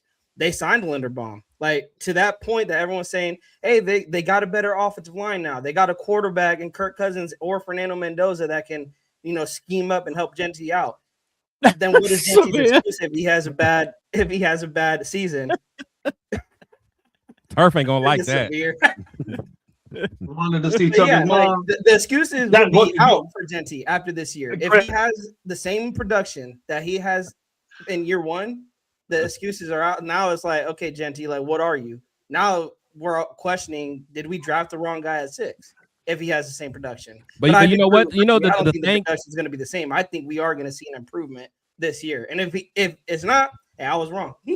I feel you. I think the thing is a lot of Raider fans though, we're so emotional with these players that I know. And my thing is, I am too. Like we are on certain players. All got a soft spot for some of these players. Yeah, like I was emotional about Waller. I was emotional about Jacory. There's a couple I was emotional about, but bro, Chris, they got rid of Daniel Carlson, man. Nah, I ain't care about that. But but real talk was it's like a mad. I mean, and I don't even know where y'all even stand, but there's still people in our fan base that think we gave up on Tyree Wilson too soon. He was about to have a breakout season this year. But that's what I'm saying. Like you guys know those fans though. You know what I'm saying? Like Trey Tucker. That's just like Trey Tucker, man. Some people is like at some point you just got to rip the Band-Aid off. Like it's not working, man. It's just not working, and that's okay. Yeah. It's okay to be like that. That's all I'm saying. It's okay to root for him with the Saints. Hang on. Hopefully he figures it out. Hang on to that little piece of bullshit that he has, bro. I bet you there'll be whoever's at Bakersfield right now, Chris. They're gonna get on your show and say, "Oh, I met Trey Tucker. He's gonna ball out." Buying jerseys and shit. Trey Tucker, wow, he gonna ball out. I just met him. I shook his hand and shit. He's balling out. Just like they said about Chin. When Chin was there last year, oh, Jeremy Chin, he's a ball out. Baddest safety in the NFL, Pro Bowl. What the fuck what did he do? What did Jeremy Chin do? He just got in the way and pile him out. That's all he did. See, but you know what? That's the problem with having access to players. Sometimes when fans get close access to players, they get enamored with them and they love them. That's true. And for the wrong reasons. They love them because they met them, they shook their hand. And yeah, they're nice guys. It's the same curse with watching Hard Knocks. Every team that's on it, everybody looks start loving those guys. You start liking those guys. Yeah, you root for them. Yeah. And then they win like 3 games the entire season. It's like, are you shitting me? It's like they look so good. This is why I talk about the hype when like people are hyping on how good we look in training camp and everything right now, or mini camp. Yeah, knock that shit off. So treat it like a Hard Knocks, basically. When you're watching, hey, Jeff, you're so right though, because I was like that, and I even laugh at it sometimes thinking back. Like Jeff, you probably remember. I know all y'all probably remember, but remember when we got Javon Walker back in the day, and he actually goes down as being like one of the worst free agent. In fact, he might be ranked like 1 or 2 worst free agent signings we've ever had ever. He's my time. We would have been better off investing that money and buying an ice cream stand in fucking Alaska. Okay. I don't know if you guys remember, he wanted to retire and give Al Davis his money back, and Al Davis convinced him to keep playing. And like I forgot what the numbers were. It's like for every catch we gave him like so many millions for every catch he had. He only had like a few catches or a few touchdowns. But anyway. Oh, it was horrible. Oh, yeah. But the thing Dale Davis. I met him, I think it was in Cleveland. It was like the night before the game or whatever. We were at where because I stayed at the hotel where the Raiders actually stayed, and they were like coming in or whatever. And I remember like I was talking to play. At that time I talked to Mark Davis and all that. And I remember seeing Javon Walker, and I was like, "Hey, what's up, man? Have a good season." It was like, "Hey, can I get a quick picture?" And at that point, the security was like, "Hey, the guys got to go upstairs. Leave the players alone and all this." But he told me, it was like, "Hey, man, I got you. I'll come back down." And I didn't think nothing of it. I was like, he just left, whatever, which is cool. I didn't think nothing of it. The fact is, probably like 30 minutes later, he came back down. Everyone was asking pictures or autographs and all that. Lord, what's up, boy? It was like, "Hey, man, I wanted to keep my word. Gave you a picture." You know what I'm saying? And I just thought that was so solid. He didn't have to do that. But the thing is, the whole season, he sucked. He was trash. I was still like, "Nah, Javon, that's my dog. He cool, man. You chill out, man." Hey, he good. You did it too. I did. That's what I'm saying. I did it too. So I get it, bro. We get emotional when we meet these players. But yeah, it was like, he played trash that year, but I gave him a pass because he was cool with me, man. He used to wear that big ass belt buckle. Remember that? He had that big ass belt buckle that go. He used to get on my nerves, dude. So this comment right here, he goes, it was Hard Knocks that I knew Crosby was going to be a beast. I'm still waiting for him to perform like we saw him in Hard Knocks. So I don't know when it's going to happen, but yeah. I'm sorry, Crosby's not as elite as everybody says. He's playing with a chip on his shoulder this year, though. Remember that. Watch out. Another 10-sack season. You're getting paid $100 million. What's up? Who does that? Who gets paid $100 million to get 10 sacks a season? What's up, What Will? defensive end does that? Your expectations should be like this for Genty and like this for Max Crosby. It should be like this. Yeah. I can't believe what I'm hearing. I'm sorry when people still say that he's elite. He's not elite. I'm sorry. Max Crosby is not that elite guy that everybody. You want to know elite? And I already said it earlier. Myles Garrett, that's fucking elite. TJ Watt, that's elite. Myles Garrett is an elite by himself. Several defensive ends that are better. Several defensive ends that are better. I don't have Max in my top. Max barely makes the top 10 as far as I'm concerned. Come on. Come on, Jeff. Yep. No, I get where you're coming from. The amount of years that he's been in the league. You get a little bit carried away. Come on. He's averaging 10 sacks a season. Top 10, bro. Okay. Nah, you're getting a little bit carried away. I mean, come on, Jeff. He's in the top 10, but Well, now you got to think about it realistically. Now you got to think about it realistic now. I mean, he's like 6 to 8. Defense. He's 6 to 8. He's 6 to 8. There's no way he's out of the top 10 though. I didn't say he's in a different situation now. Bro. How many times you see Max Crosby give up contain? That's something that he has to do. I know. He I know. I hate. That's what I hate about him. That's what I hate about him. He's good at that. Yeah, he still struggles with it. He does that way too much. That's the thing, bro. and he still struggles with it. It's like, man, he say it every season. Like he's overcommitting. It drives me insane. I'm like, come on, Crosby. It pissed me off. It pissed me off when he got mad at my man. He got mad at Devin White. He was like cussing Devin White out on the sideline, but he was the one that broke that got sucked in. Tackles. Man got 160 tackles. All right, he earned his money. Yeah. Devin White earned his money. Whatever the little change he got, you're getting 100 million bucks, dude. Now, I like Max, man. I like Max, and I hate there be a smear campaign on him and all that. Yeah, absolutely. Because honestly, I like Max. No, I know you're not, but like a lot of fans do, because like I understand why he wanted to go to another team. I understand. A lot. I wanted to trade him before the 2025 draft. To be honest with you, I was ready to trade him. I remember you saying that. So I've been on it for a while, and then when it finally happened this year, I was like, "Sweet, you kidding me? We got the 1st and the 14th pick. Yeah, my God, we can do some damage with this." And then that fool looked in your eye, Chris. He looked in your eye and said, "Flock Nation, fool." He looked in your eye and said, "Flock Nation." What you think about that? What I think Mr. about Raider, all this tattoo Raiders on you. See, that's where y'all be getting shit fucked up, bro. It's not me. I heard why did that. y'all care? I mean, because at that point he was going to another team. Like people don't understand. Like, okay, like you know why they second guess that trade? You know why they second guess that trade? Because they got a better defensive end. They got to get stacks, which you're supposed to do. My favorite player that's ever laced up football cleats is this guy right here. He's from Ohio. He went to Michigan. I love Michigan, and you know what I'm saying. I love this man. Because he wanted to stay in the Packers, but they didn't re-sign him. It's not like he wanted to come back to the Raiders. He would have loved to retire a Packer, but they thought from a financial standpoint, it was time to move on from him. So therefore, he had to look for other opportunities. Dog, the thing is, it happens. You go to another team. It happens. We have to understand that. Max thought he was going to another team. Nnamdi Asomugha, we love Nnamdi, but Nnamdi told Al, I'm not coming back because you're not going to, I'm not taking a pay cut for you. So it's like, it's a business. Max thought he was on another team, so he was getting excited to go to another team. He said Flock Nation. Why would I feel bad about that? Why would I feel bad about that? He's going to another team. That's bullshit. Why? I still look at that miss. The same reason why you think Genty's elite.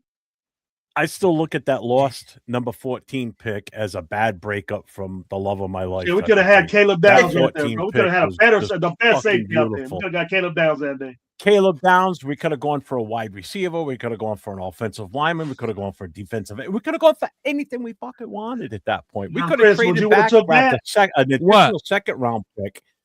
We could have built with that pick. Oh, hey, I was one of the main guys that wanted to trade Max. I was one of the main guys. You could replace Max with that 14 pick. Hey, Gravy, I don't fall in love with these guys, bro. I don't fall in love with these guys. Nah. It's a business, man. That's all. It's a business. I love and the thing is, and I'm one of them guys that and again, I think that's where I differ from a lot of fans. I don't do this smear campaign when the guys go somewhere else. Like, I'm one of the few people that didn't do the smear campaign against Jacobs. And I'm one of those guys that don't do the smear campaign against Devontae.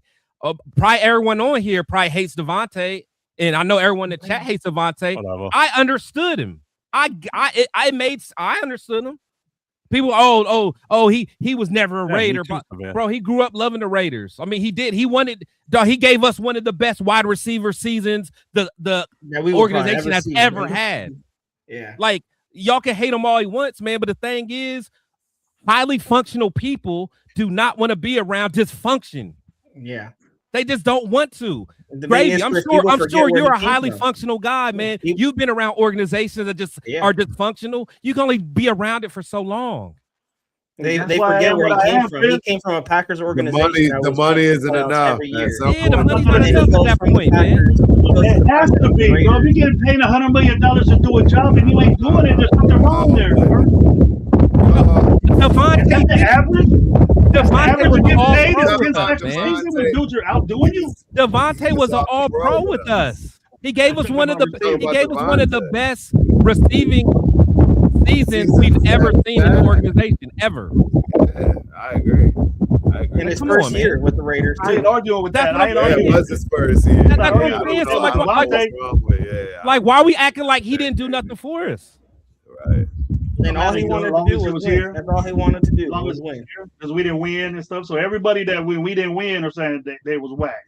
No, But it's we not. said it was that we It's not about not winning, but I'm saying it's the dysfunction. Like guys don't want to be around that. Like highly functional people don't want to be around dysfunction. You got to understand that, Gravy.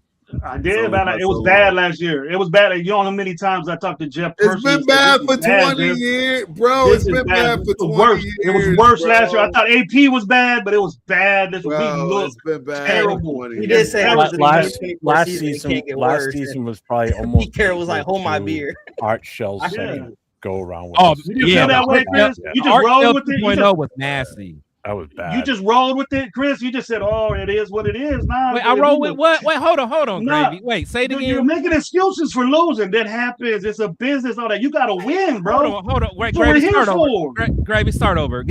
Wait, say the beginning of that part. Say it again. Maybe I took what you were saying wrong. Man. Wait, say it again. I didn't catch it. Say it again. Say it again. You can't sit there and say, well, it's a business and we're in dysfunction and stuff. When I say it was bad, you said that's the way it goes though. I go, not it can't be that way. That's why I talk about it. That's why I am the way I am. I'm tired of seeing this bullshit, and that's why I talk that stuff. And people get mad and say we don't know what we're talking about, and that's just me, Chris. Maybe I'm just talking about myself or a situation. It's not you. It's not you. I heard remnants of that. No, I absolutely hate how bad we've been. The only thing I'm saying is that he, like, I understood why he wanted to get out. That's all I'm saying because of our dysfunction. That's all I'm saying. Yeah, that's the only reason. Like, we've all been at jobs before where it's just like, what the fuck am I doing, bro? You know what I'm saying? And that's it, man. It's not like it could be a job that you thought was going to be awesome. You're like, man, this is my dream job. I'm about to make some money. And then you get in, you're like, what am I doing? Like, what are we doing here? There's no vision. There's no kind of structure.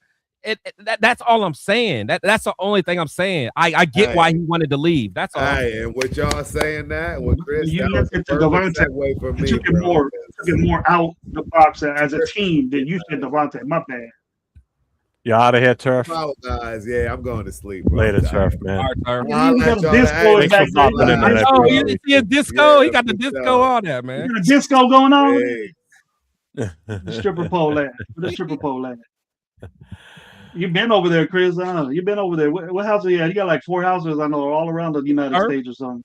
Oh, yeah, Turf dude, bro. Turf that dude.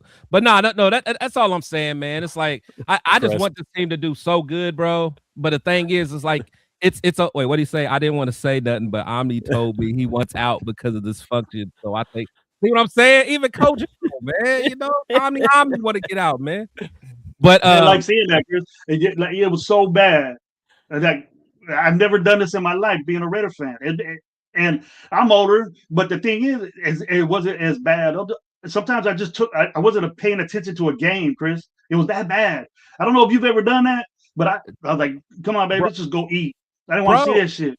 Bro, it was bad last year. Bro, ask everybody that's in my crew. Last year was the first year where, like, I literally and shit. Jeff probably remember like how many shows I missed because I just went on cruises. I went on like 5 cruises last year because I was like, out for a while last year. Yeah, like I didn't even want to go to the game. I ain't watching the games. I was like, my well-being and my mental state is more important than this game. And the thing is, and I love this team. I go to games every year. You know what I'm saying? But the thing is, at a certain point, as a fan base, we got to stop just like you were saying, Gravy, we got to stop accepting this. At some point, we got to be like, if as an organization, you're not going to put something that's on the field that is worth watching, then why should I watch? They be like the Oakland A's fans who don't show up. Yeah. And if you question it, if you question anything that's of importance that's wrong with this team, you get bashed for it, Chris.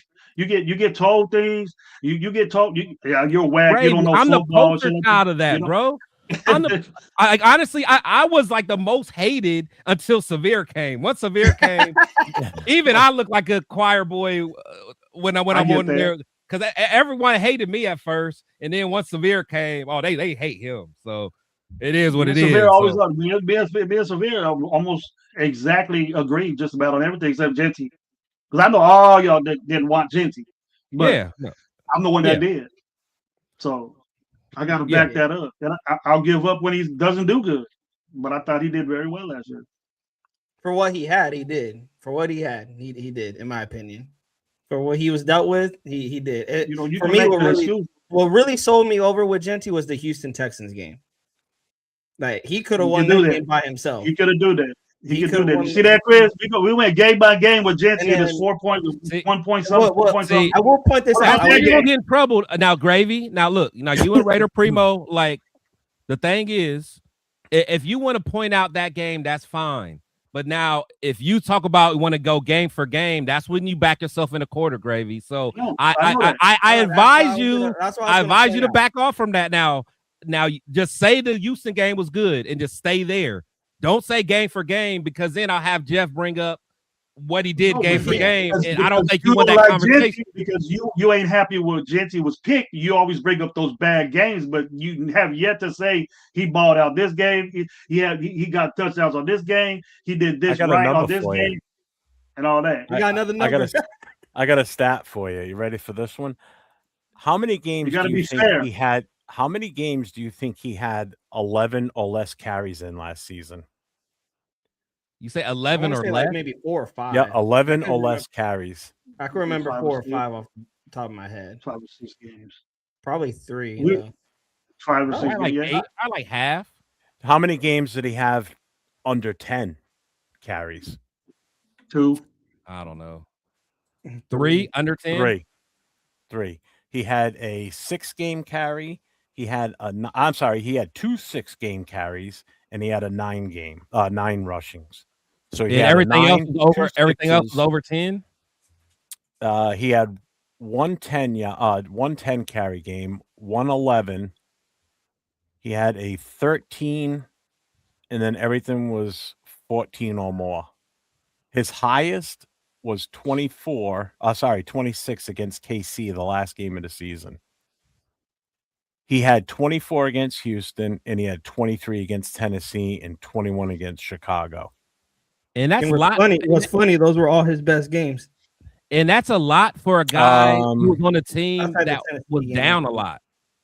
No. They wanted to get him involved. So his best game this entire season last year would have been against Houston. 24 for 128 yards, a TD, 1 catch for 60 yards, and a TD. His second best. That was a great play. Chicago game. Yep. His second best was Chicago with 21 carries, 138 yards, a TD, and then 2 catches for 17 yards and 2 touchdowns in that game. I would ask, is it more of like inconsistency that you guys see? Yeah. So, like the Tennessee game, he was 23 for 75 yards and 1 touchdown. Really nothing for receiving. Yeah. The KC game, 26 carries, 87 yards, no touchdowns, nor receiving touchdowns. So he only broke 100 twice. Chicago and Houston. See, that's what I'm saying. And like, okay, I got another question. So he played in what, 17 games? Mm-hmm. How many games did he have over 4 yards per carry? I would say that's a 0. I can't remember. Picking that. You guys are nitpicking that. That's that. You nitpicking, reaching for that stat. You're reaching for that stat. That should be just the most basic expectation, man. Well, here it is. Chicago. Was it more than all 4 of them guys had last year? Chicago, he had a 6.6. The 4 guys that none of them were Number 6 overall. None of them were first round Yeah, picks. and they had a 2.5 average for the season. So Chicago, he was 6.6 average. Indianapolis 4.8, and then Houston 5.3. So he's active, bro. He balls out. That's what you need to do. Wait, Get him active, and he balls out. What was that, Chris? Well, no. Say it again, what was Gravy saying? He said, you get him active and he'll produce, bro. He'll do to you. You got to get him active. That type of guy he is. Give him the ball, bro. We stop. I understand the whole basics of the game. Like, you don't get no carries from behind. You're not going to run a football. You got to catch up, do that shit. And the only exception there was that Denver game, that 10-7 game. He should have got the ball more, but it wasn't working. Okay. It wasn't working. Okay, but do you think that they stopped giving him the ball when he was productive? And if so, which game was it? Just for an example. I think obviously it was a Denver game. That they stopped giving him the ball and he was productive? Obviously. The Denver. Okay, which Denver game? Because the 10-7 game was a game that he should have been active. He had 19. He had 19. He had 19 carries for 60 yards. He should have been more active. You think 19 carries is enough for a guy like Genty? He's a 25, 30 guy. He's a bell cow guy. He's a banging 25. Dude. Yeah. Okay. That's what he needs to get. He didn't need no help. You don't need no help. I would disagree on that statement, considering the offensive line. How do you see that? You just assuming that right now. Nah, 25. Okay, but the thing is, he averages 3.7 yards per carry for the season. So why are you just going to just keep feeding him if he's not really productive? That's the game. The game wise is what you're pertaining to. So obviously he's successful when he gets over 20 carries, right? You say he's successful? Yeah. His games are over 20 carries. Yeah, I mean, there were. That's what I'm saying. Why that? Obviously, he got less carries because we were probably down. Yeah, we were probably down on games, and then we weren't successful. Severe, I'm looking at information up for you right now. But that's what I'm saying. When he is being productive, they feed him. Yeah, that's all I'm saying. That they feed him when he gets up, like when he got over like 23 and all that. When he got all those carries. Yeah, that's when you see that he got the. Don't you see the sign there? Use the dude. But you can't run the football when you're down 30-0. But they do feed him. They do feed him, and when they feed him, he does his thing. But the thing is, if you're not being productive, you can't keep giving the guy the ball when he's averaging 3.2, 2.8. 2.7 yards per carry. At some point, you got to do what's best for the offense to try to get them going. Just abandon it. Just abandon it, right? Don't you put a most start in and try to establish some speed on the outside, anything like that. Just abandon your running game. That's the way it rolls in the NFL? No. Or you can keep giving the guy the ball that's averaging 2.7 yards a carry, Gravy. Whatever one you want to do. I agree with you. They stopped doing it. They stopped giving him the football. That's the reason why his percentage was that low, and it ain't overall better. Obviously, the 3 games, you know what you need to do with Genty. So Rebel, he had 2 games over 100 yards, both 140. Obviously, you got a problem with this guy getting the ball a lot. You don't think he should get the ball a lot? When he's successful at it, though. When he gets the ball a lot. No, my thing is feed the beast when he's balling. Feed him. Feed the beast real when he's quick. balling. Shout out to You agree with me on that, right? Obviously, it tells you feed him, he's successful. So do it. Let's go. Give him the fucking football. That's what I expect this year. Him to get the ball. Just like the Denver game that you were talking. Just like the Denver game you were saying. You know, he got the ball 19 times and he averaged 3.2, and you wanted him to get the ball more. Keep pounding. What's wrong with the best defenses in the league? I was just about to say last year they gave up on the running game. They abandoned from the start of the game. Most games they would abandon. It wasn't him. It wasn't him. 3-4 times and give up on him and let Gino throw interceptions left and right, and still start passing the football. They were the Bears game, for example. We're talking about feeding the beast. I guarantee Chris can agree on this. you needed to take the ball out of Geno's hands in that Chicago game because Genty was going off in that game, and Geno threw 3 costly interceptions and clearly was not having a great game. He had 21 carries that game. He had 21 carries that game, and he was productive. Yeah, that's why he had. He was, and they should have kept it. But there is other games. I gotta push back, Greg. There is other games that, just like that Denver game that you brought up, the 10-7, 19 carries for what was it, Chris? 60 yards, average 3.2. At that point, you're down 10-7, and it's kind of crazy that we lost that game. Should have been running the football, the defensive game like that. I would say this: it doesn't help if you got a quarterback giving the other team the football. Not only is your ground game not working, your passing game is not working. So now you got both parts of the offense fucking up. Not working. No run game, no passing game. That's why the Raiders ranked 32nd in offense last year. But it's not Genty. It's not because he's a 6th-round pick, Primo. That's not the reason why, that he's not getting carries or an average, whatever. Okay, you got pick 6. I expect Genty to get 20. So use the motherfucker, right? If there's a situation where you can't. Do you agree with me there? Use it. I agree on that because I would ask myself why they stopped running with Genty. Even if he's averaging 2 to 3 yards, you run to set up the pass, and his team that kept trying to force the passing game to work when it was not working, while also running the football. Even outside of Genty, let's talk about the running back room as a unit. They will run the football. I was telling it with that Cowboys game. They ran the football as a unit. I'm not counting Geno. I don't count Geno scrambling. I was saying the running back room as a unit. In the first half, they ran the football 7 times. Against what game is that? I think it was the Cowboys game. They ran it. It was like 7 or 9 times in the first half as a unit, the running back room. Yeah. And from a play calling standpoint, I'm not putting that on the running backs. From a play calling standpoint, how do you have like 9 rushing attempts? Yeah. And they they called like, I don't know, it was like 30 passing plays. This is all in the first half.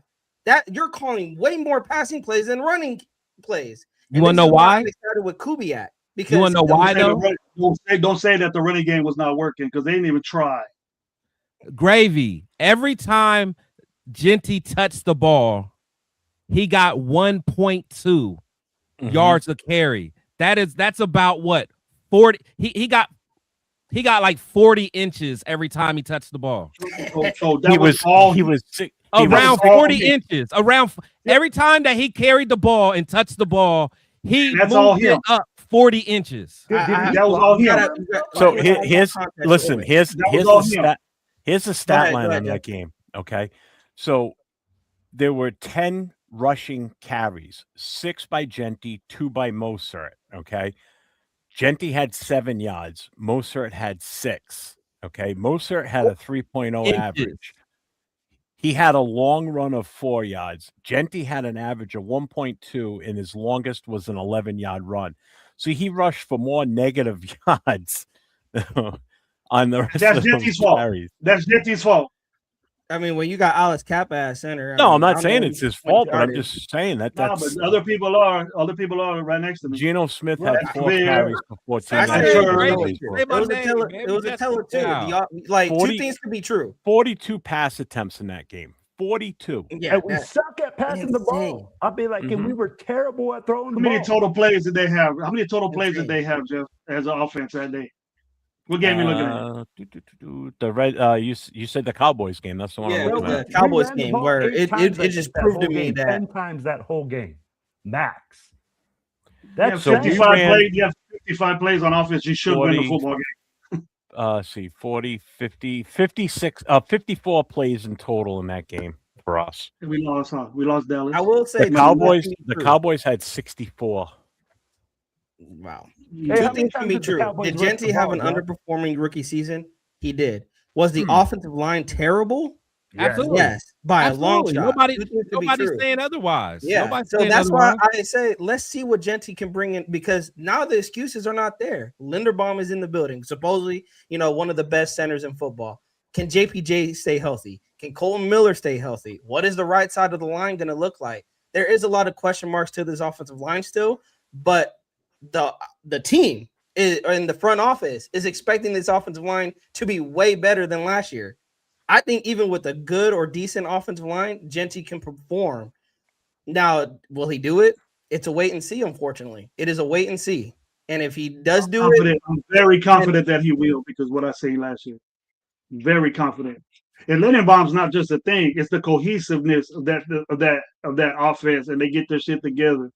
I don't have a problem with who's there, not anymore.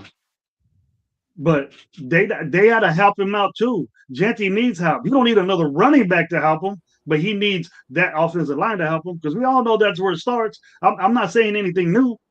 Mm-hmm. It is where it starts. It absolutely is where it starts. So we can't sit there and nitpick and say he had 6 rushing yards for 1.2 a carry. He was out there trying to bust his ass and he get no help. Like it was his fault. He didn't do nothing wrong. It was the motherfuckers in front, the 5 guys in front of him let him down.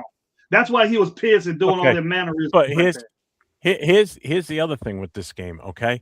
So everybody's talking about how Genty was the offense and everything. Geno Smith still threw for 238 yards. Brock Bowers had 7 catches, 72 yards. Tucker, 4 for 47. Lockett, 3 for 33. Genty had 6 catches for 27 yards. So we were still throwing the ball, and we were getting yardage out of it. All right, we had 1 touchdown, Trey Tucker.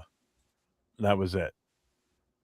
Geno was sacked 4 times in this game. He threw an interception. Let's see. So, I mean, overall, the team was throwing the ball. So we not got no great, but 42. The only reason you're abandoning the run game is because you got a good passing game, which the Raiders did not have. No. Which proved to me, which was telling me, why are we throwing the football when we have a bad passing game? You have a quarterback who leads the league in interceptions, and you're just gonna throw away the running game. And if it wasn't Genty, just somebody else. Bro. I'm not even saying it had to give Genty the football. Give Moser the football. Give Labe the football. Like, just run the football. Like, that's all I would say. But right, I agree. Genty, they weren't giving anybody carries on the. Bro, in the I'm gonna running tell back. it like this: Pete Carroll was fucking delusional. He thought that Geno was going to take us to the fucking promised land. That's why we were throwing the ball 42 times a motherfucking game. Yeah. Every fucking game. If you look at it, we threw the ball about 40 times a game with the guy leading the league in interceptions. Yes.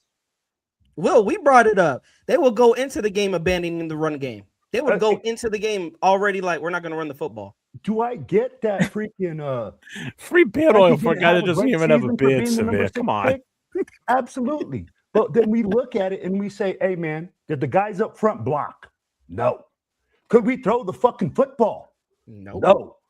You couldn't do nothing. Scare the defense to say, hey, man, we're going to throw the ball 42 times so that way they unload the box? No. Tell me what guy we had on the outside that was a fucking threat.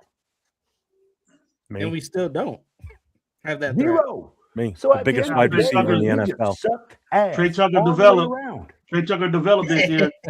Watch out. Hey, just all the way around. Offensively, we sucked. Yeah. Our play calling was terrible. We couldn't coach out of a fucking Cracker Jack box. Hey, our fucking GM was in there coaching our offensive line. That's how bad this dysfunction was. And I love that Chris was talking about how nobody wants to be on a dysfunctional team. I don't give a fuck who you are. You could be the biggest superstar. Ain't nobody going to sit here and be like, oh, fucking, I'm a loser. Who the fuck wants to be a loser? And I don't give a damn. Like, at the end of the day, if you are getting paid $100 million, if you want to be fucking Myles Garrett and be in Cleveland and be on a team that sucks, that's what you're going to do. Thank you. Yep. Hey, Will, that's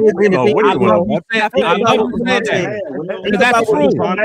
Because look, that is so true. Because look, the way I see it is, anybody who is content with being on a losing team, they're just there for the paycheck, and that's what Raider players have done for decades. I want a player to be like, you know what? If y'all ain't gonna get your shit together, I'm out. Because if not, you're just collecting a check.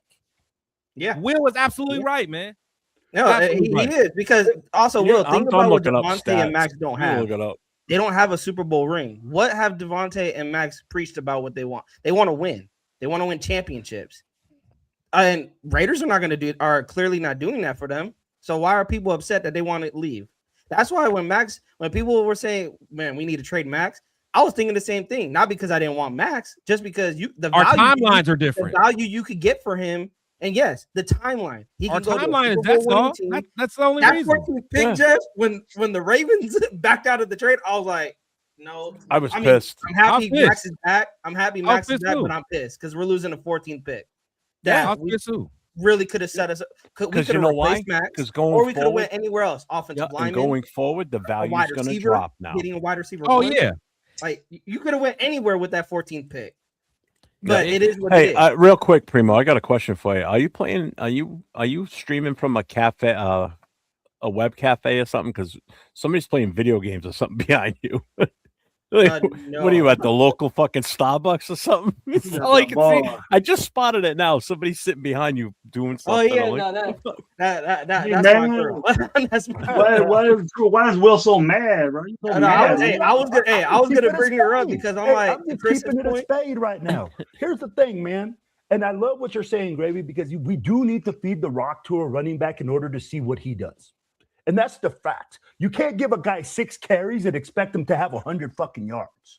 Yeah. It's just Why not not? fucking there. Especially why not? when He's it's a rookie. superstar, 6 Right? overall pick. You should, right? But we also talked about it, and I think everybody talked about it, how bad our offensive line was this year. You should have a Where we 10.0 saw Will rushing Butler average. Getting freaking bench pressed 5 yards deep.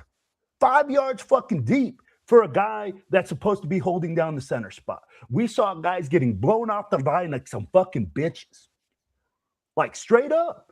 Genty would get the handoff, and the D line's already in his face. So at the end of the day, can we expect? But we want to expect we expect them to get 3.8 yards a carry when shit like that's happening to him every time he touches the ball. No, I expect 5.3. We did abandon the run game. Let's keep it real. We talked about it, but then He might do that. He might be doing that, Jeff. What? He might be doing it. That's fine with me. Every 2 carries is a first down. I'm taking it. Better be. I don't see him averaging 5, but I'll tell you like this: I think he will improve this year. He might be at 3.5. You see, Chris? But at the same time, you hope he improves. But here's the hope thing, he improves. right? What matters most right now is the coaching that we're getting. Are these guys going to be able to do the job? Because last year, bro, I don't give a fuck who we had. I'll be right back. I gotta take a tinkle. Every freaking guy being Hey, Chris. I'm sorry, Will. Okay. That coaching, bro, all those all pros would have looked like freaking bench warmers. Can we all agree that that our coaching was so bad that it didn't matter who we had? I don't think a Pete Carroll like that. I got too much respect for Freaks. I don't care about. Hey, you know what? Let's look at it for what it is, Gravy. Look at it for what it is. I look at who we had, bro. Who we had out there was who we had out there from the get. If you watched me before that, and I was with Chris Mo, I didn't agree with free agency from the get last year. Very disappointed in that. Yeah, he chose free agency. Terrible He brought the only thing I liked was Genty. That was it. He brought his coaching staff. He put his son in charge of the assistant quarterbacks coach. He put his son in charge of the offensive line.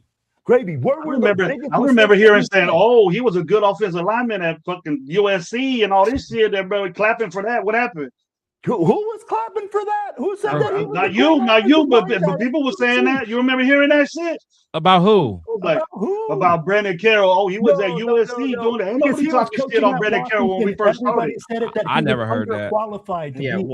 Washington fans were trying to warn us. Yeah, he was at Washington, USC, doing all this shit. There was a Pete Carroll son. You got to know football. What's up? No, bro. I would also say that shit in front of you're so confident in your son that you got a 6th-round pick. Look like a fool. Everybody talking about him. Everybody talking bad about Genty because his son was a coach. I would say it was also they were not whack ass players, bro. Whack ass players. Hey, these dudes ain't babies, bro. They're not babies. They're not little kids. They don't need to. They're not babies. They're not peewees, bro. They're professional athletes. So players don't need to be coaching only goes so far. So you're saying coaching only goes so far, bro. The players all come in being all pros. They all come in being freaking all generational players. Come on, I bet you they ain't thinking I'm all pro because of my coach. Tell me what they said. I'm all pro because of my coach. Better. They're not saying all pro. I'm all pro because of my coach. They're not saying that. So Sam Darnold didn't benefit from good coaching. So good coaching. You can benefit from good coaching. We make the excuse that it was all the coaches. It was all the players suck too, Primo. The players I'm suck not too. disagreeing. Hey, I'm not disagreeing on that. I'm not disagreeing And on that. that But was our problem last year too. Suck. But that's why I put blame on everybody from last year. The team sucked, the coaching sucked from top to bottom. Everybody sucked. Now this year we're the returning guys like Genty, like Brock, like everyone else that is returning. Those expectations are higher because you went through a shit show last year. And Spytek came into this offseason. He revamped that offensive line. He brought in a Super Bowl winner for the head coach and a younger offensive-minded head coach that is with today's NFL. That's why the excuses, I know Severe is tired of the excuses. That's why there's not going to be no excuses for Genty. Yeah, is there excuses from last year? It's year one. Year two, he's not going to get excuses. I'm expecting 1,200 yards from him. I'm expecting 10 plus touchdowns from him on the ground, not as a combined from receiving and rushing. I like that. I'm talking 10 rushing touchdowns. Put I'm that out expecting there. from that. Do I'm you expecting 4 expect- yards a carry. Not because he's a 6th overall pick, but because Spytek went out of his way to go revamp that offensive line. He went and got a Kirk Cousins, who's a smart quarterback, to change it into a good running play. Same with Fernando. There's no excuses for Genty next year. So I get what Severe said about the excuses last year. There is. The offensive line was terrible. Coaching was terrible. And answer me this. How are you going to put Alex Kappa at center and then run Genty up the middle when they're getting that middle of the offensive line is getting blown up? You're not running Genty to the outside. But the thing is, but then in the same breath, you guys are saying we should have ran him more. I would have said that's why I want to say I was going to point that out, Chris. I want him to run more, but creative running plays. They kept running up the middle when that kept getting blown up every single time. You're not. Then why run them more? Then why run them more? That apparently was what Chip Kelly and them wanted to do. Yeah. So therefore, it is what it is. Why did y'all want to run them more? They couldn't design. It was telling me. I think it was an animosity with coaches. They couldn't play design. But why did y'all want to run them more if you saw what our play designs were? Why did y'all want to run them more? They stopped. Didn't before the season start, Chip Kelly say something about running the football? A pitch count or something like that with Genty. Yeah, remember that? Yeah, Pete Carroll said that. I think Pete what Carroll was it? How did that? What was the terminology they used? But I don't think it was pitch count. I think that's something they do in basketball. I thought it was. It was a was basketball. it load management? Load management. Load management. That's what it was. So already they went into the season thinking we're not going to run the living shit out of this guy because we don't want him to get beat up. No, we've kind of been bouncing back and forth off of That's your leisure. Still on the Genty subject. Y'all really gonna be mad this year. If y'all don't think he got enough carries last year, he's gonna get less this year. Y'all really gonna be mad. Y'all really gonna be mad. I would say this. I'm on the outside on that. I would say if he's gonna get less carries because we got a running back too that can share that load, I'm all for it. The problem was they were not choosing anybody else to run the football last year. They weren't running it with Mostert. They weren't running it with Labe. It's like I said, they were just abandoning the run game as a whole. Now, if you're not going to give Genty less carries because he's having a bad game and Mike Washington is going off, I'm all for it. I don't care what your stats are looking like. Any chance you can help the Raiders win, whether that's a Mike Washington getting the load and he's going off for 100 yards, 2 touchdowns in that game, and Genty's having a bad game. Hey, sorry, Genty, you're having a bad game. Mike Washington it's cooking right now. I'm all for that. I don't care who's getting the load as long as the Raiders are winning and putting up points. But you better care if it's a 6th overall pick. You better care. That's what that matters. I can do about that. It ain't gonna happen. Oh, yes, he can. Yes, he can. Pretty much, Genty's gonna ball out where Mike Washington doesn't touch the field. That's what's gonna happen. That's what needs to happen. If you're That's okay. You're right there. That's what needs to happen. You're right. If you're the 6th-round pick, you don't need Mike Washington. You can have Mike Washington as a run back too, because we suck. You're right. Our backup You're right. Yes. Hey, real quick, shout out to keep them going. Real quick, shout out to Dixon Sider with the $1.99 super chat. You all still alive? That's a handsome guy on that. Hey, his profile picture is a handsome guy. Good looking man. dude. Good looking shitty shirt, but good looking dude. Hey, what's going on there? Just real quick, can we all agree on something here that we cannot pass the ball 42 times a game and be successful? I'll be If like, it's working, if it's working, Will. If it's working, do it. It's working. Kubiak's not going to do that. I just want to tell y'all, Kubiak's not going to do that. He balanced. Kubiak is a running coach. And that's why I like Bro, his play style. I'll be like, I live in Denver or I live in Colorado, bro. I've seen Kubiak since the 90s. They're a freaking family. That's what they do. They run the football to set up the pass game, right? And that's where I agree with you, Primo, that, hey, this year has to be Genti's year, 1,200 yards. It does. He has to show development. He has to show growth. And I'm with you. Hey, man, at the same time, do they give him all the carries in every game? Hey, we have a thunder and lightning package. No, you don't. I knew Gravy wasn't going to like that.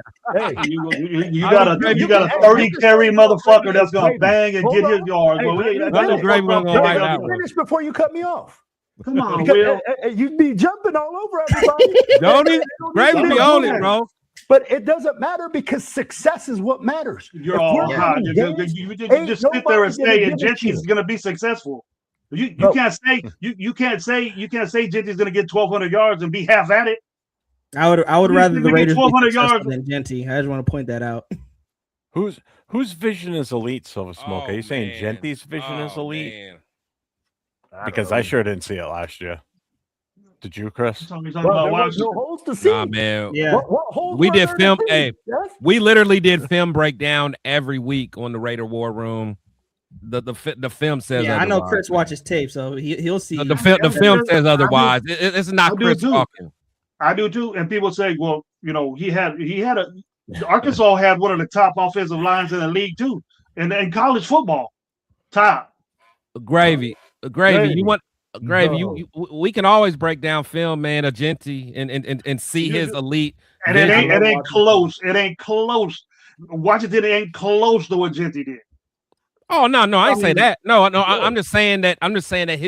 His vision's not elite. That's all I'm Thanks, saying. Dixon. Oh, Yeah, and Mike, Samir, I agree with that. Genty's Oh vision. no. Washington has worse. He has worse vision. His vision is And terrible. He gonna take carries away from Genty with his all right. But the thing is, his running style. I mean, he's a guy that can fit in the running style because honestly, you know how Kubiak is. I mean, that's how his dad is. The plant your foot and go, one cut and go. And honestly, because Washington's not even. It's not even like he's super. And people think I'm crazy. His game to me reminds me of like a Justin Fargas, maybe a little bit better Justin Fargas. Which I mean, and Justin wasn't all that good, but imagine if he had a system where he can just put his foot in the ground, cut, and just one cut guy. Wide zone concept that was that. If it was now and Justin Fargas was playing, he would be great at the wide zone. He'll be great. No, and that's what I'm saying. That's why I'm saying that Washington's game. I'm not saying he's Fargas, but like he has that like because Fargas was a bigger guy, ran hard, and he had speed, but he didn't have like no wiggle. You know what I'm saying? So, Rebel, if you think Washington has great vision, I will gladly watch film with you, man, and we can break it down gladly. You let me know when you're free. Washington fumbles a lot too. Okay, no, he does. He does fumble a lot. You got 10 fumbles, take away carries. You do that once in the NFL, that's it, bro. You gone. You ain't playing. Right. Can it be coached up? Look at Tiki Barber. Tiki Barber used to fumble a lot. It got coached up, but that's what good coaching does for you, Gravy. Yeah. In the NFL. No, it makes you he got told you're about to get fucking cut if you keep doing that. That's what he got told. He got told that. He said that. Will, he said that. They were gonna cut me if I fumbled the ball again. That's why he came up with all this shit. He run like, who teaches that? Who teaches running the football like that? I'm a running back coach. I don't teach my guys that. I teach them the proper way to hold the fucking football. So somebody said You see him running. You see him running like this. Remember, Chris? Washington you see him running fumbles with the a lot. football like that. He did. He fumbled twice. He fumbled three He times did. last year. He Genty did. fumbled twice. So that's not a lot compared to Genty in one season. Genty was in the NFL. Genty was in the NFL. Yeah, It still doesn't matter. They were comparing. No, you're it don't matter? comparing. No, listen to me. They're comparing what Mike Washington did last season versus Genty last year. Genty had 2 in the NFL. Mike Washington had 3 last year when he was playing in college. You can't say he's You can't match the fumbles up when one's playing in college and one's playing in the NFL. First of all, I don't do that. It's a problem. Choose too but many. I don't know if Choose you too many guys for saw the message in the private chat, but I need to call it. I've got a long ass day tomorrow. We've got a bunch of birthday parties tomorrow. It's already 2 a.m. here, almost 2:30. It's always fun. Always fun talking ball with y'all, man. I had a good time, man. Definitely. Chris, I love you, brother. Good seeing you, Chris. God damn. Yeah, you too, Good man. seeing Good, you, hey, man. Will, good to be on you. That's what it comes with down you again. Primo, it's good to be on with you, man. Had a good time, fellas. Hey, at the end of the day, all we want is the Raiders to win. That's all we want. Of course. at the end I of don't the care day. how we do it. I want to see wins, but Yeah. I'm still staying realistic. I say I can see 4 wins out of this season. Yeah, I see 5, but yeah, 4 to 5, I can see. Grady, And what what's do you crazy? see? Chris knows me. I'm an optimistic person. I'll say 10, 11 real quick, but no. See, this I'm not year, saying I'm that. like, I need to pump on my. Too many people saying that we're a playoff team. I want to hear what Gravy say. What, my record? Yeah. I don't think we'll get any better than 6. Oh, okay. I think we'll double up this year. We're a better team. We got better things. We got better. I love the center. I love what we did defensively. Our draft pick we got I'm not happy with the second round pick we got. I don't dig it. Mostly the whole draft I didn't like, but I like the corner with that. Severe, you got to grow out that peach fuzz then, because you ain't got no beard, brother. That's no more than 6 Chris for me. Okay. Hey, Gravy. Hey, so Severe say that, you know, if you wrong, he wants some of that beard oil, man. He wants some of that beard oil. Severe, I got a honey. He so on Jenkins. Whoever has the most yards that year, Genty or Jenkins. I'm going to put a bill on that if he wants to take it. You want some of that too, Chris? They play each other. Or you want to do the game? You want to do the game, or you want to do overall season? Do what game? We play Cleveland, don't we? Yeah. We got Junkins against Genty right there. Who has the most yards of Bill? You know what? I won't do that because he coming off an injury. I don't know how it's, but what I will do is Genty versus Travion. Oh yeah, New England. Ooh. I'll do that. Travion Hendricks. The game or all season? Right. I'll say who has a better season out of them two. You got it. And Travion should go. be more featured after last Here we season. go. Yeah. Okay. Hey, Grave, that's why you my boy, man. That's why you my boy. Too. Hey, Love Chris, seeing you, what's man. the record? Love talking to you. What's the record? What's the Huh? record? I said no more than. How many I'll wins? be happy did with we get? 6. I'll be happy with 6 wins, double up. Be very happy with that. Yep. Chris, We got a lot to do. Will we got a lot to? We still got a lot to do. I think we do. I Not agree in with a you, bro. bad way. Not in a bad way, bro. I'm there. I Not in a think bad 6 way. We're improving. We're gonna look better. We're gonna look better. We're not gonna look terrible like we did last year. We're gonna look better. We're not gonna want to We turn hope. off the TV in the first 5 minutes. Yeah, I got us at 5-12. We might be able to sneak a game in Cleveland to maybe make us 6-11. What's up, Moval? But I'm thinking, you know, in between 5-12 and I'm sorry, 5-12 and 6-11. Yeah, I'm like 5 to 12 wins. What kind of fucking Jesus Christ? Why don't you just say we're gonna win anywhere from 0 to 17? But you know what though, and I know it's gonna piss people off. I do think that we're gonna go. I don't think we're gonna win the game in the division. I hate to say it. I don't. You know what's crazy, Chris? You might. I'll join you in that.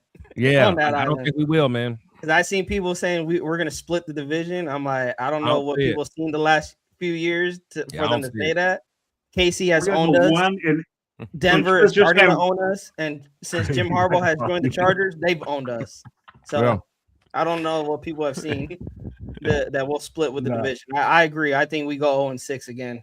No, I hate you guys, bro. That game I go to in Denver every year, we're gonna win that one, bro. We gotta get back on that. They gotta prove it. Well, they gotta prove it. I know, man. I know. They gotta prove it. We're gonna be 1-17 in 3 years in our division. Huh? Is that what you're saying? They could be. They got to go out there and win. They got to prove it. You're not going to convince me by beating backups on the Chiefs team. You're not going to prove that to me. No. The Raiders got to do better. Okay, Who in the division? What's Mahomes? Mahomes has only lost to the Raiders twice, I believe, in his career since becoming the starter. Like Derek beat him. It's just Justin. I think Aiden beat him. Aiden beat him twice. Aiden beat him twice. No, Zamir White in the running game did that. Real quick, shout out to Dick Actually, the Cicero with defense. another dollar. Not even just That field goal game. It was a field goal game, huh? Wasn't that a field goal game? That the 15-12, and everybody gave credit to AOC. Kansas City Chiefs killer. AOC, get the fuck out of here! Get out of here! Done with that guy too. Developmental starter for the Raiders. Watch out! Watch out! Next thing you're gonna hear pretty soon when OTA start, AOC pushing Mendoza, AOC pushing Cousins. Get out of here with that shit. No, but yeah, I think. Hold on, right how there. do you- Hold on. how do you- Hold on. Look, this dude talking about How do you say the Chiefs are donkeys weak? will take a step Chiefs back are because the weak? No. quarterback will have a sophomore slump. Yeah, bro. He's not going to be a sophomore, man. Never mind. Never Okay, mind. the Chiefs are not weak as long as 15 is still the starting One in the quarterback. And he's scheduled to return at OTAs already. So Yeah. he's going to be ready week 1, believe it or not. Hey, bro, I want to know what So you're by the time we smoking. And play the them Chargers week are the 4, chokers in the playoffs, not against the Raiders, by the way. Hey, Silver Smoke, that shit must be really good that you're smoking, bro. Because for you to say that the Queefs are weak when they've been kicking our ass for the past fucking half decade, to say that the Chargers are no good when the Chargers are on the come up with fucking Harbaugh and they fucking been kicking our ass for the past fucking 3 years. Mhm. And then fucking the Broncos just got done demolishing us, and we couldn't even win a 10-7 game. yeah. Denver And you had know our what all worst that- game that against us, results and they in still beat this. us. Emotional damage. 100%. You ask, you shall receive, Ardell. All right, Thank y'all. you Hey, for I'm the out, bell. man. Appreciate the Yeah. time, Hey, see Jeff, you, man. Hey, no Hey, problem, Gravy, man. man. I'll holler at you, man. We got to do it again, dog. Primo, Will, Jeff. Lou, Y'all brother. good, man. Appreciate it, man. Appreciate you, man. All right, y'all. Later. Good show, Jeff. Thank you for letting me Yeah, on, man. dude, I hey, was thanks for- gonna call in, bro. I was gonna call in after when I see Chris on. Luckily, you didn't answer the phone. I left you a message though. Yeah, I shut it down. Once everybody started wanting to come on, I'm like, I can't be answering the phones with this many people on here. It's just not going to work. So just rather have you guys jump in at this point. See, when it's a show like this, this is cool. I kind of miss these days actually a little bit, but it's a more of a controlled chaos. It's when we were letting people in that don't normally do shows. That's where it gets a little more hectic because people don't have the proper etiquette to like let someone else talk unless you're Gravy. Gravy just keeps talking. My bad. You're good. You're I good. had a lot to say. I had a lot to That's say. why we love them. I know you do. But Primo, it's good to see you, man. Nice to. I bet you. I think we've been on the show together. I don't know, but Probably. you, man, I know I've been and Will. I've been around. I'm trying to get back into it. I've been freaking busy, man. I gotta get back into it. A lot of people were requesting, "Where you at, Primo?" Not me. I could give a fuck. I'm kidding. No, I'm more like, hey, the thing is, I like more of this. I like talking with other Raider fans, debating, and just hearing a difference of opinion. I don't like doing it. I don't like shows by myself because I would probably have a lot of people agreeing with me, and I don't want people to agree with me. I want to hear other people's opinion. Oh no, I got it. I got it. Me and Severe on different, we got different opinions, but I know at the end of the day, every Raider fan wants the same thing. They want wins. They want to see this team. Yeah, it is Severe. Kidding. That's all we want. But then, like I said, Silver Smoke. Do I want them to be? Do I want them to win in the division? Yes. Do I think they can do it? No. Because have they proved it? No, they have not proved it yet. No matter what team they marched out there, that division has been kicking our ass the last 2 years. We are 1-11 in the last 12 division games, and they weren't even close. Like, except for besides that Denver game, Broncos, 10 besides that Denver game, but other than that, they have been kicking our ass. Like, they got to go out there and prove it. The anger feeling that we have being kicked by our own division, I'm hoping that they come out with that energy, that team, because 1-11 in the last 12 division games, like that should tell you all you need to know. Why I think that's ever been done. I don't think that's ever been done before. I don't know 3 years when it won. I don't think that's ever been done. But the Raiders lead Raiders leave every record. They lead every record on the bad shit. Everything bad. The Raiders are number one. Daniel Carlson field goal, we'd be 0-12. Everything bad. The Raiders are number one ranked in everything. Gravy ain't lying right there. Stop. It needs to stop this year. It needs to fucking stop. Hey, Silver Smoke. Hopefully, man. Hopefully. Maybe Bo Nix does regress. Maybe Mahomes doesn't come back. Maybe, but because at the end of the day, you do got to respect Mahomes and respect what he's brought to the table. That's my thing. I respect the player. Do I hate the player because of what he's in our division? Yes, but unfortunately, that's a bad man in Kansas City. He will destroy you if he can. He dropped 34 points on us. Beat that motherfucker. Beat him. Yeah, we know how to do it. Bro. You got to show you how to do it in the mouth. Hey, all right, gentlemen. If you're gonna get a penalty on Mahomes anyway, man, just listen. Make sure everybody gets over to all these different channels. You got Raider Primo next to me. You got Raider Will next to me. You got Gravy on the other end. We had Chris on here from Protect the Shield. You had T Severe on here. Make sure you get over to his channel. Hit that sub for all these guys. Give the thumbs up. Punch the notification bell right in the face. And don't forget my guy that started out with me tonight. Mr. Raiders First Downs, Jason Downs. So make sure you guys hit that channel up too and spread the love. So I'm going to probably at some point tomorrow, I'm going to probably spend a few hours going through potential shorts from this because my rant earlier, if you missed it, go watch the first hour and a half, I think it was, or the first hour. I went off. When I say I went off, I went off. I had a pretty I love that. I love that shit. Love it. So that was fun. I needed to say that. So if you missed it, got it in them. If not, wait, the shorts will come out at some point too, because they're gonna be pretty damn good. So thank you tonight. Thank you to everybody that gave the super chats. Thank you for the donations. And if you haven't forgotten, make sure you check out the merchandise store. And thank you to all my mods tonight. Appreciate you guys. Everybody have a wonderful evening. And like I always say, stay safe, go Raiders. Yep. Love you, Nation. Have a good night. Raider Nation, that's going to do it for tonight. We appreciate everyone who called in, everyone listening, and everyone who brought the heat. This isn't just our show. This is your platform, your takes, your voice. If you didn't get through tonight, don't worry. The phone lines will be open again next time. Until then, keep representing the silver and black wherever you are for everyone here. Thanks for tuning in, Raider Nation. Please, please, please, have a take and don't suck. We'll see you next time. This is Raider Nation Voices.